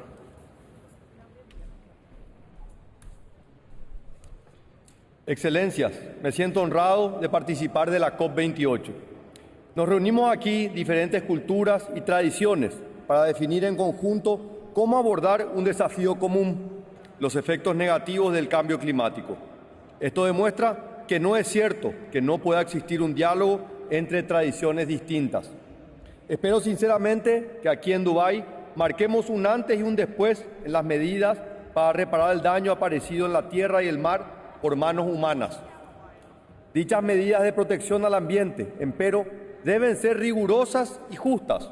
Sobre todo, deben respetar los principios rectores del Acuerdo de París, como el de responsabilidades compartidas pero diferenciadas, teniendo en cuenta las capacidades y condiciones particulares de los Estados. especialmente en aquellos que necesitamos afianzar nuestro desarrollo.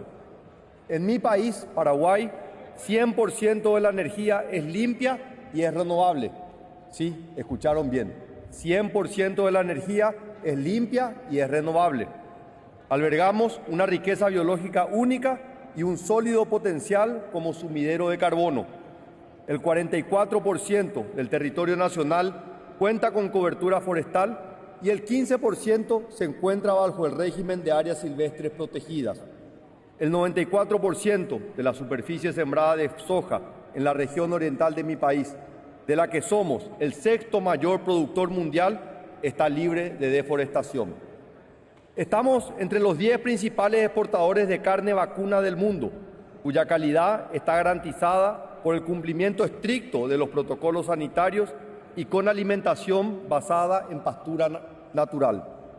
Nuestras emisiones de CO2 son las más bajas de la región latinoamericana, representando solo el 0,1% de las emisiones globales.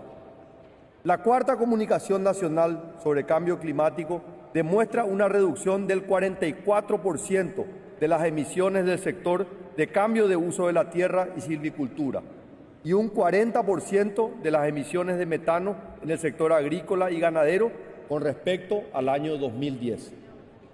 Dimos nuestros primeros pasos para insertarnos en el mercado voluntario de carbono.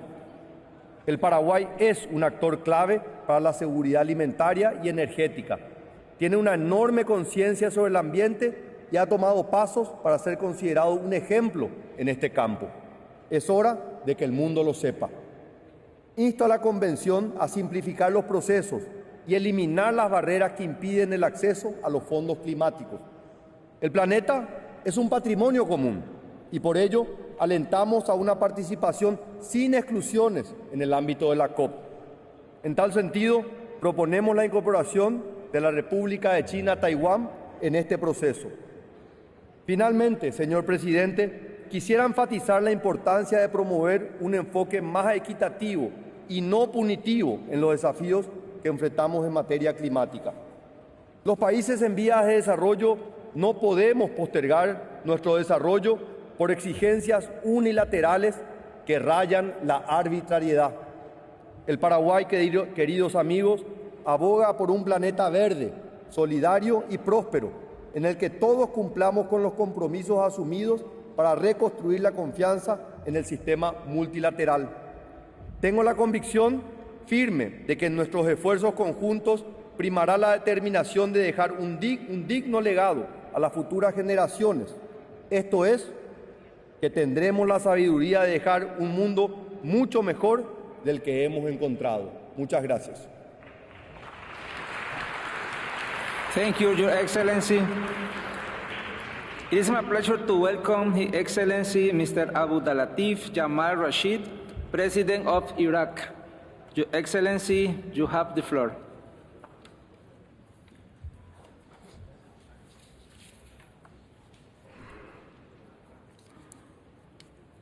بسم الله الرحمن الرحيم. أصحاب الجلالة والفخامة والسمو والمعالي، السلام عليكم ورحمة الله وبركاته. نتقدم لكم بأطيب التحيات من العراق، بلاد وادي الرافدين، مهد الحضارات البشرية التي قدمت العلم والمعرفة والقانون، فكانت أول أرض شرعت فيها القوانين المقترحة بآثارها الطبيعي المستمد من نهريهما الدجلة والفرات، والذين أصبحوا اليوم مهددين بانحسار والجفاف بفعل تأثيرات عديدة من بينها التغيير المناخي. إن العراق بلد القليل انبعاثات من غازات الاحتباس الحراري، إلا أنه من أكثر بلدان العالم هشاشة تجاه التغييرات المناخية، خصوصا في قطاع المياه والزراعة، إذ يواجه أزمة مائية شديدة الخطورة. فما نعانيه اليوم بفعل تراجع إيراداتنا المائية من دول المنبع وتأثير التغيير المناخي وأساليب الري التقليدية أصبح يهدد إرث الحضارة وحاضرنا ومستقبل أجيالنا القادمة. وخير مثال على ذلك جفاف الأهوار في جنوب العراق المدرجة ضمن لائحة التراث العالمي. فإن أحداث الطقس المتطرفة في العراق من درجات الحرارية القياسية وقلة التساقط المطري تسبب في اتساع رقعة الجفاف والتصحر وتقلص أراضي زراعية وتدور الأراضي وزيادة العواصف الترابية والرملية وخسارة الموارد الطبيعية، وما نتج عنها من تحديات اقتصادية أدت إلى زيادة الفقر وزيادة معدل النزوح الداخلي والهجرة الخارجية. إن الصراع فيما يخص المياه ليس جديداً، وضع العراق كدولة مصب ليس نادراً، ولضمان التوزيع العادل للمياه نرجو أن يشمل نقاشكم فيما يخص الخسائر والأضرار والحقوق العادلة للدول المصب لضمان أمنها المائي، فلا أمن غذائي من دون ماء. وهنا نشير إلى ما قام به أسلافنا في بلاد الرافدين، حيث أوجدوا حلولا لهذه الإشكالية قبل 4500 سنة، وذلك بعقد أول اتفاقية لتقاسم الموارد المائية عن طريق التفاوض. وها نحن اليوم نسعى لذلك على مستوى عالمي من خلال مجموعة من الاتفاقيات، آخرها اتفاقية الحماية والاستخدام المستدام للمياه العابرة، والتي نعمل على اعتمادها وتفعيلها بالسرعة الممكنة. يأتيكم العراق متأخراً إذا لم ينتمي لاتفاقية المناخ إلا سنة 2009، وذلك بسبب إهمال النظام السابق للبيئة، إلى أننا مصممون على مضى قدما وبخطوات متسارعة لكي نقوم بما يجب علينا. فقد قدم العراق وثيقة مساهمته المحدودة وطنياً NDC لتكون السياسة العليا الطموحة لزيادة المرونة تجاه تغيير المناخ، والتي ترسم خطتنا المستقبلية لتخفيف وتكييف وإنجاز أهداف التنمية المستدامة بسنة 2030. لذا يتم إعداد تقرير البلاغ الوطني الثاني للتغييرات المناخية، والتقرير المحدد لكل سنتين والخاص بجرد الانبعاثات في العراق، وهو ما يعكس التزام العراق بمشاركة العالم بالالتزاماته المناخية. وبناء على ذلك اتخذت الحكومة العراقية إجراءات سريعة لتنفيذ مشاريع الطاقة النظيفة والمتجددة ولتقليل انبعاثات الغاز المصاحب في إنتاج النفط وإيقاف حرقه والاستفادة منه، وصولاً إلى تصوير انبعاثات الغاز المصاحب في 2030، وتخفيض الانبعاثات الغازية الدفيئة من منظومة الكهربائية من خلال تعزيز كفاءتها. نحن على ثقة بأن مخرجات مؤتمر دبي للمناخ ستكون شاملة ومتوازنة ومنصفة فيما يخص التقييم العالمي والانتقال العادل وصنوع الخسائر والأضرار، والهدف العالمي لتكييف مستندة إلى مبدأ المسؤولية المشتركة لكل ما تبنيها وحسب القدرات والظروف الوطنية لكل دولة، وبما يحقق الانتقال العادل والمنصف نحو الطاقة النظيفة المتجددة والمستدامة وزيادة مرونة التكييف مع التغيير المناخي، مع مراعاة حاجة البلدان النامية في الحصول على تمويل المناخي لبناء القدرات ونقل التكنولوجيا.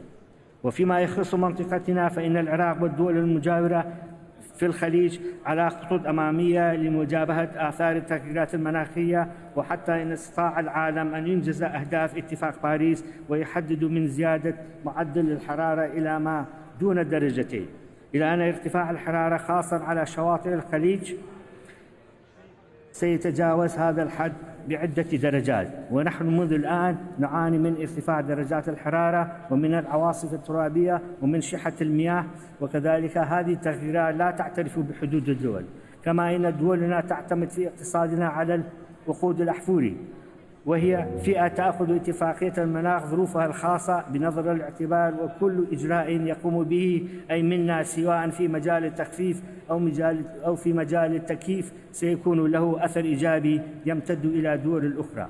فلا خيار لدينا إلا أن نتضافر بجهودنا كي نواجه سوية وبكل إمكانياتنا أخطار التغيير المناخي.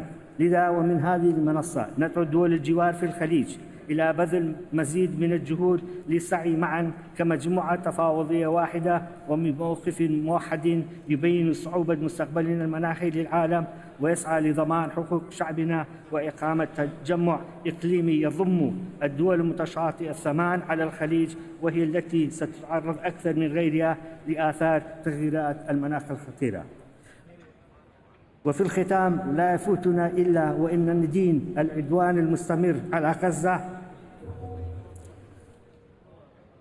ونطالب المجتمع الدولي بالوقوف أمام هذا العدوان، ونكرر موقفنا في العراق في القضية الفلسطينية حقه في تقرير المصير. وأشكركم والسلام عليكم ورحمة الله وبركاته.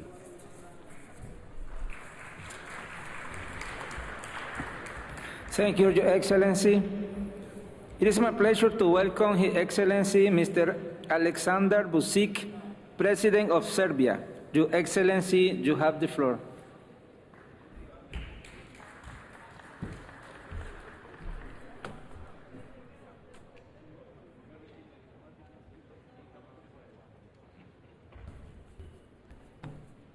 Mr. President, ladies and gentlemen, dear colleagues. First and foremost, allow me to extend a heartfelt congratulations to the United Arab Emirates government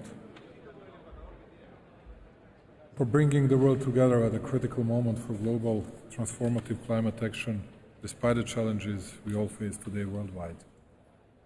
As we once again gather to face the greatest challenge of our time, we are at a critical time in the fight against climate change.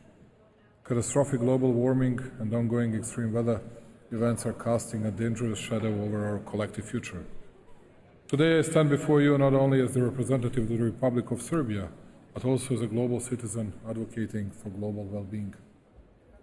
Across the border of the Republic of Serbia, the echoes of climate change resonate disturbingly loudly. Our country is at the forefront, struggling with alarmingly high average temperatures above the global average, since average temperature in Serbia already increased by 1.8 degrees Celsius, and in summer it is as high as 2.6 degrees Celsius. At the same time, climate projections indicate that if we continue business as usual, by the end of the century we can expect an increase in the average temperature up to 5.8 degrees Celsius, a cataclysm of a kind that threatens our economic and social fabric. This year will most certainly take the infamous title of the warmest ever recorded, not just globally, but in our country as well.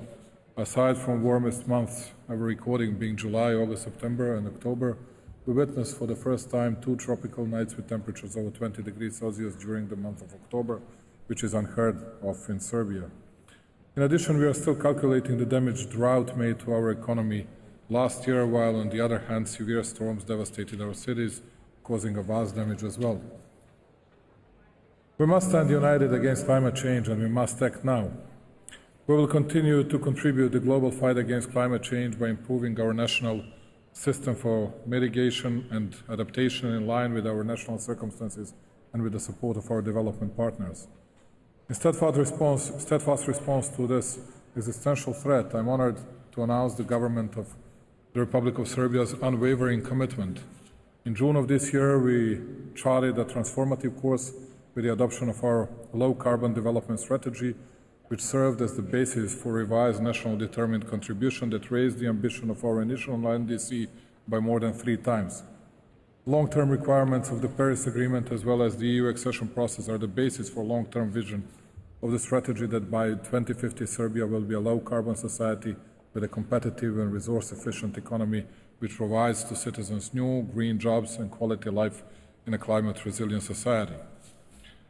With this in mind and guided by science, we also developed our climate change adaptation program, which is to be adopted in the forthcoming period.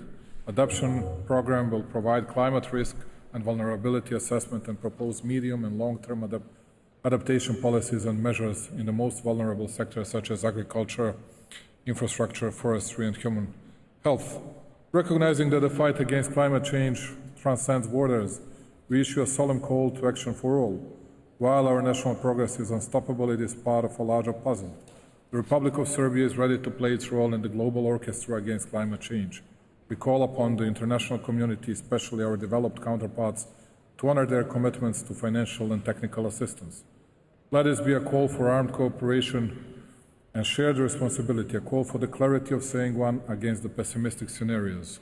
Although I have to add something, which is my personal opinion. And once again, many thanks to Sheikh Mohammed bin Zayed Al Nahyan, the President of the United Arab Emirates, for his great hospitality. Just would like to say that we all gathered here because of a terribly difficult problem that we are facing with, which is climate change. But how are we going to resolve this issue if we are not able to resolve all the geopolitical problems we are facing with today? There are many wars throughout the world that we haven't been able to stop in the recent period. And moreover, I'm afraid that we won't be able to do so. If we were not capable of delivering results in this, how we can be so sure, how we can be so certain that we'll deliver the very best results, the very proper results on climate change issues as well. And just to add to that, I believe that bringing us all back to the real principles of the Organization of the United Nations that we established after the Second World War, because we have to act in accordance, in adherence with rules, regulations that were accepted by most of the members of the international community, by most or by all the states of international community. It has to happen, otherwise we'll always face arbitration, different approaches, and we'll never deliver better results even on this. You cannot have different approaches towards territorial integrities of some countries, and we as Serbia know this better than anyone else dare to say. And on the other hand, I heard today a phrase, as we come together, as we come together, as we come together. Let us find a common denominator which will find a way, find a path to resolve firstly the biggest geopolitical issues, and then to tackle in a very proper way an issue of climate changes, which is becoming one of the most important. Thank you once again. Thank you, Your Excellency. It is my pleasure to welcome His Excellency Mr. Wawel John Charles Frankalawan, President of Seychelles. Your Excellency, you have the floor.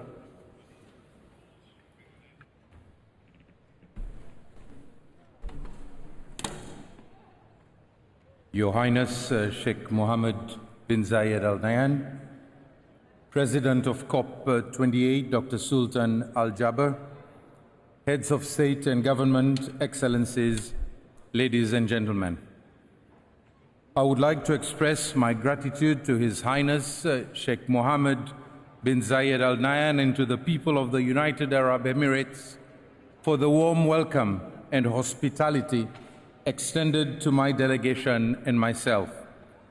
I take this opportunity to congratulate you on the organization of COP28 and wish you prosperity as you celebrate your 52nd National Day. The collective efforts to foster cooperation in response to the most pressing issue of our time are indeed commendable. I am honored, therefore, to address this esteemed assembly on behalf of the people of Seychelles. In our shared pursuit of a sustainable future, the urgency of our deliberations here in Dubai cannot be overstated. As parties to the Convention, we committed to deliver on commitments such as the USD 100 billion promise, scaling up adaptation finance, new collective quantified goal on finance, and most recently, the Loss and Damage Fund. We are yet at another COP, and I am disheartened to state that most of these commitments are yet to be fulfilled, despite the urgency required to address the climate crisis.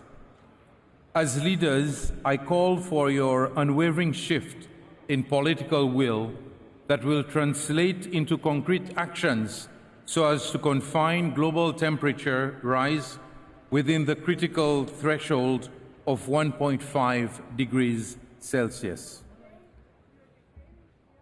Excellencies, ladies and gentlemen, small island developing states are on the front line of climate change, facing rising sea levels, coastal erosion, increased frequency of extreme weather events, and the loss of vital ecosystems. Whether we are high income, low income, or among the least developed countries, our specificities are the same, and what the industrialized nations emit have a direct impact on our coastlines and livelihoods. We are simply islands floating in the ocean, and therefore we must be treated as a unique and separate category when it comes to assisting us. I call on SEEDS to unite and support each other. As I speak, my country is experiencing devastating impacts of climate change, specifically damage to the coastline and critical coastal infrastructure caused by higher tides, frequent storm surges, and heavy rainfall. Coupled with other impacts, these are endangering the livelihoods of my people and our islands. A recent comprehensive survey only on the main populated granitic islands of the Seychelles, conducted by our technical teams, estimated that we need over 50 million USD for road infrastructure works and other measures to mitigate coastal erosion. Our updated NDC highlighted a further 600 million USD will be required over the next 10 years for both mitigation and adaptation sector, translating to 5% of GDP annually or 10% of the annual budget. If we are to add the disaster happening to our Coralline Islands, that figure could be doubled, let alone tripled. Like many seeds, 90% of the country's infrastructure and human activities occur along its low-lying coastal areas and are thus vulnerable to the impacts of climate change. The current trajectory means Seychelles' economy stands to be severely undermined, whereby forcing us to divert much-needed finance to environment protection instead of investing in education, health, sports, agriculture, food security, modernization, and giving our people a better standard of living. Ladies and gentlemen, we made history last year by establishing the Loss and Damage Fund, and this year we made history again by operationalizing the Loss and Damage Fund on the first day of this COP, with UAE and Germany pledging $100 million each. It is absolutely vital that this fund is equitable and genuinely helpful to countries that are experiencing climate-related disasters. It should be inclusive enough without limiting access to finance, especially for high-income seeds like Seychelles. We need less complicated and complex financial mechanisms that will allow us seeds to easily access those financial opportunities. Again, my call is to consider our special circumstances as islands in the middle of oceans. Seychelles, for example, is known to be outside the cyclone belt, and we are considered high income. But when a cyclone hits neighboring Madagascar or Mauritius, the effects of adverse weather conditions affect all our islands, including our capital. In April 2016, Fantala, a Category 5 cyclone, hit one of our islands 3 times, destroying everything, including the communication network and homes of workers, creating 2 new islands in the lagoon. The resulting tsunami of the earthquake of December 2004 in Sumatra, Indonesia, thousands of miles away, traveled all the way to Seychelles, destroying human life and coastal infrastructure. My point is very simple. Don't categorize islands into economic bands, but treat all islands in the same manner and allow all of us to have access to the loss and damage fund. We all lose from the damage you cause, yet we clean up our emissions and help mop up those of industrialized nations. The current criteria used to access concessionary finance puts seeds such as Seychelles at a severe disadvantage under the current labels. There is an urgent need to reform the multilateral international financial institutions to address the restrictive conditionalities. This reform is necessary to help fund climate change projects. In other words, finance needs to be more readily available, accessible, and affordable to support these projects. As the current chair of SEEDSTOCK and the African Island States Climate Commission, my plea to COP28 is for the developed world and the multilateral international financial institutions to have a fresh look at the seeds, which in fact are large oceanic states, and to take into account our respective particularities. Despite contributing very little to global emissions, seeds like Seychelles bear the brunt of the climate crisis.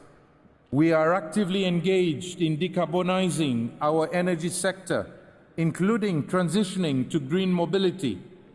Additionally, as a dedicated environment champion, Seychelles remains committed to safeguard its terrestrial and marine ecosystems. When I signed the United Nations High Seas Treaty, or the BBNJ, earlier this year at the UN, I smiled to myself because, in a sense, Seychelles had already ratified it, since we are already protecting 32% of the ocean under our care. We are protecting nearly 100% of our seagrass and that of our mangroves, and another 50% of our scarce land mass. Recent sightings of blue whales in our waters after more than 60 years' absence serves as evidence that our conservation efforts are creating a safe haven for marine life. The message is loud and clear. Seychelles is a committed partner that can be trusted. We believe in what we preach, and we walk the talk. The evidence is there. However, we cannot do it alone. We need the financial support of the whole world to help the 100,000 people on these islands in the middle of the Indian Ocean. Excellencies, ladies and gentlemen, the metaphorical hourglass is dwindling. COP28 presents a pivotal call to action to build climate resilience before the last grain of sand slips away. In unity and determination, let us seize this moment to reverse our course and forge a sustainable and resilient future for generations to come. Let's not leave anyone behind. I thank you. Thank you, Your Excellency. May I remind the speaker to maintain 3 minutes speaking time limit? Thank you. It is my pleasure to welcome His Excellency Mr. Recep Tayyip Erdogan, President of Turkey. Your Excellency, you have the floor.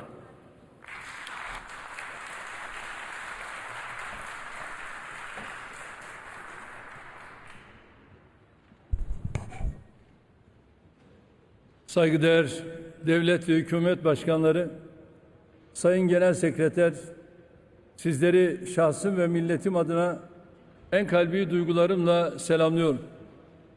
Zirve toplantımızın hayırlara vesile olmasını diliyorum. Samimi misafirperverlikleri için emirlik makamlarına teşekkür ediyorum. Dünyamız koronavirüs salgını ve Ukrayna-Rusya savaşının ardından şimdi de Gazze'deki katliamların acı sonuçlarıyla karşı karşıya bulunuyor. Türkiye tüm bu krizlerde barışın yanında olmuş, adalet ve hakkaniyet temelinde çözüm için çalışmıştır. İklim değişikliğine de bu perspektiften yaklaşıyoruz. Sera gazı emisyonunda tarihi sorumluluğumuz %1'in altında olmasına rağmen kendi imkanlarımızı kullanarak çok önemli adımlar atıyoruz. 2053 yılı itibariyle net sıfır emisyon hedefini gerçekleştirmeyi öngörüyoruz. 2030 senesine kadar emisyon azaltım hedefimizi 2 katına çıkardık. Bu kapsamda yıl sonu itibariyle ise 66,6 milyon ton karbondioksit emisyon azaltımı bekliyoruz. Toplam kurulu güç içerisinde yenilenebilir enerji kaynaklarının payını %55'e yükselttik. Bu oranla Avrupa'da 5. dünyada ise 12. sırada yer alıyoruz. Jeotermal kurulu gücünde Avrupa'da 1. dünyada 4.'yüz. Hidroelektrik santrali kurulu gücünde ise Avrupa'da 2. dünyada 9. sıradayız. Hidrojen teknolojileri stratejimizi uygulamaya aldık. Ayrıca net sıfır emisyon hedefi bağlamında çelik, alüminyum, çimento ve gübre sektörleri karbonsuzlaşma yol haritamızı tamamladık. 2053'te yenilenebilir enerjinin payını %69'a çıkarmayı planlıyoruz. Eşimin himayesinde başlatılan sıfır atık projesiyle atıkların geri kazanım oranını 2035 yılında %60'a taşıyacağız. Tüm bu çalışmaların maliyetinin yüksekliği hepimizin malumudur. İklim finansmanı kaynaklarına ve teknoloji transferi imkanlarına daha adil şekilde erişebilmemiz bu bakımdan büyük önem arz ediyor. 6 Şubat'ta yaşadığımız deprem felaketine rağmen ne ekonomide ne de iklim değişikliğiyle mücadeledeki hedeflerimizden hiçbir zaman kopmadık. 14 milyon insanımızı ve 11 ilimizi olumsuz etkileyen depremlerin yol açtığı yaraları hamdolsun hızla sarıyoruz. Şehirlerimizin yeniden inşasında da çevreyi korumak, iklim ve çevre dostu yapılar inşa etmek önceliklerimizin başında yer almaktadır. Değerli dostlar, iklim kriziyle ilgili görüşlerimizi paylaşırken hemen yanı başımızda Filistin topraklarında yaşanan insani krize değinmeden geçemeyiz. İsrail saldırıları sonucu çoğunluğu çocuk ve kadın 16 bini aşkın Filistinli masum sivilin hayatını kaybetmesi hiçbir şekilde meşru gösterilemez. Gazze'de yaşananlar insanlık suçudur, savaş suçudur ve bu suçu işleyenlerden uluslararası hukuk önünde mutlaka hesap sorulmalıdır. Son gelişmelerle birlikte 1967 sınırları temelinde başkenti Doğu Kudüs olan bağımsız, egemen ve toprak bütünlüğüne haiz bir Filistin devletinin kurulmasının ehemmiyetini hep birlikte tekrar gördük. Türkiye olarak bunun tesis ve temini noktasında her türlü sorumluluğu almaya hazırız.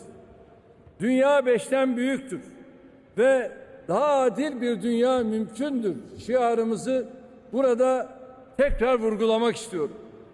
Bu düşüncelerle sözlerime son verirken kıymetli kardeşlerim Devlet Başkanı Sayın Muhammed bin Zayed ve Devlet Başkan Yardımcısı Dubái Emiri Muhammed El Maktum başta olmak üzere zirvemizin düzenlenmesinde emeği geçen herkese teşekkürlerimi sunuyorum.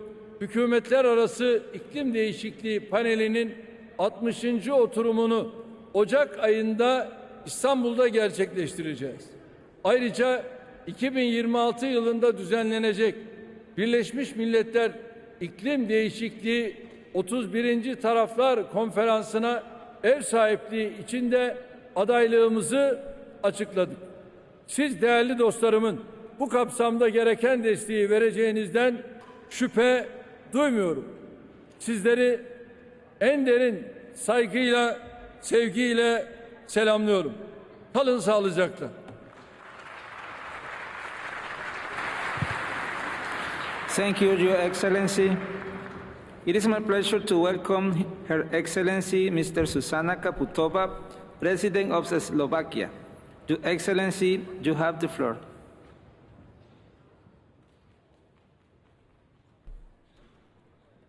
Mr. President, Excellencies, ladies and gentlemen, the findings of the global stocktake are clear.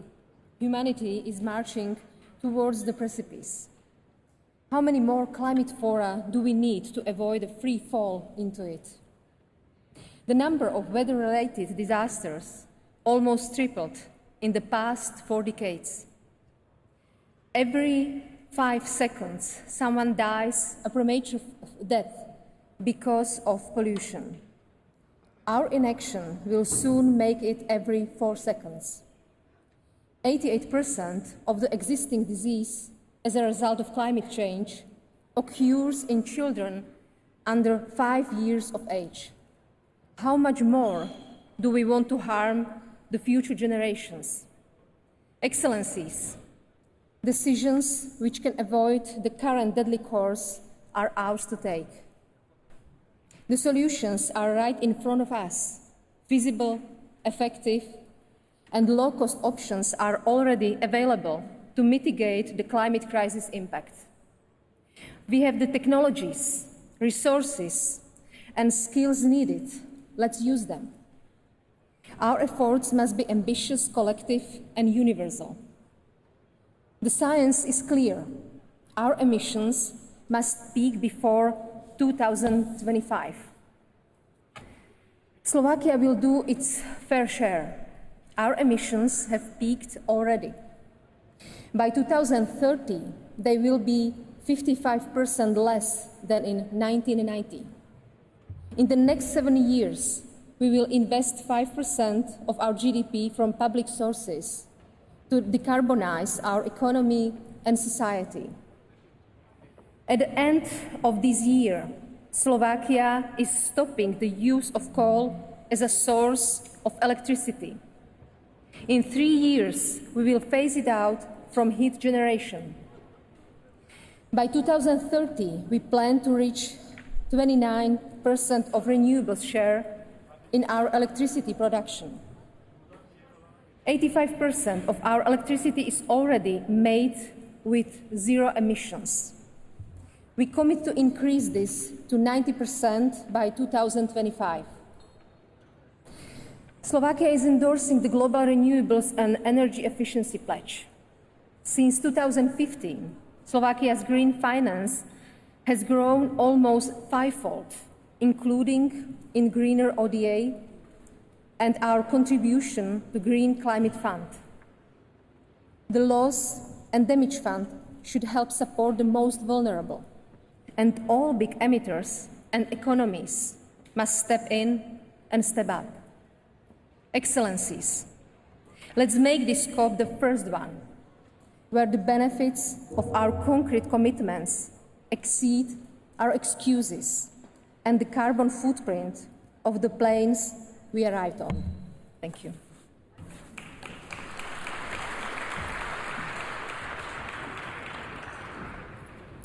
I thank you, Your Excellency, for your statement.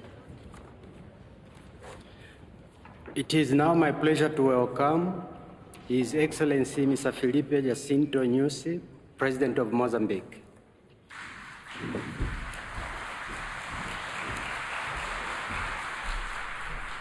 Your Excellency, you have the floor. Senhor Presidente, Excelências, minhas senhoras e meus senhores, é com elevada honra e satisfação em representação do povo e governo de Moçambique, uso a palavra nesta sessão de abertura da COP28 com o objetivo de rever o que fizemos nos últimos anos para, em conjunto, reorientarmos a nossa agenda na ação climática. Moçambique, apesar de contribuir com menos de 0,5% em emissões dos gases de efeito estufa, está entre 10 países que sofrem dos efeitos adversos de mudanças climáticas. As intempéries registradas de janeiro a março deste ano, que inclui o ciclone Fred, o mais duradouro, causou morte de 306 pessoas, afetou cerca de 1,3 milhões de pessoas e destruiu diversas infraestruturas econômicas, sociais e produtivas. Neste contexto, nós apoiamos iniciativas inovadoras de financiamento como de conversão da dívida pela ação climática e acesso ao financiamento concessional aos países em desenvolvimento. Moçambique aderiu à iniciativa africana dos mercados de carbono e iniciamos a elaboração de um plano de ativação do mercado de carbono. Estamos em negociações com alguns países para assinar um acordo de venda dos resultados de redução de emissões. Considerando o potencial que Moçambique tem a gerar créditos de carbono, principalmente nos setores florestal, agrícola, de energias renováveis, bem como na economia azul, adotamos uma regulamentação nacional para projetos de rede mais e em 2018 fomos o primeiro país a receber benefícios com a certificação de 1,9 milhão de créditos de carbono. Em termos do uso de energias renováveis para a produção de energia elétrica, em Moçambique, cerca de 70% da energia produzida vem de fontes hídricas, 14% de gás natural e 16% de restantes fontes com destaque para a energia solar. Sendo esta a primeira COP, após o Acordo de Paris, a fazer balanço global da situação em termos de mitigação das mudanças climáticas, aproveitamos a oportunidade para instar as partes a honrarem os compromissos assumidos de apoiar os países que pouco contribuem às emissões de gases de efeito estufa, mas possuem recursos domésticos limitados para financiar a ação climática. Ainda instamos as diferentes instituições governamentais e não governamentais para aumentar o financiamento às ações de investigação e inovação tecnológica, porque com o conhecimento científico, as comunidades poderão saber como melhor se adaptar às mudanças climáticas. Excelências, adiar a ação climática hoje é um claro investimento na destruição de forma irreversível do nosso planeta e da humanidade. Termino convidando os parceiros privados e públicos para se juntar a nós na viabilização da iniciativa para a gestão sustentável e integrada da floresta de Miombo, lançada com a Declaração de Maputo. O Miombo, com os seus recursos de conhecimentos, porque a mudança climática são uma das ameaças à floresta Miombo, um ecossistema rico em biodiversidade. E estamos a agendar uma conferência internacional no próximo ano para discutirmos sobre Miombo e assim darmos a nossa contribuição para o sequestro de carbono. E muito obrigado a todos pela atenção.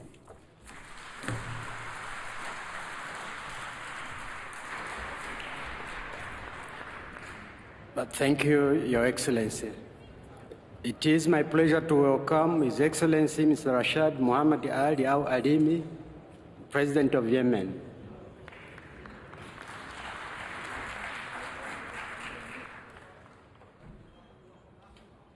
Your Excellency, you have the floor. بسم الله الرحمن الرحيم. صاحب السمو الشيخ محمد بن زايد رئيس دولة الإمارات العربية المتحدة، أصحاب الجلالة والفخامة والسمو رؤساء الدول والحكومات، السيد أنطونيو غوتريش أمين عام الأمم المتحدة، السيد رئيس المؤتمر، الحضور جميعا. في البداية أود أن أعرب عن خالص التقدير وأصدق التهاني للأشقاء في دولة الإمارات العربية المتحدة على التنظيم والاستضافة الكريمة لهذه القمة العالمية الرفيعة، والشكر موصول أيضا للأمم المتحدة وأمينها العام على جهوده المنسقة مع الأطراف المعنية من أجل الوصول إلى هذه المحطة الجديدة لمواجهة المخاطر المتسارعة التي تهدد حاضر ومستقبل كوكبنا. السيدات والسادة، منذ نحو عام التقينا على أرض مصر الكنانة من أجل الأهداف ذاتها التي تضعنا في كل مرة أمام مسؤوليات ثقيلة والتزامات حاسمة يجب الوفاء بها لحماية كوكبنا في ظل تزايد مخاطر التغيرات المناخية مع كل ارتفاع جديد في درجات الحرارة التي وصلت ذروتها القياسية هذا العام. وها نحن اليوم نجتمع في رحاب مدينة دبي في دولة الإمارات العربية المتحدة التي عرفت طريقها مبكراً للتحول نحو الحيازات الخضراء بإلهام من مؤسسها الراحل الشيخ زايد بن سلطان آل نهيان طيب الله ثراه، على أمل أن نرى تقدماً حقيقياً في الجهود الجماعية لخفض الانبعاثات وبناء القدرة على التكيف وتعزيز تمويل برامج المناخ، وخصوصاً ذلك الموجه إلى دولنا الأقل نمواً التي تزداد خسائرها عاماً بعد عام. أصحاب الجلالة والفخامة والسمو، السيدات والسادة، في الشهر الماضي شاركنا أهلنا في محافظات المهرة وسقطرى وحضرموت أياماً عصيبة في قلب أسوأ عاصفة مدارية شهدها بلدنا المنكوب بحرب الميليشيات الحوثية المدعومة من النظام الإيراني. لقد جعل إعصار تيج الذي تعرضت له بلادي مدناً بأكملها معزولة عن محيطها، وتسببت بأضرار جسيمة في الخدمات الأساسية، كما جرفت الفيضانات حيازات زراعية واسعة ودفعت مؤقتاً بآلاف السكان بعيداً عن منازلهم ليضافون إلى ملايين المشردين من بطش الميليشيات الحوثية الإرهابية على مدى السنوات العشر الماضية. إن اليمن أيتها السيدات أيها السادة يواجه تحديات أمنية واقتصادية وسياسية بالغة الصعوبة جراء الحرب المستمرة التي ترفض الميليشيات الحوثية كل المبادرات لوقفها وإنهاء المعاناة الإنسانية الأسوأ في العالم، وهو ما يجعل الجهد الوطني في التصدي لمخاطر التغير المناخي أمر في غاية التعقيد. وفي بلادنا ساهمت الحاجة للكهرباء في ظل ظروف الحرب القاهرة إلى إطلاق جهد مجتمعي واسع للتحول نحو الطاقة الشمسية التي قد تصل قدرتها التراكمية إلى نحو 400 ميجاوات على مستوى البلاد. وهنا يجب التوقف باعتزاز وتقدير لمساهمة أشقائنا في دولة الإمارات العربية المتحدة في دعم مشاريع الطاقة المتجددة التي دخلت الحزمة الأولى منها في مدينة عدن بقدرة 120 ميجاوات، على أمل زيادة هذه المشاريع إلى 1000 ميجاوات. كما أننا نخطط لزراعة 1,000,000 شجرة سدر في 10 محافظات ضمن مبادرة الأمير محمد بن سلمان للشرق الأوسط الأخضر. أتمنى لكم التوفيق جميعاً لتحقيق كل الأهداف التي اجتمعنا من أجلها، والسلام عليكم ورحمة الله وبركاته. I thank you, Your Excellency, for your statement. It is my pleasure to welcome His Excellency Dr. Hage Geoffrey Giengo, President of Namibia.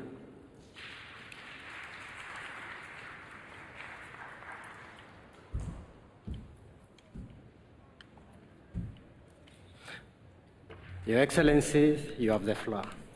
Thank you. Your Excellency, President, United Arab Emirates, allow me to extend sincere gratitude to His Highness, President Naham, the people of the UAR, for graciously hosting the 28th United Nations Conference of Parties. I wish to commend the visionary efforts of the UAE government in championing sustainable development and environmental protection.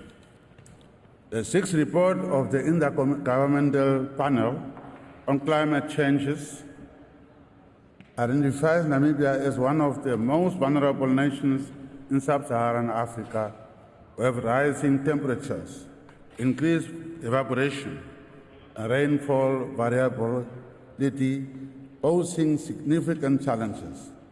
Therefore, for the drought-prone country like Namibia, climate change stands as a formidable obstacle to achieving the Sustainable Development Goals. The estimated cost for implementing our nationally determined contributions is $15 billion by 2030, with 90% of it contingent on financial support from the multilateral financing windows under UN FCCC. Namibia has established a world-class blended finance infrastructure fund that is ready to receive climate financing today to facilitate necessary action we need. Our national adaptation plan is enhanced by the announcement Namibia made 3 years ago during the 75th General Assembly, boldly signaling our intention to leverage innovative financial tools to mobilize sustainable climate financing to combat climate change. 1 year later in Glasgow, Scotland, on the margins of COP26, we announced the development of large-scale green hydrogen projects that will provide the world with the clean molecules needed to decarbonize hard-to-abate sectors. Today, as part of our efforts to build green industrial clusters in Namibia, we are developing more than 9 hydrogen projects. To do so successfully, we must deploy more than $20 billion to give future generations a fighting chance against a warming climate. Ladies and gentlemen, as we enter the inauguration global stock stage, Namibia emphasizes that the process should help us to identify gaps in financial support needed, the support that was provided so far since the adoption of the Paris Conference in 2015 to date. Finally, COVID-28 provides a platform for nations to strengthen partnerships, share knowledge, and collectively tackle the global challenges posed by climate change.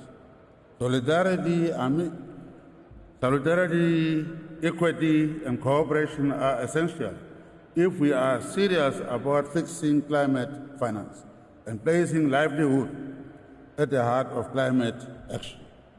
Let us seize this moment at COP28 to avert a climate catastrophe. Let us seize this moment by taking bold decisions that will protect our planet for generations to come.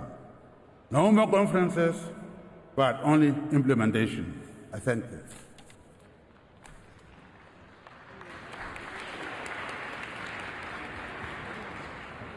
Thank you, Your Excellency. It is my pleasure to welcome His Excellency Mr. Nikos Christodoulides, President of Cyprus. Your Excellency, you have the floor. Excellencies, distinguished guests, I would like to take this opportunity to express my deepest appreciation to the government of the United Arab Emirates for hosting and steering the work of COP28 and indeed for its leadership on climate change.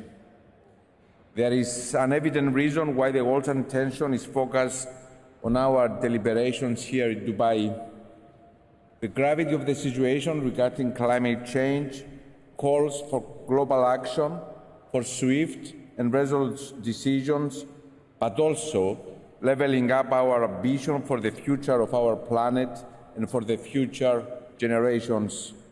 It is a global challenge that recognizes no borders and can only be addressed through multilateral cooperation.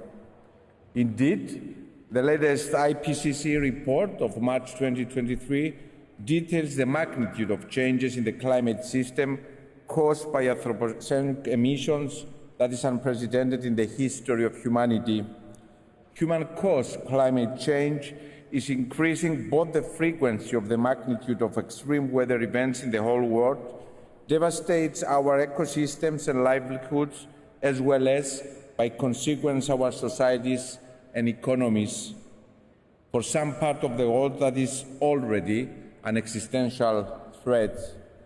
Excellencies, Cyprus, situated at the heart of the Eastern Mediterranean and the Middle East, an area that is highly vulnerable to the impact of climate change, is experiencing these effects at higher levels than the global averages. During the last few years, we have witnessed higher frequency and extent of huge wildfires, droughts, and floods, as well as prolonged periods of extreme heat waves.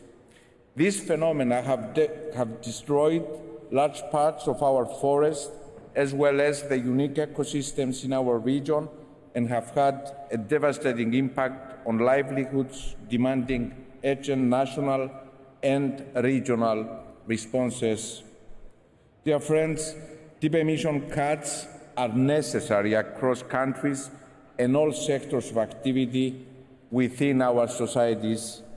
It is clear that we must act urgently, decisively, and collectively.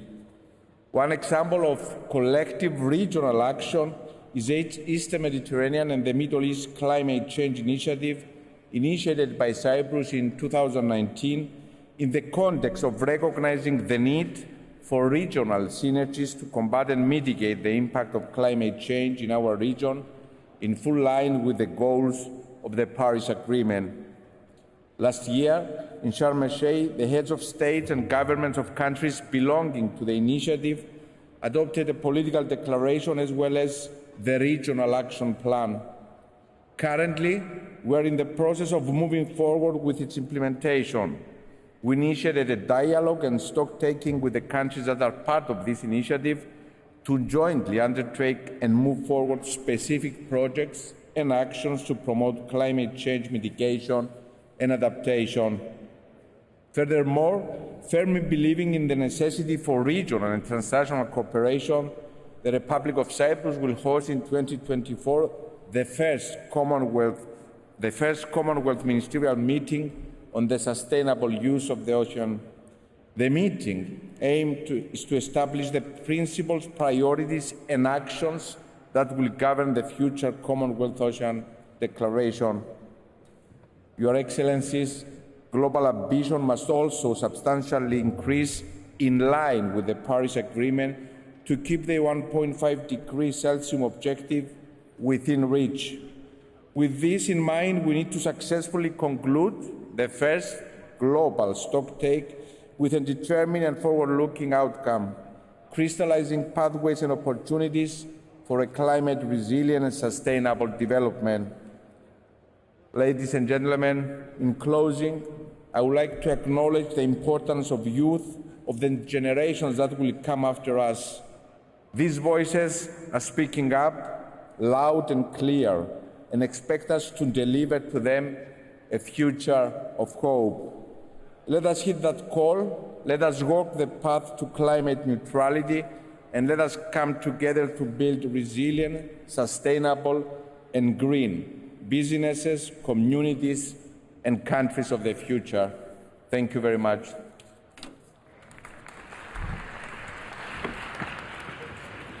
I thank you, Your Excellency, for your statement. It is my pleasure to welcome His Excellency Mr. Vehegin Kuchturan, President of Armenia.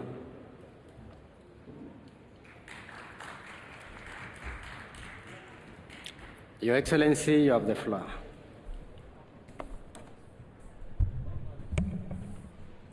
Mr. President, Excellencies, ladies and gentlemen, I would like to congratulate the President of the United Arab Emirates, His Highness Sheikh Mohammed bin Zayed Al Nahyan, and the government of United Arab Emirates on excellent organization of the COP28.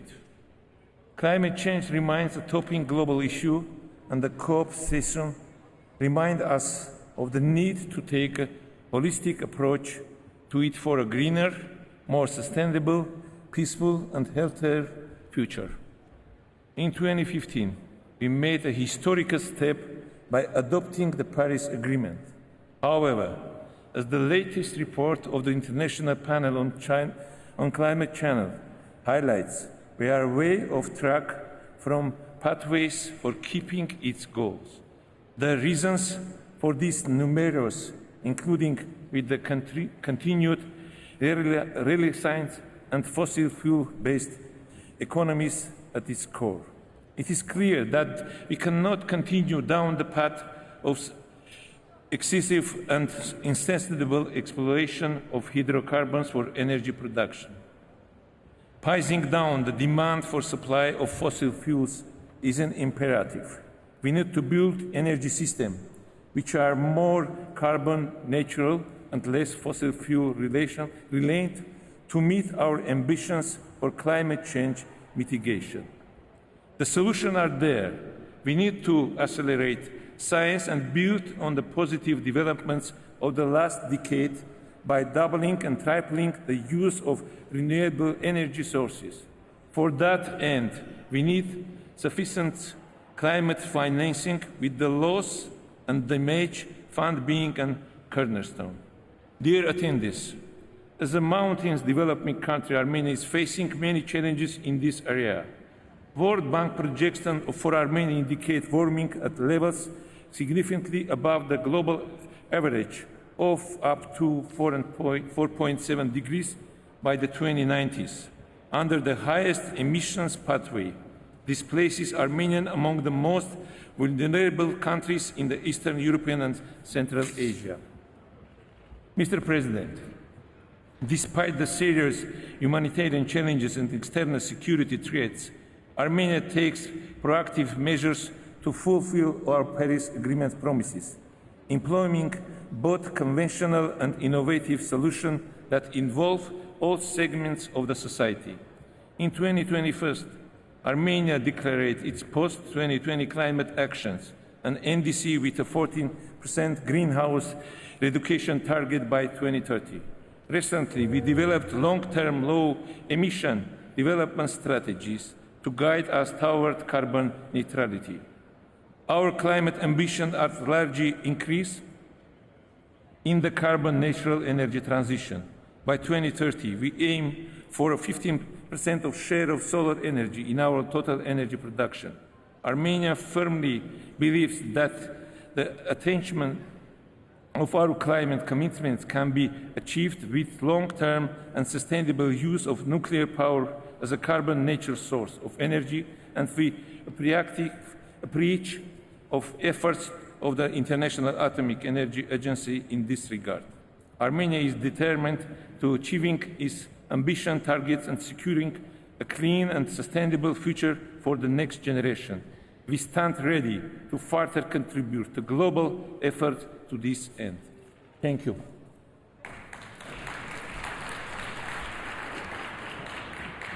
I thank you, Your Excellency, for your statement.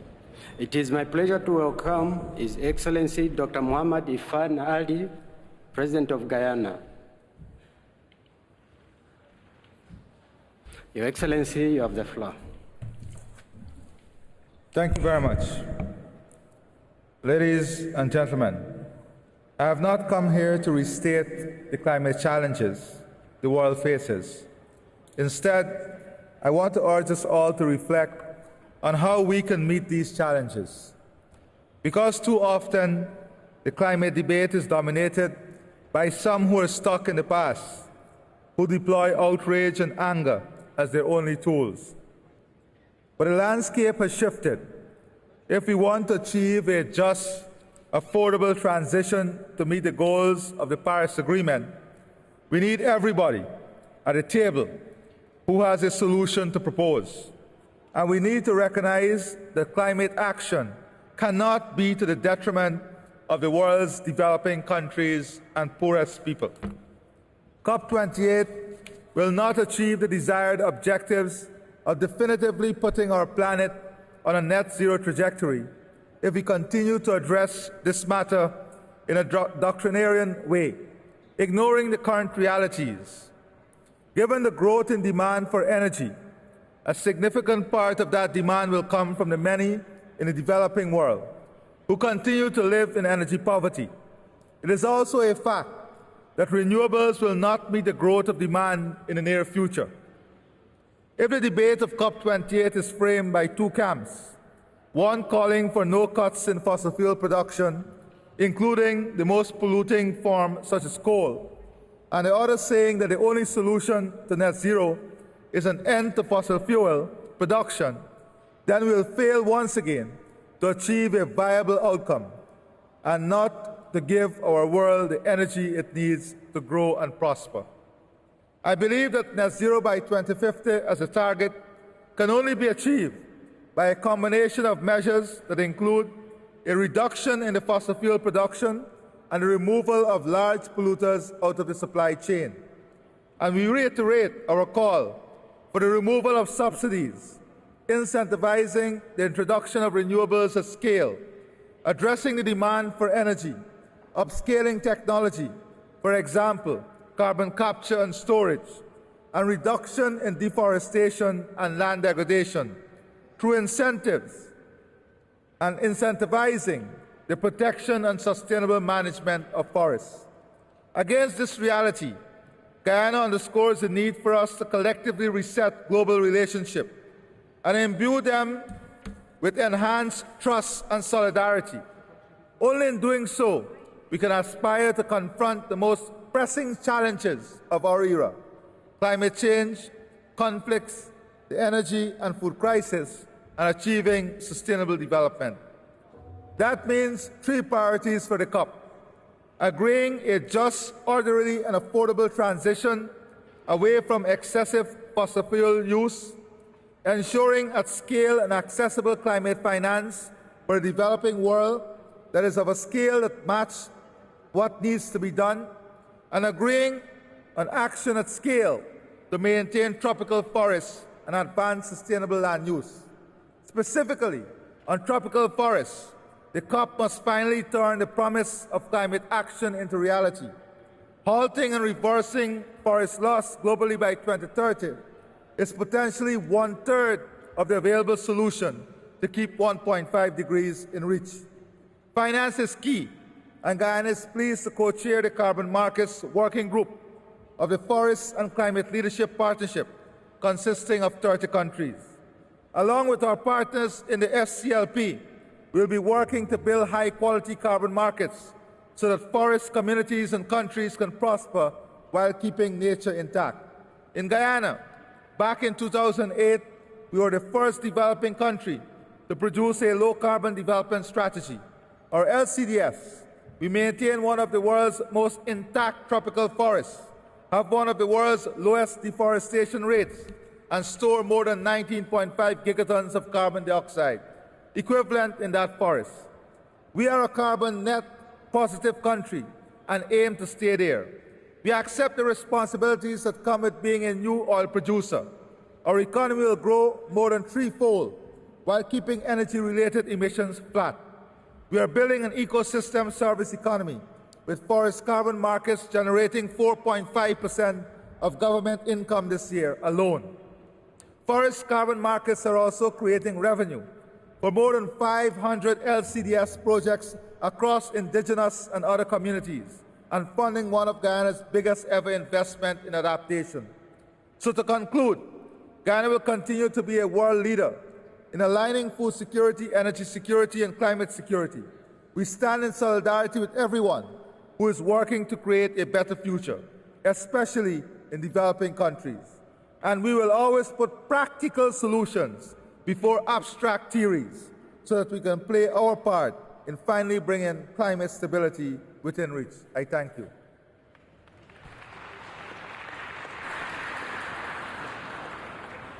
I thank you, Your Excellency, for your statement. It is my pleasure to welcome His Excellency Mr. Emmanuel Macron, the President of France.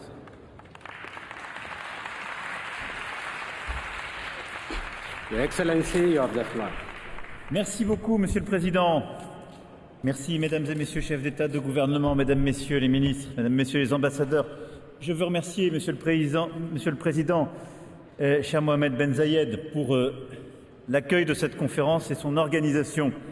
Tout protocole observé, je voulais essayer de ne pas répéter beaucoup de choses qui ont été déjà dites, même si c'est toujours difficile, et en particulier dans les discours d'ouverture, mais de faire quelques points d'action sur le moment où nous parlons et ce qu'il convient de faire dans les prochains mois et prochaines années. Il me semble que la priorité des priorités est que les pays les plus avancés sortent des énergies fossiles.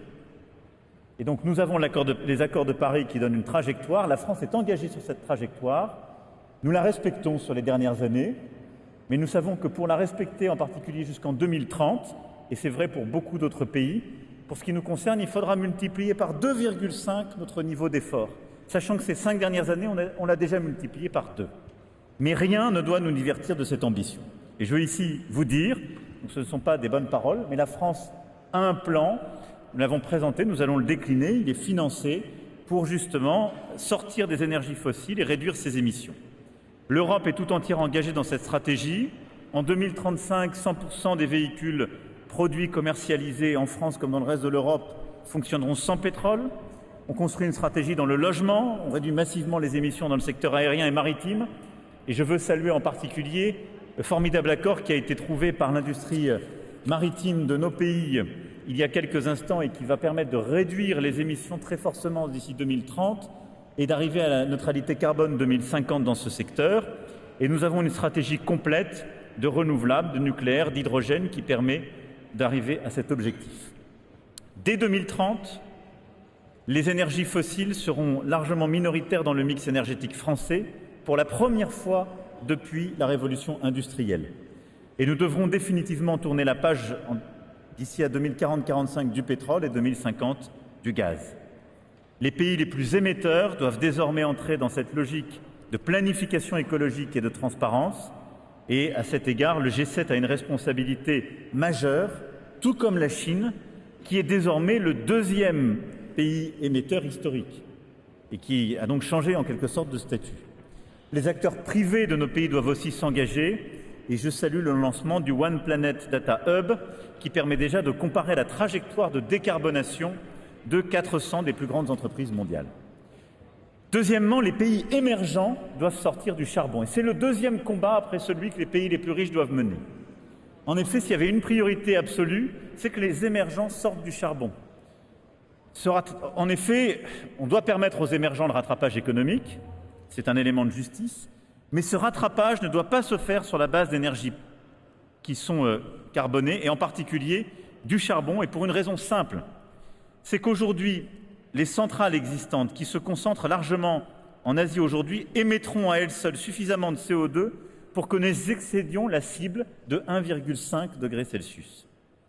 Et donc, alors même que nous devrions chaque année retirer des capacités de production d'énergie basées sur le charbon, au moment où je vous parle, nous avons 500 gigawatts de nouvelles capacités de charbon qui sont en cours de planification. Et donc, s'il y a une absurdité au moment où nous nous parlons, s'il y a une vraie absurdité, elle est sur le charbon. Et donc nous devons engager un virage absolu, majeur, complet sur ce sujet.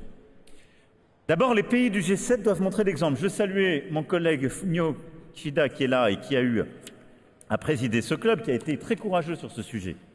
Mais les pays du G7 doivent montrer l'exemple et s'engager à mettre fin au charbon chez eux avant les autres, c'est-à-dire avant 2030.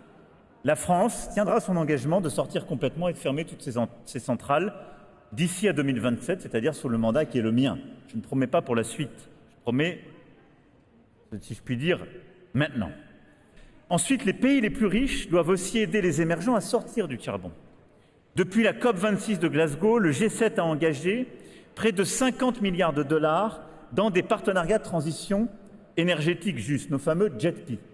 On l'a fait avec l'Indonésie, le Vietnam, l'Afrique du Sud. Ce sont de bonnes méthodes. Il faut les poursuivre et les généraliser pour partout aider à sortir du charbon.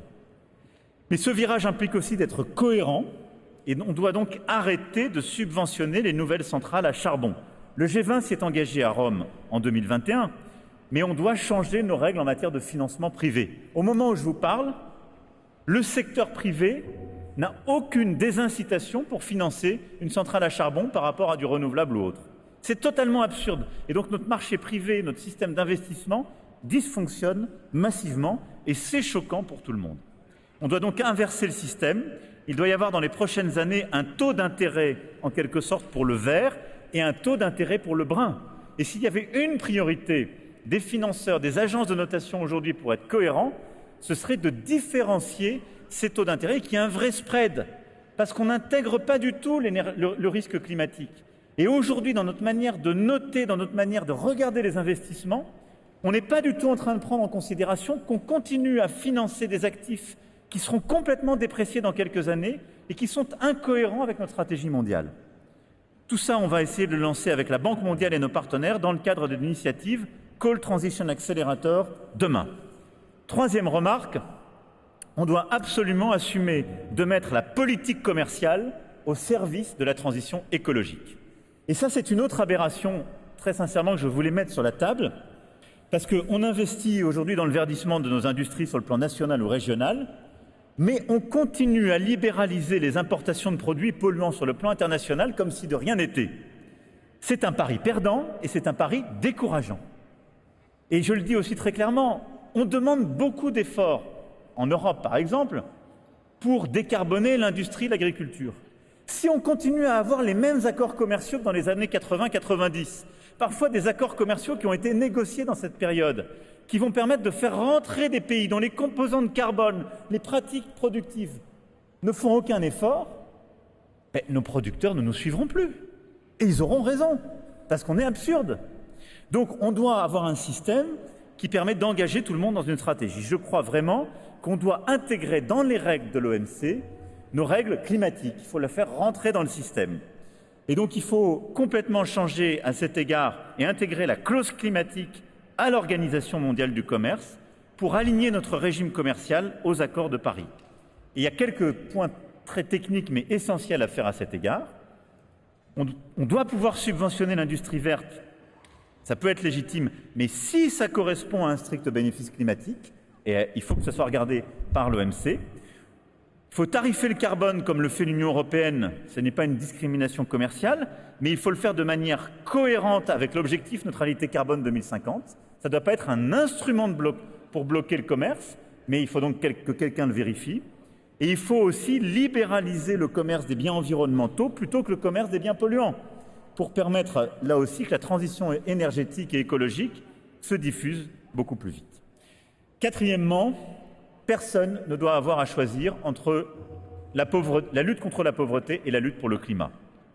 Cette petite révolution, c'est celle qu'on a lancée il y a quelques mois à Paris, c'est ce pacte de Paris pour les peuples et la planète. On ne doit pas choisir entre le climat et la lutte contre la pauvreté, chacun doit choisir son chemin, il faut plus d'argent public et il faut plus mobiliser l'argent privé. On fera le point à 6 mois de ce pacte et il sera publié à l'occasion de cette COP. Macky Sall va devenir donc l'envoyé spécial officiel de ce pacte avec un secrétariat assuré par l'OCDE. Mais d'ores et déjà, on a pu mobiliser beaucoup plus d'argent commun en mobilisant plus la Banque mondiale et le FMI, je les en remercie. J'invite tous ceux qui ne l'ont pas fait à redistribuer leurs droits de tirage spéciaux du FMI. D'ores et déjà, on a pu mobiliser 110 milliards de dollars qui permettent de lancer dans 11 pays aujourd'hui des programmes spéciaux. Et ces programmes permettent de prévenir les incidents climatiques et de lutter contre la pauvreté. Il faut généraliser cela et c'est cet engagement de meilleure mobilisation que nous avons aussi lancé avec le Premier ministre Modi. Tout ça, plus largement, doit nous conduire à une transformation de l'architecture financière internationale qui a été pensée à une époque où beaucoup de pays qui sont présents dans cette salle n'existaient pas. Et il faut donc leur redonner une voix pour que ce soit juste, pleinement inclusif, et cette transformation profonde de notre gouvernance est une priorité. Ensuite, je voulais insister sur un point, nous ne devons pas perdre de vue la nécessité de monter en puissance sur l'adaptation. L'adaptation des modèles agricoles, notamment en Afrique, est un sujet clé. La Grande Muraille verte progresse et je m'en félicite. Et nous ne perdons pas de vue cet engagement dans lequel nous avons mobilisé il y a un peu plus de 2 ans, plus de 13 milliards de dollars avec le roi Charles à l'époque et la communauté internationale. Nous avons également annoncé que nous investirions 150 millions d'euros dans le prochain cycle du Fonds international de développement agricole. Et je veux ici inviter tous les pays présents à participer en décembre à la reconstitution du FIDA, qui va jouer un rôle clé dans la réconciliation justement de l'objectif agricole et de l'objectif climatique. Et c'est un combat indispensable, parce qu'on ne peut pas demander aux pays africains de choisir entre le climat et la production agricole. Il faut faire les deux en même temps, avec des modèles soutenables. Et la guerre en Ukraine nous a fait toucher du doigt que le modèle n'était pas soutenable. Parce qu'on a plein de pays qui, pour que leur modèle produise, avaient besoin d'engrais azotés, d'engrais phosphatés. Donc on doit les aider à produire chez eux davantage, à avoir un modèle productif, mais beaucoup plus décarboné. Et tout ça est un élément clé. C'est dans cet agenda que nous allons aussi lancer demain avec le Kazakhstan un One Planet sur la question de l'eau qui s'organisera en septembre prochain. Je me félicite des avancées qui ont été obtenues lors de cette COP, Président, sur les pertes et préjudices. La France financera jusqu'à 100 millions d'euros en fonction des éléments de gouvernance ce sujet. Mais je voulais insister sur quelques points à cet égard, parce que le débat avait beaucoup monté à Sharm el-Sheikh sur les pertes et préjudices. Il a été beaucoup porté par mon ami Mia Motley, qui a fait un travail formidable. Mais il faut qu'on fasse attention sur ce sujet à plusieurs points. D'abord, ne confondons pas la situation des pays à revenus intermédiaires et des pays pauvres. On a besoin de ce fonds, mais il devra d'abord aller vers les pays les plus pauvres. On a surtout besoin d'une réforme en profondeur de notre système assurantiel et réassurantiel face aux risques climatiques. Et ça pour les pays à revenus intermédiaires qui en ont besoin. Ce fonds doit nous permettre de faire cette réforme, d'avoir un buffer, une garantie. Mais on devra avoir des mécanismes qu'il faut distinguer selon les catégories de pays. Il faut tout de suite se le dire. Il faudra une gouvernance simple et claire, lisible. Mais il faudra aussi qu'on ait une approche pays par pays. Par exemple, nous allons mettre en place un premier partenariat pays sur l'adaptation et les pertes et préjudices avec le Bangladesh. La France y investira 1 milliard d'euros, donc vous voyez beaucoup plus que ce qu'on met déjà sur le fonds, parce que c'est une approche spécifique pays. On investira 1 milliard d'euros, le Fonds monétaire international y ajoutera près d'1,5 milliard de dollars grâce aux droits de tirage spéciaux, et c'est un élément clé de ce laboratoire qu'on veut faire sur les pertes et préjudices, mais il faudra une approche là aussi, pays par pays. Au-delà de cela, il nous faut pour cela une vraie taxation internationale. Et avec la Barbade, le Kenya et plusieurs autres, nous avons lancé, nous lançons officiellement lors de cette COP, une task force internationale qui devra justement proposer, rendre ses conclusions au G20 de Rio pour mettre en place une taxation internationale lors de la COP30. C'est une nécessité si on veut un vrai résultat. Parce qu'on a besoin de lever plus d'argent pour financer notre lutte contre les inégalités et pour le climat. Enfin, le climat et la biodiversité sont indétachables. Et donc, pour cela, il nous faut insister sur le fait que nous devons continuer le combat pour la nature.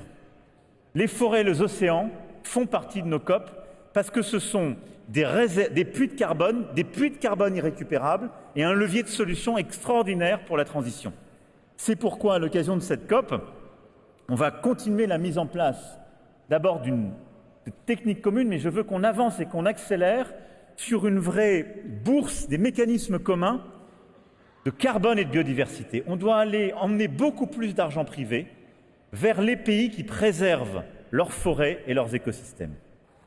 On a lancé ça à Libreville en début d'année. On va conclure avec la Papouasie-Nouvelle-Guinée, la Guinée et le Congo, les premiers, justement, packages nationaux forestiers. Et l'idée, c'est de dire on met des crédits publics et privés sur les pays qui préservent leurs forêts. Parce qu'aujourd'hui, on n'avait pas cette technique, et donc on met beaucoup d'argent pour faire de la reforestation, mais tout pousse des pays pauvres ou émergents à détruire leurs forêts aujourd'hui pour financer des activités économiques beaucoup plus rentables. C'est une urgence de mettre de l'argent dans ces approches pays par pays et d'avoir une méthodologie commune. Et nous investirons 500 millions d'euros dans les 4 prochaines années dans la protection des forêts suivant cette méthode. Et puis évidemment, c'est l'océan qui est aussi une priorité. Nous aurons l'honneur d'accueillir la conférence des Nations Unies sur l'océan en 2025. Notre ambition est d'élaborer un véritable compact pour l'océan avec du droit prescriptif, des changements internationaux très profonds pour préserver dans nos zones économiques exclusives, mais aussi au grand large, la biodiversité, pour mieux réguler justement la pêche et lutter contre la pêche illicite et réduire les pollutions en mer. Voilà les quelques éléments clés que je voulais ici apporter au débat. qui sont à la fois des solutions, des engagements de la France et des préoccupations sur lesquelles on doit accélérer l'agenda commun. Merci beaucoup, Monsieur le Président, pour votre attention, Mesdames et Messieurs.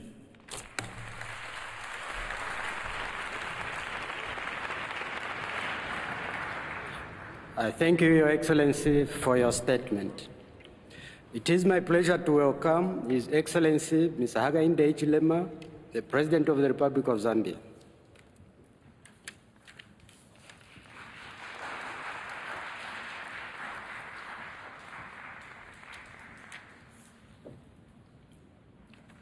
Your Excellency, you have the floor. Thank you very much, Your Highness Sheikh Mohammed bin Zayed Al Nahyan, President of the UAE, Your Excellencies, Head of State and Government, Secretary General of the United Nations, Executive Secretary of the United Nations Framework Convention on Climate Change, Mr. Simon Steele, distinguished guests, ladies and gentlemen, it's a great honor and privilege for me to address you all at this very important climate summit. I also wish to thank the government, the people of UAE for their hospitality to all the delegations since we came here. We've all been looked after very well.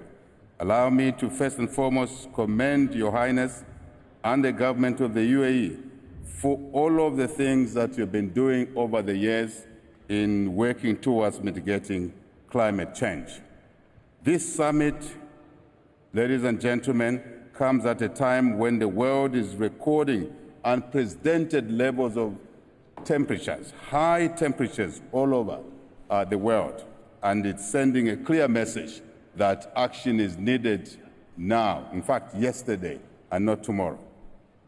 We, as Africa, as Zambia, are clear that this summit comes at a time when we cannot tolerate, absolutely not, any lack of action or suboptimal actions at this stage if we are to save our globe from climate damage. It is clear that only a paradigm shift going forward, will enable us to address the challenge of climate change effectively and ensure that we avert the devastating effects thereof. We have been on a business as usual path for too long. We cannot continue. Your Excellencies, let me hasten to say that the just transition is inevitable. And in Africa, we have already embarked on a journey where we are working towards ensuring that our energy mix comes from a renewable source base that is acceptable and will meet the minimums that are required to save our planet. We need strong international collaboration in this respect in order for us to successfully undertake the completion of the first global stocktake under the Paris Agreement. We look forward to strengthened commitments that will inform immediate and future climate action, including clear pathways to achieve emission reductions, enhance resilience, and the necessary finance flows to all the needy countries, especially the developing countries. It is also very important that confidence in this multilateral process is restored by delivering on previous commitments that were made. Zambia and Africa as a whole boast of resources, forests, that can help mitigate climate change. But it's very important that as we do what we call carbon trading, one, the markets must be structured, clearly structured, and very, very, very unambiguous. Number two, the pricing of the carbon credits is standardized so that the providers of those resources and the communities that live around there can get a fair return for looking after these forests, for the work they've been doing and the dependence they have on these forests. And only then are we able to attract those communities into the mitigation measures that are necessary.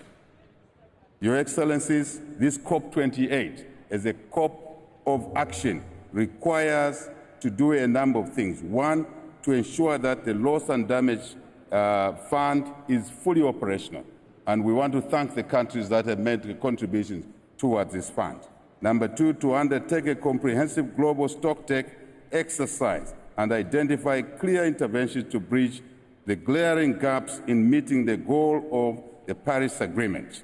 Number three, adopt a robust framework on the global goal on adaptation, complete with indicators to ensure that we can collectively track progress in building resilience. Number four, Your Excellencies, share experiences and best practices, especially the countries of the North that have advanced in this area already need to share these best practices with the developing countries. And finally, Your Highness, you can count on the support of the African group of negotiators and Zambia in ensuring that we support all efforts needed to mitigate the negative effects of climate change. As failure is not an option, we all have to succeed, and we have a responsibility to act correctly. I thank you for your kind attention.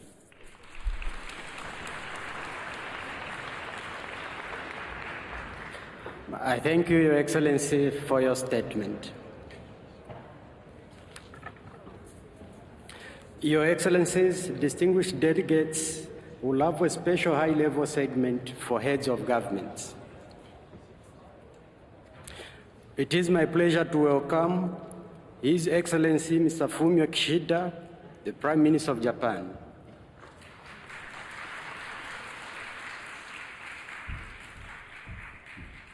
Your Excellency, you have the floor.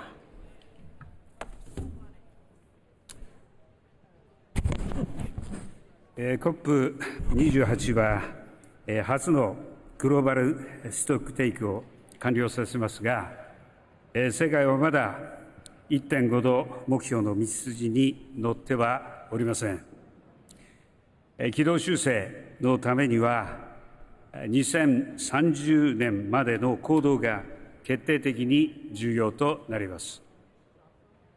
2050年ネットゼロの達成、全温室効果ガスを対象とする経済全体の総量削減目標の設定、および2025年までの世界全体の排出量ピークアウトのすべてが必要です。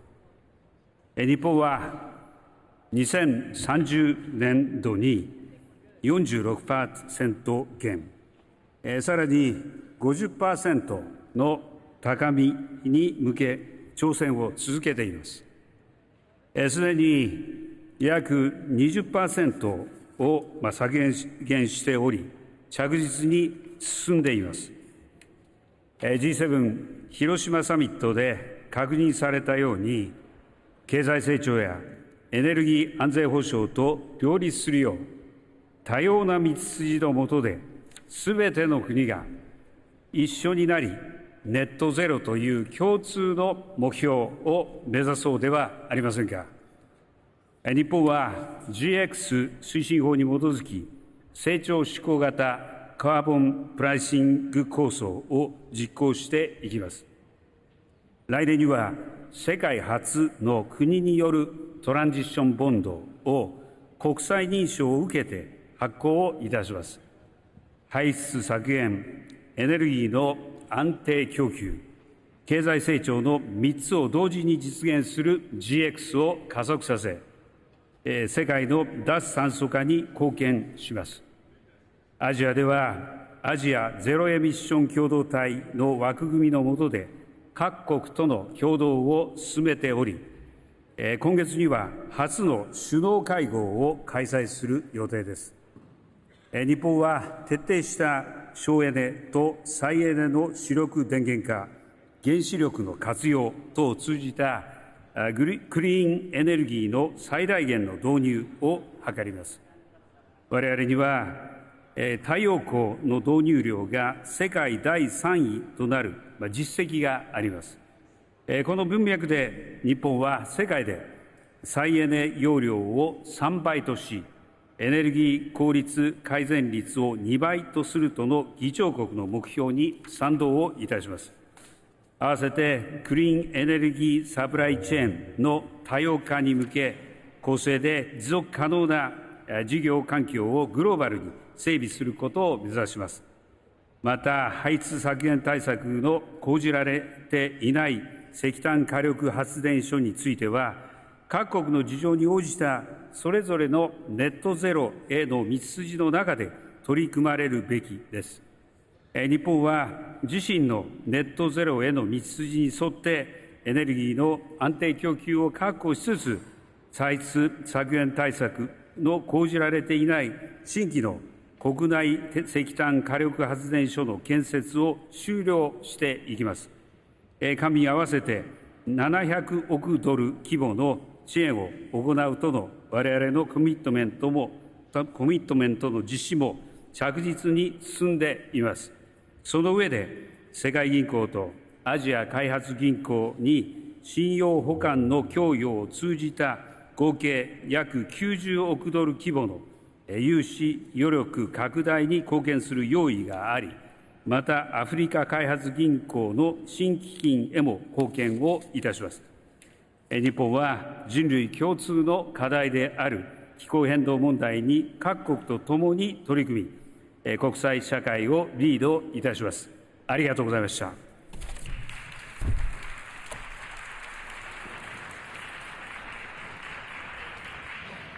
I thank you, Your Excellency, for your statement. It is my pleasure to welcome His Excellency Mr. Abiy Ahmed Ali, the Prime Minister of Ethiopia.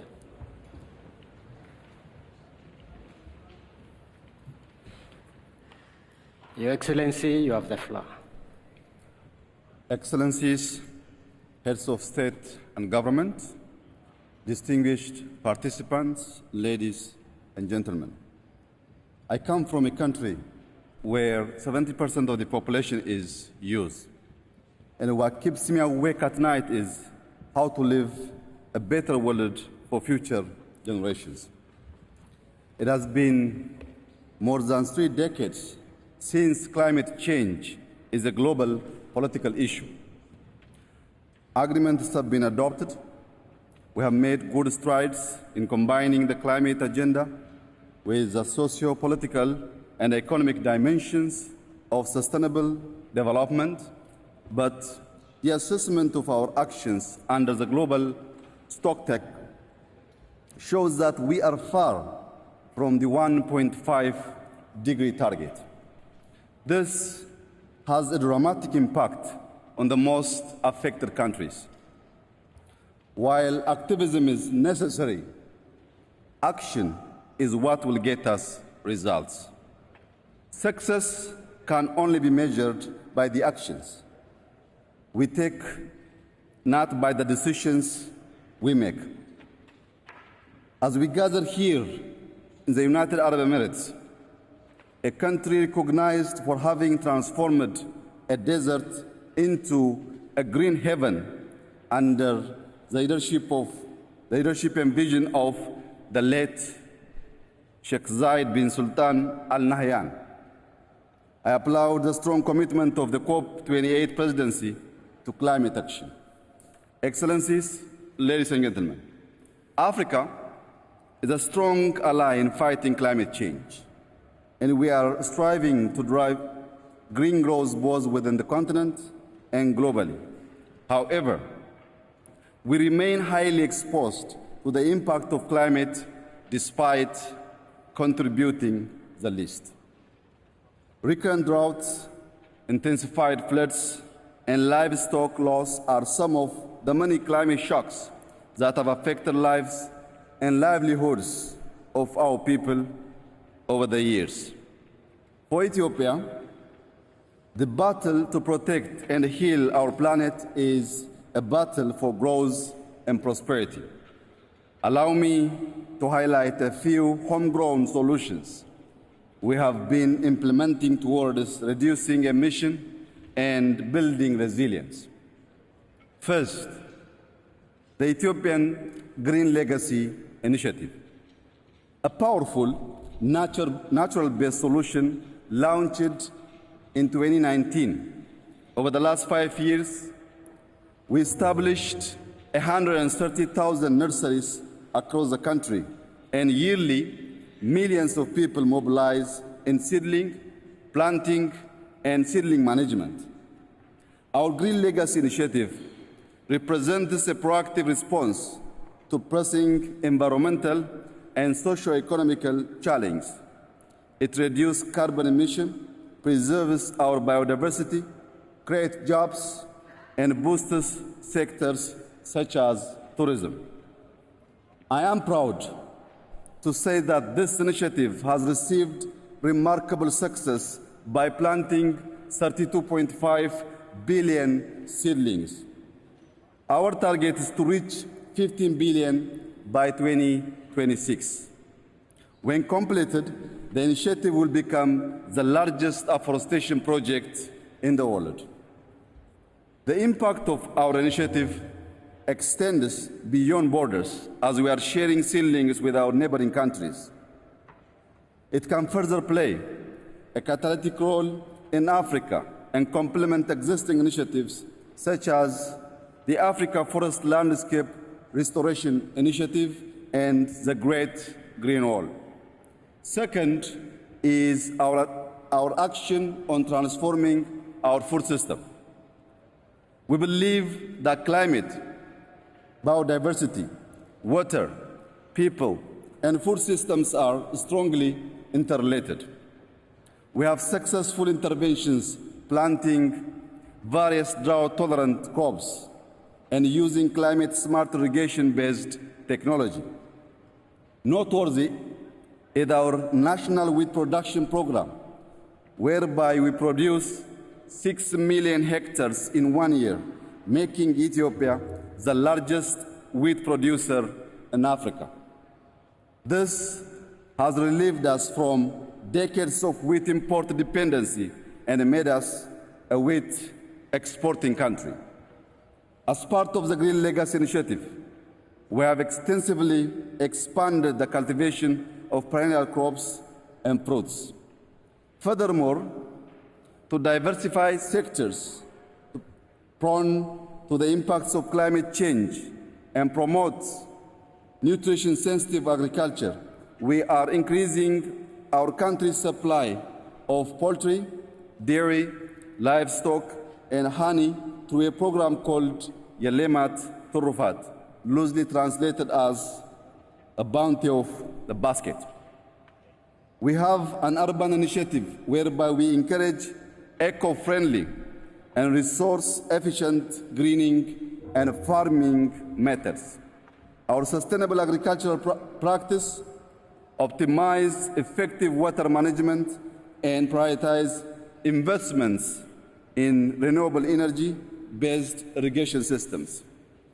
Third, we have been investing extensively in renewable and green energy resources. Ethiopia has the potential to generate over 60,000 megawatts of clean energy by expanding hydropower, solar, wind, and geothermal sources.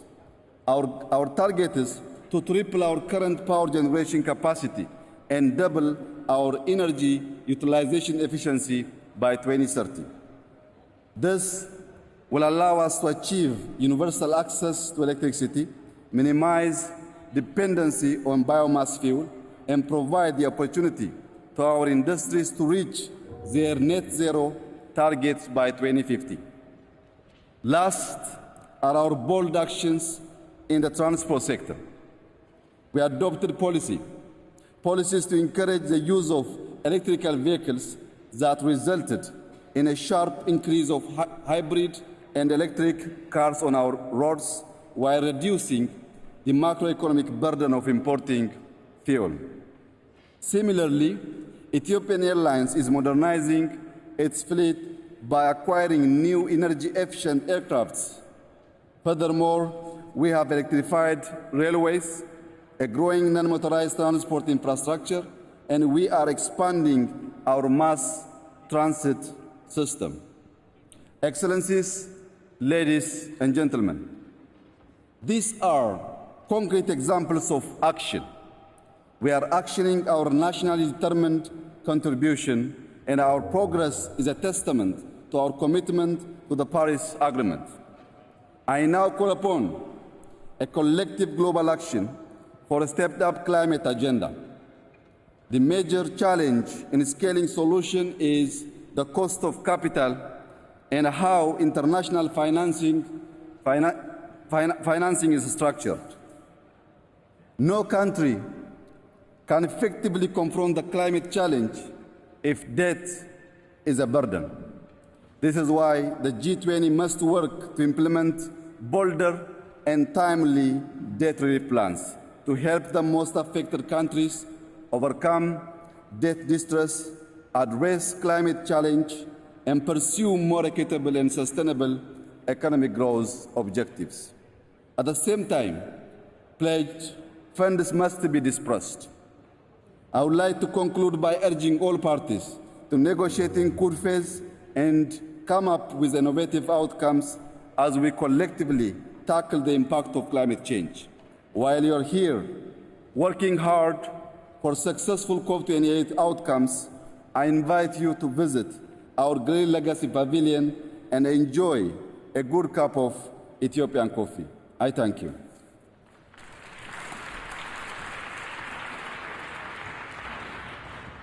I thank you, Your Excellency, for your statement.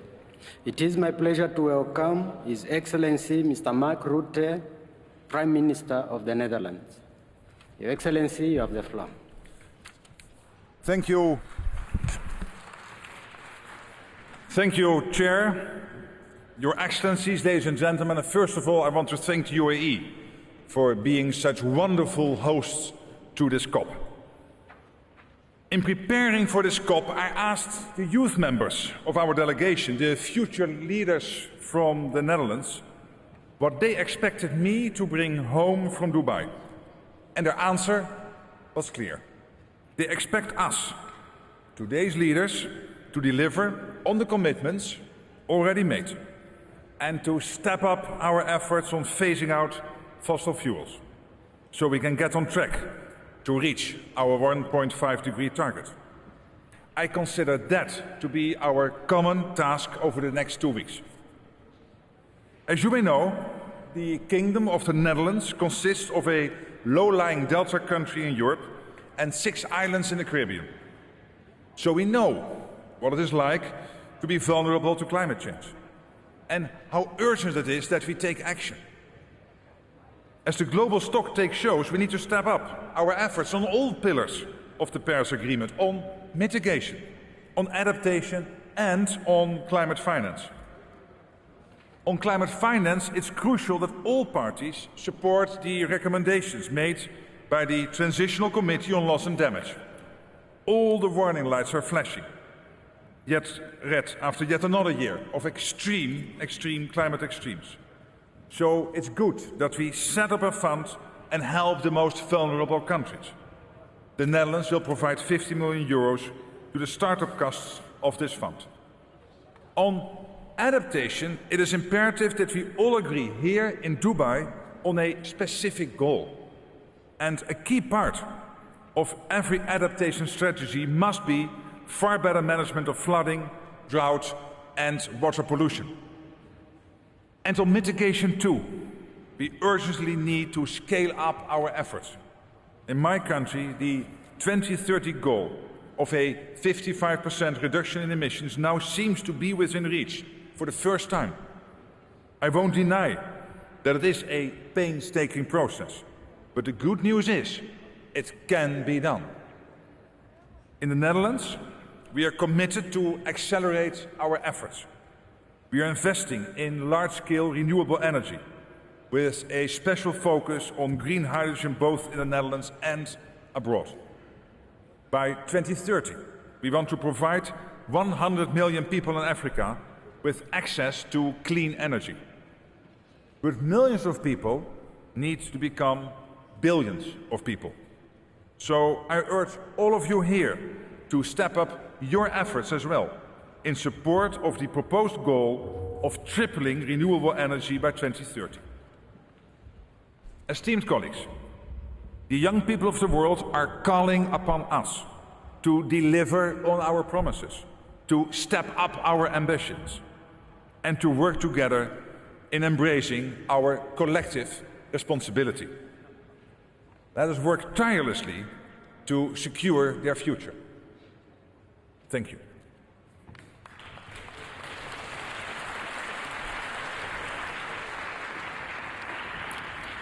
I thank you, Your Excellency, for your statement. It is my pleasure to welcome His Excellency Mr. Pedro Sánchez Perez Castellón, the President of the Government of Spain. Your Excellency, you have the floor. Excelencias, la COP de Dubái debe ser la oportunidad en estos próximos años. Esta debe ser, sin duda, y es el firme deseo de España. No soy un iluso, la emergencia climática está causando estragos y estamos lejos de cumplir los objetivos marcados en París, pero esta COP nos ofrece una oportunidad de adoptar una nueva agenda climática reforzada, justa y equitativa, que venga marcada por el resultado del balance mundial en las 3 agendas climáticas. Por tanto, aprovechémosla. Primero, en financiación, porque necesitamos una nueva arquitectura que facilite el acceso a los fondos, que elimine las trabas, que identifique nuevas oportunidades. Debemos incluir los objetivos climáticos en el centro de las políticas económicas y fiscales, desarrollar los mercados de carbono robustos, atajar el problema de la deuda, aumentar el espacio fiscal para los países más vulnerables y también tenemos que trabajar en una nueva fiscalidad internacional que se rija por el principio de quien contamina paga y crear entornos propicios para fomentar inversiones, innovación y cooperación climática. Para apoyar a nuestros socios, además de los fondos que anunciamos en la Cumbre de Acción Climática de Nueva York, hoy quiero anunciar una nueva contribución de 20 millones de euros para el nuevo Fondo de Pérdidas y Daños, además de los 5 millones de euros que ya aprobamos para la puesta en marcha de la red Santiago. Y además es urgente parar la deforestación y, en concreto, evitar la degradación medioambiental de la Amazonía. Por eso, vamos a destinar este año 2 millones de euros al proyecto de bonos medioambientales sostenibles y socialmente responsables Amazonía Siempre, para apoyar a Brasil, a Colombia, a Ecuador y a Perú. En segundo lugar, en mitigación tenemos que mantenernos en el límite de seguridad del 1,5 grados centígrados, es decir, que el pico global de emisiones debe llegar al máximo en el año 2025 y estas deben caer con fuerza en el resto de la década. Y para ello son 3 las medidas imprescindibles que debemos aplicar simultáneamente. En primer lugar, triplicar la capacidad de generación de energía renovable de cara al año 2030, doblar los objetivos de eficiencia energética esta misma década y poner fin a la producción y al consumo de combustibles fósiles para la energía. Tenemos tecnologías para replantearnos las infraestructuras energéticas y cumplir con estos objetivos y, en ese sentido, mi país, España, ya ha aumentado su compromiso de reducción de emisiones de gases de efecto invernadero hasta un 56% y el objetivo de energía renovable en la generación eléctrica hasta un 81%, con la meta de cerrar el año 2025 como nuestra última central térmica de carbón en España. Y, por último, en adaptación y resiliencia necesitamos que el objetivo del Acuerdo de París sea operativo y medible. Tenemos que explorar vías para potenciar y también para adaptarnos más allá de nuestros planes nacionales. Por eso España apoya las iniciativas del Secretario General para tener sistemas de alerta temprana para todos y su acelerador de portafolio de proyectos de adaptación. Concluyo diciendo, Excelencias, que nuestros avances colectivos demuestran que todavía tenemos una oportunidad de salvar el planeta, pero tenemos que elevar nuestra ambición, nuestro compromiso y lograrlo creo que está al alcance de la humanidad. Nada más y muchas gracias.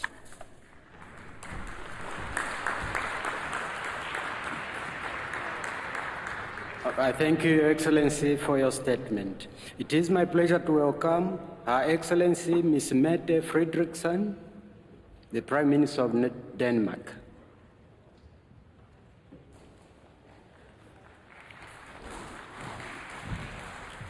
Your Excellency, you have the floor. Ladies and gentlemen, dear friends, much is being said and written about the time we are currently living in. A time of conflict and competition, where new wars are testing us, while old conflicts continue to create despair for millions of civilians around the world. Where global tensions are reaching new highs, while inflation, poverty, food insecurity remain unsolved challenges. And in the middle of all this division, We are facing the biggest common challenge we have yet seen, climate change. Challenge that no country or continent can face alone. The easy thing would be to put off the difficult decisions, because it simply requires too much of us. That can, of course, never be the answer. Therefore, we need to take upon the responsibility, show what we are capable of, how we can turn things around if we choose to work together. And the developed countries and the biggest emitters have to do the most. No country in the world has the right to say, we are doing enough. That also goes for my own country. We all need to do more. At this COP, Denmark has 3 focus points. We are working for an agreement to phase out fossil fuels, global targets to triple renewable energy, and double energy efficiency. And we need to do more for those countries that are hit the hardest by climate change. Access to financing, that has to be a key pillar on climate action. That is why we contribute to mobilize more than 1% of the $100 billion pledge. And that is why Denmark, of course, welcomes the Abu Dhabi Agreement on Loss and Damage. Now, allow me to share a few words on behalf of the Faroe Islands and Greenland. The Faroe Islands are a seafaring nation. We need to expand the efforts of energy transition in the maritime sector to include fishing vessels. Communities in Greenland experience some of the worst effects by climate change, even though they have contributed the least. In the Arctic, climate change is happening 4 times faster. And on behalf of the people of Greenland, including the Inuit people, let us act. Ladies and gentlemen, COP28 is our chance to act, to keep the 1.5-degree target alive, and to secure a livable planet for generations to come. We need to do more. Thank you.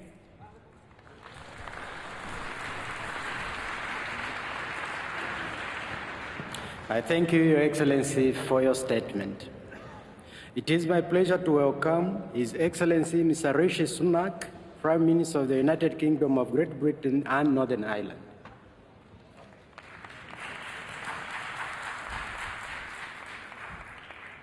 Your Excellency, you have the floor. As we conclude the first global stocktake, we must be brutally honest. Although we've made great progress together, the world is just not moving fast enough. Climate science shows that we're off track, and climate politics is close to breaking point, because the gap between pledges and delivery is undermining credibility. While we make new commitments here, major emitters must dramatically accelerate delivery of what they've already promised. We all need to do more. And we must address the disconnect between lofty rhetoric on stages like this and the reality of people's lives around the world. And the way to do that is by delivering a truly just transition. Let me be clear, the United Kingdom is totally committed to net zero, the Paris Agreement, and to keeping 1.5 alive. That's why we've decarbonised faster than any other major economy. Our 2030 target means the deepest cuts of any major emitter, and we're determined to deliver. But instead of putting more pressure on working people, we're choosing a pragmatic new approach. We're ramping up renewables and embracing the opportunities of technology and green industry, because we've shown that you can cut emissions while growing the economy and creating jobs. Now, those facing the worst impacts of climate change are desperate for the world to do more. So we're also working to deliver a just transition globally. And that means more support for those most in need. The UK is already one of the largest global climate donors, and we're tripling our adaptation finance. I've announced a further £1.6 billion for the Green Climate Fund, the UK's biggest single international climate commitment. And today, we've gone further with an additional £1.6 billion of support for clean energy and innovation, and to deliver on the historic Glasgow Forest deal, because we can't get to net zero without nature. This also includes up to £60 million for loss and damage, £40 million of which is for the new fund. And to succeed, the fund must be open to all sources of support. And because the UK is a world-leading green finance centre, we're also helping to unlock trillions in private finance to meet this need and keep 1.5 degrees within reach.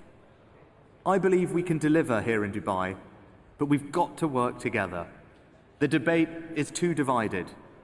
Developed versus developing, ambition on mitigation versus finance for transition and adaptation. The truth is simple. We need both. In place of division, we need ambitious collective action, like we promised in Paris and Glasgow. That's how we'll get back on track, by bringing everyone with us. Because a truly just transition leaves absolutely no one behind. Thank you.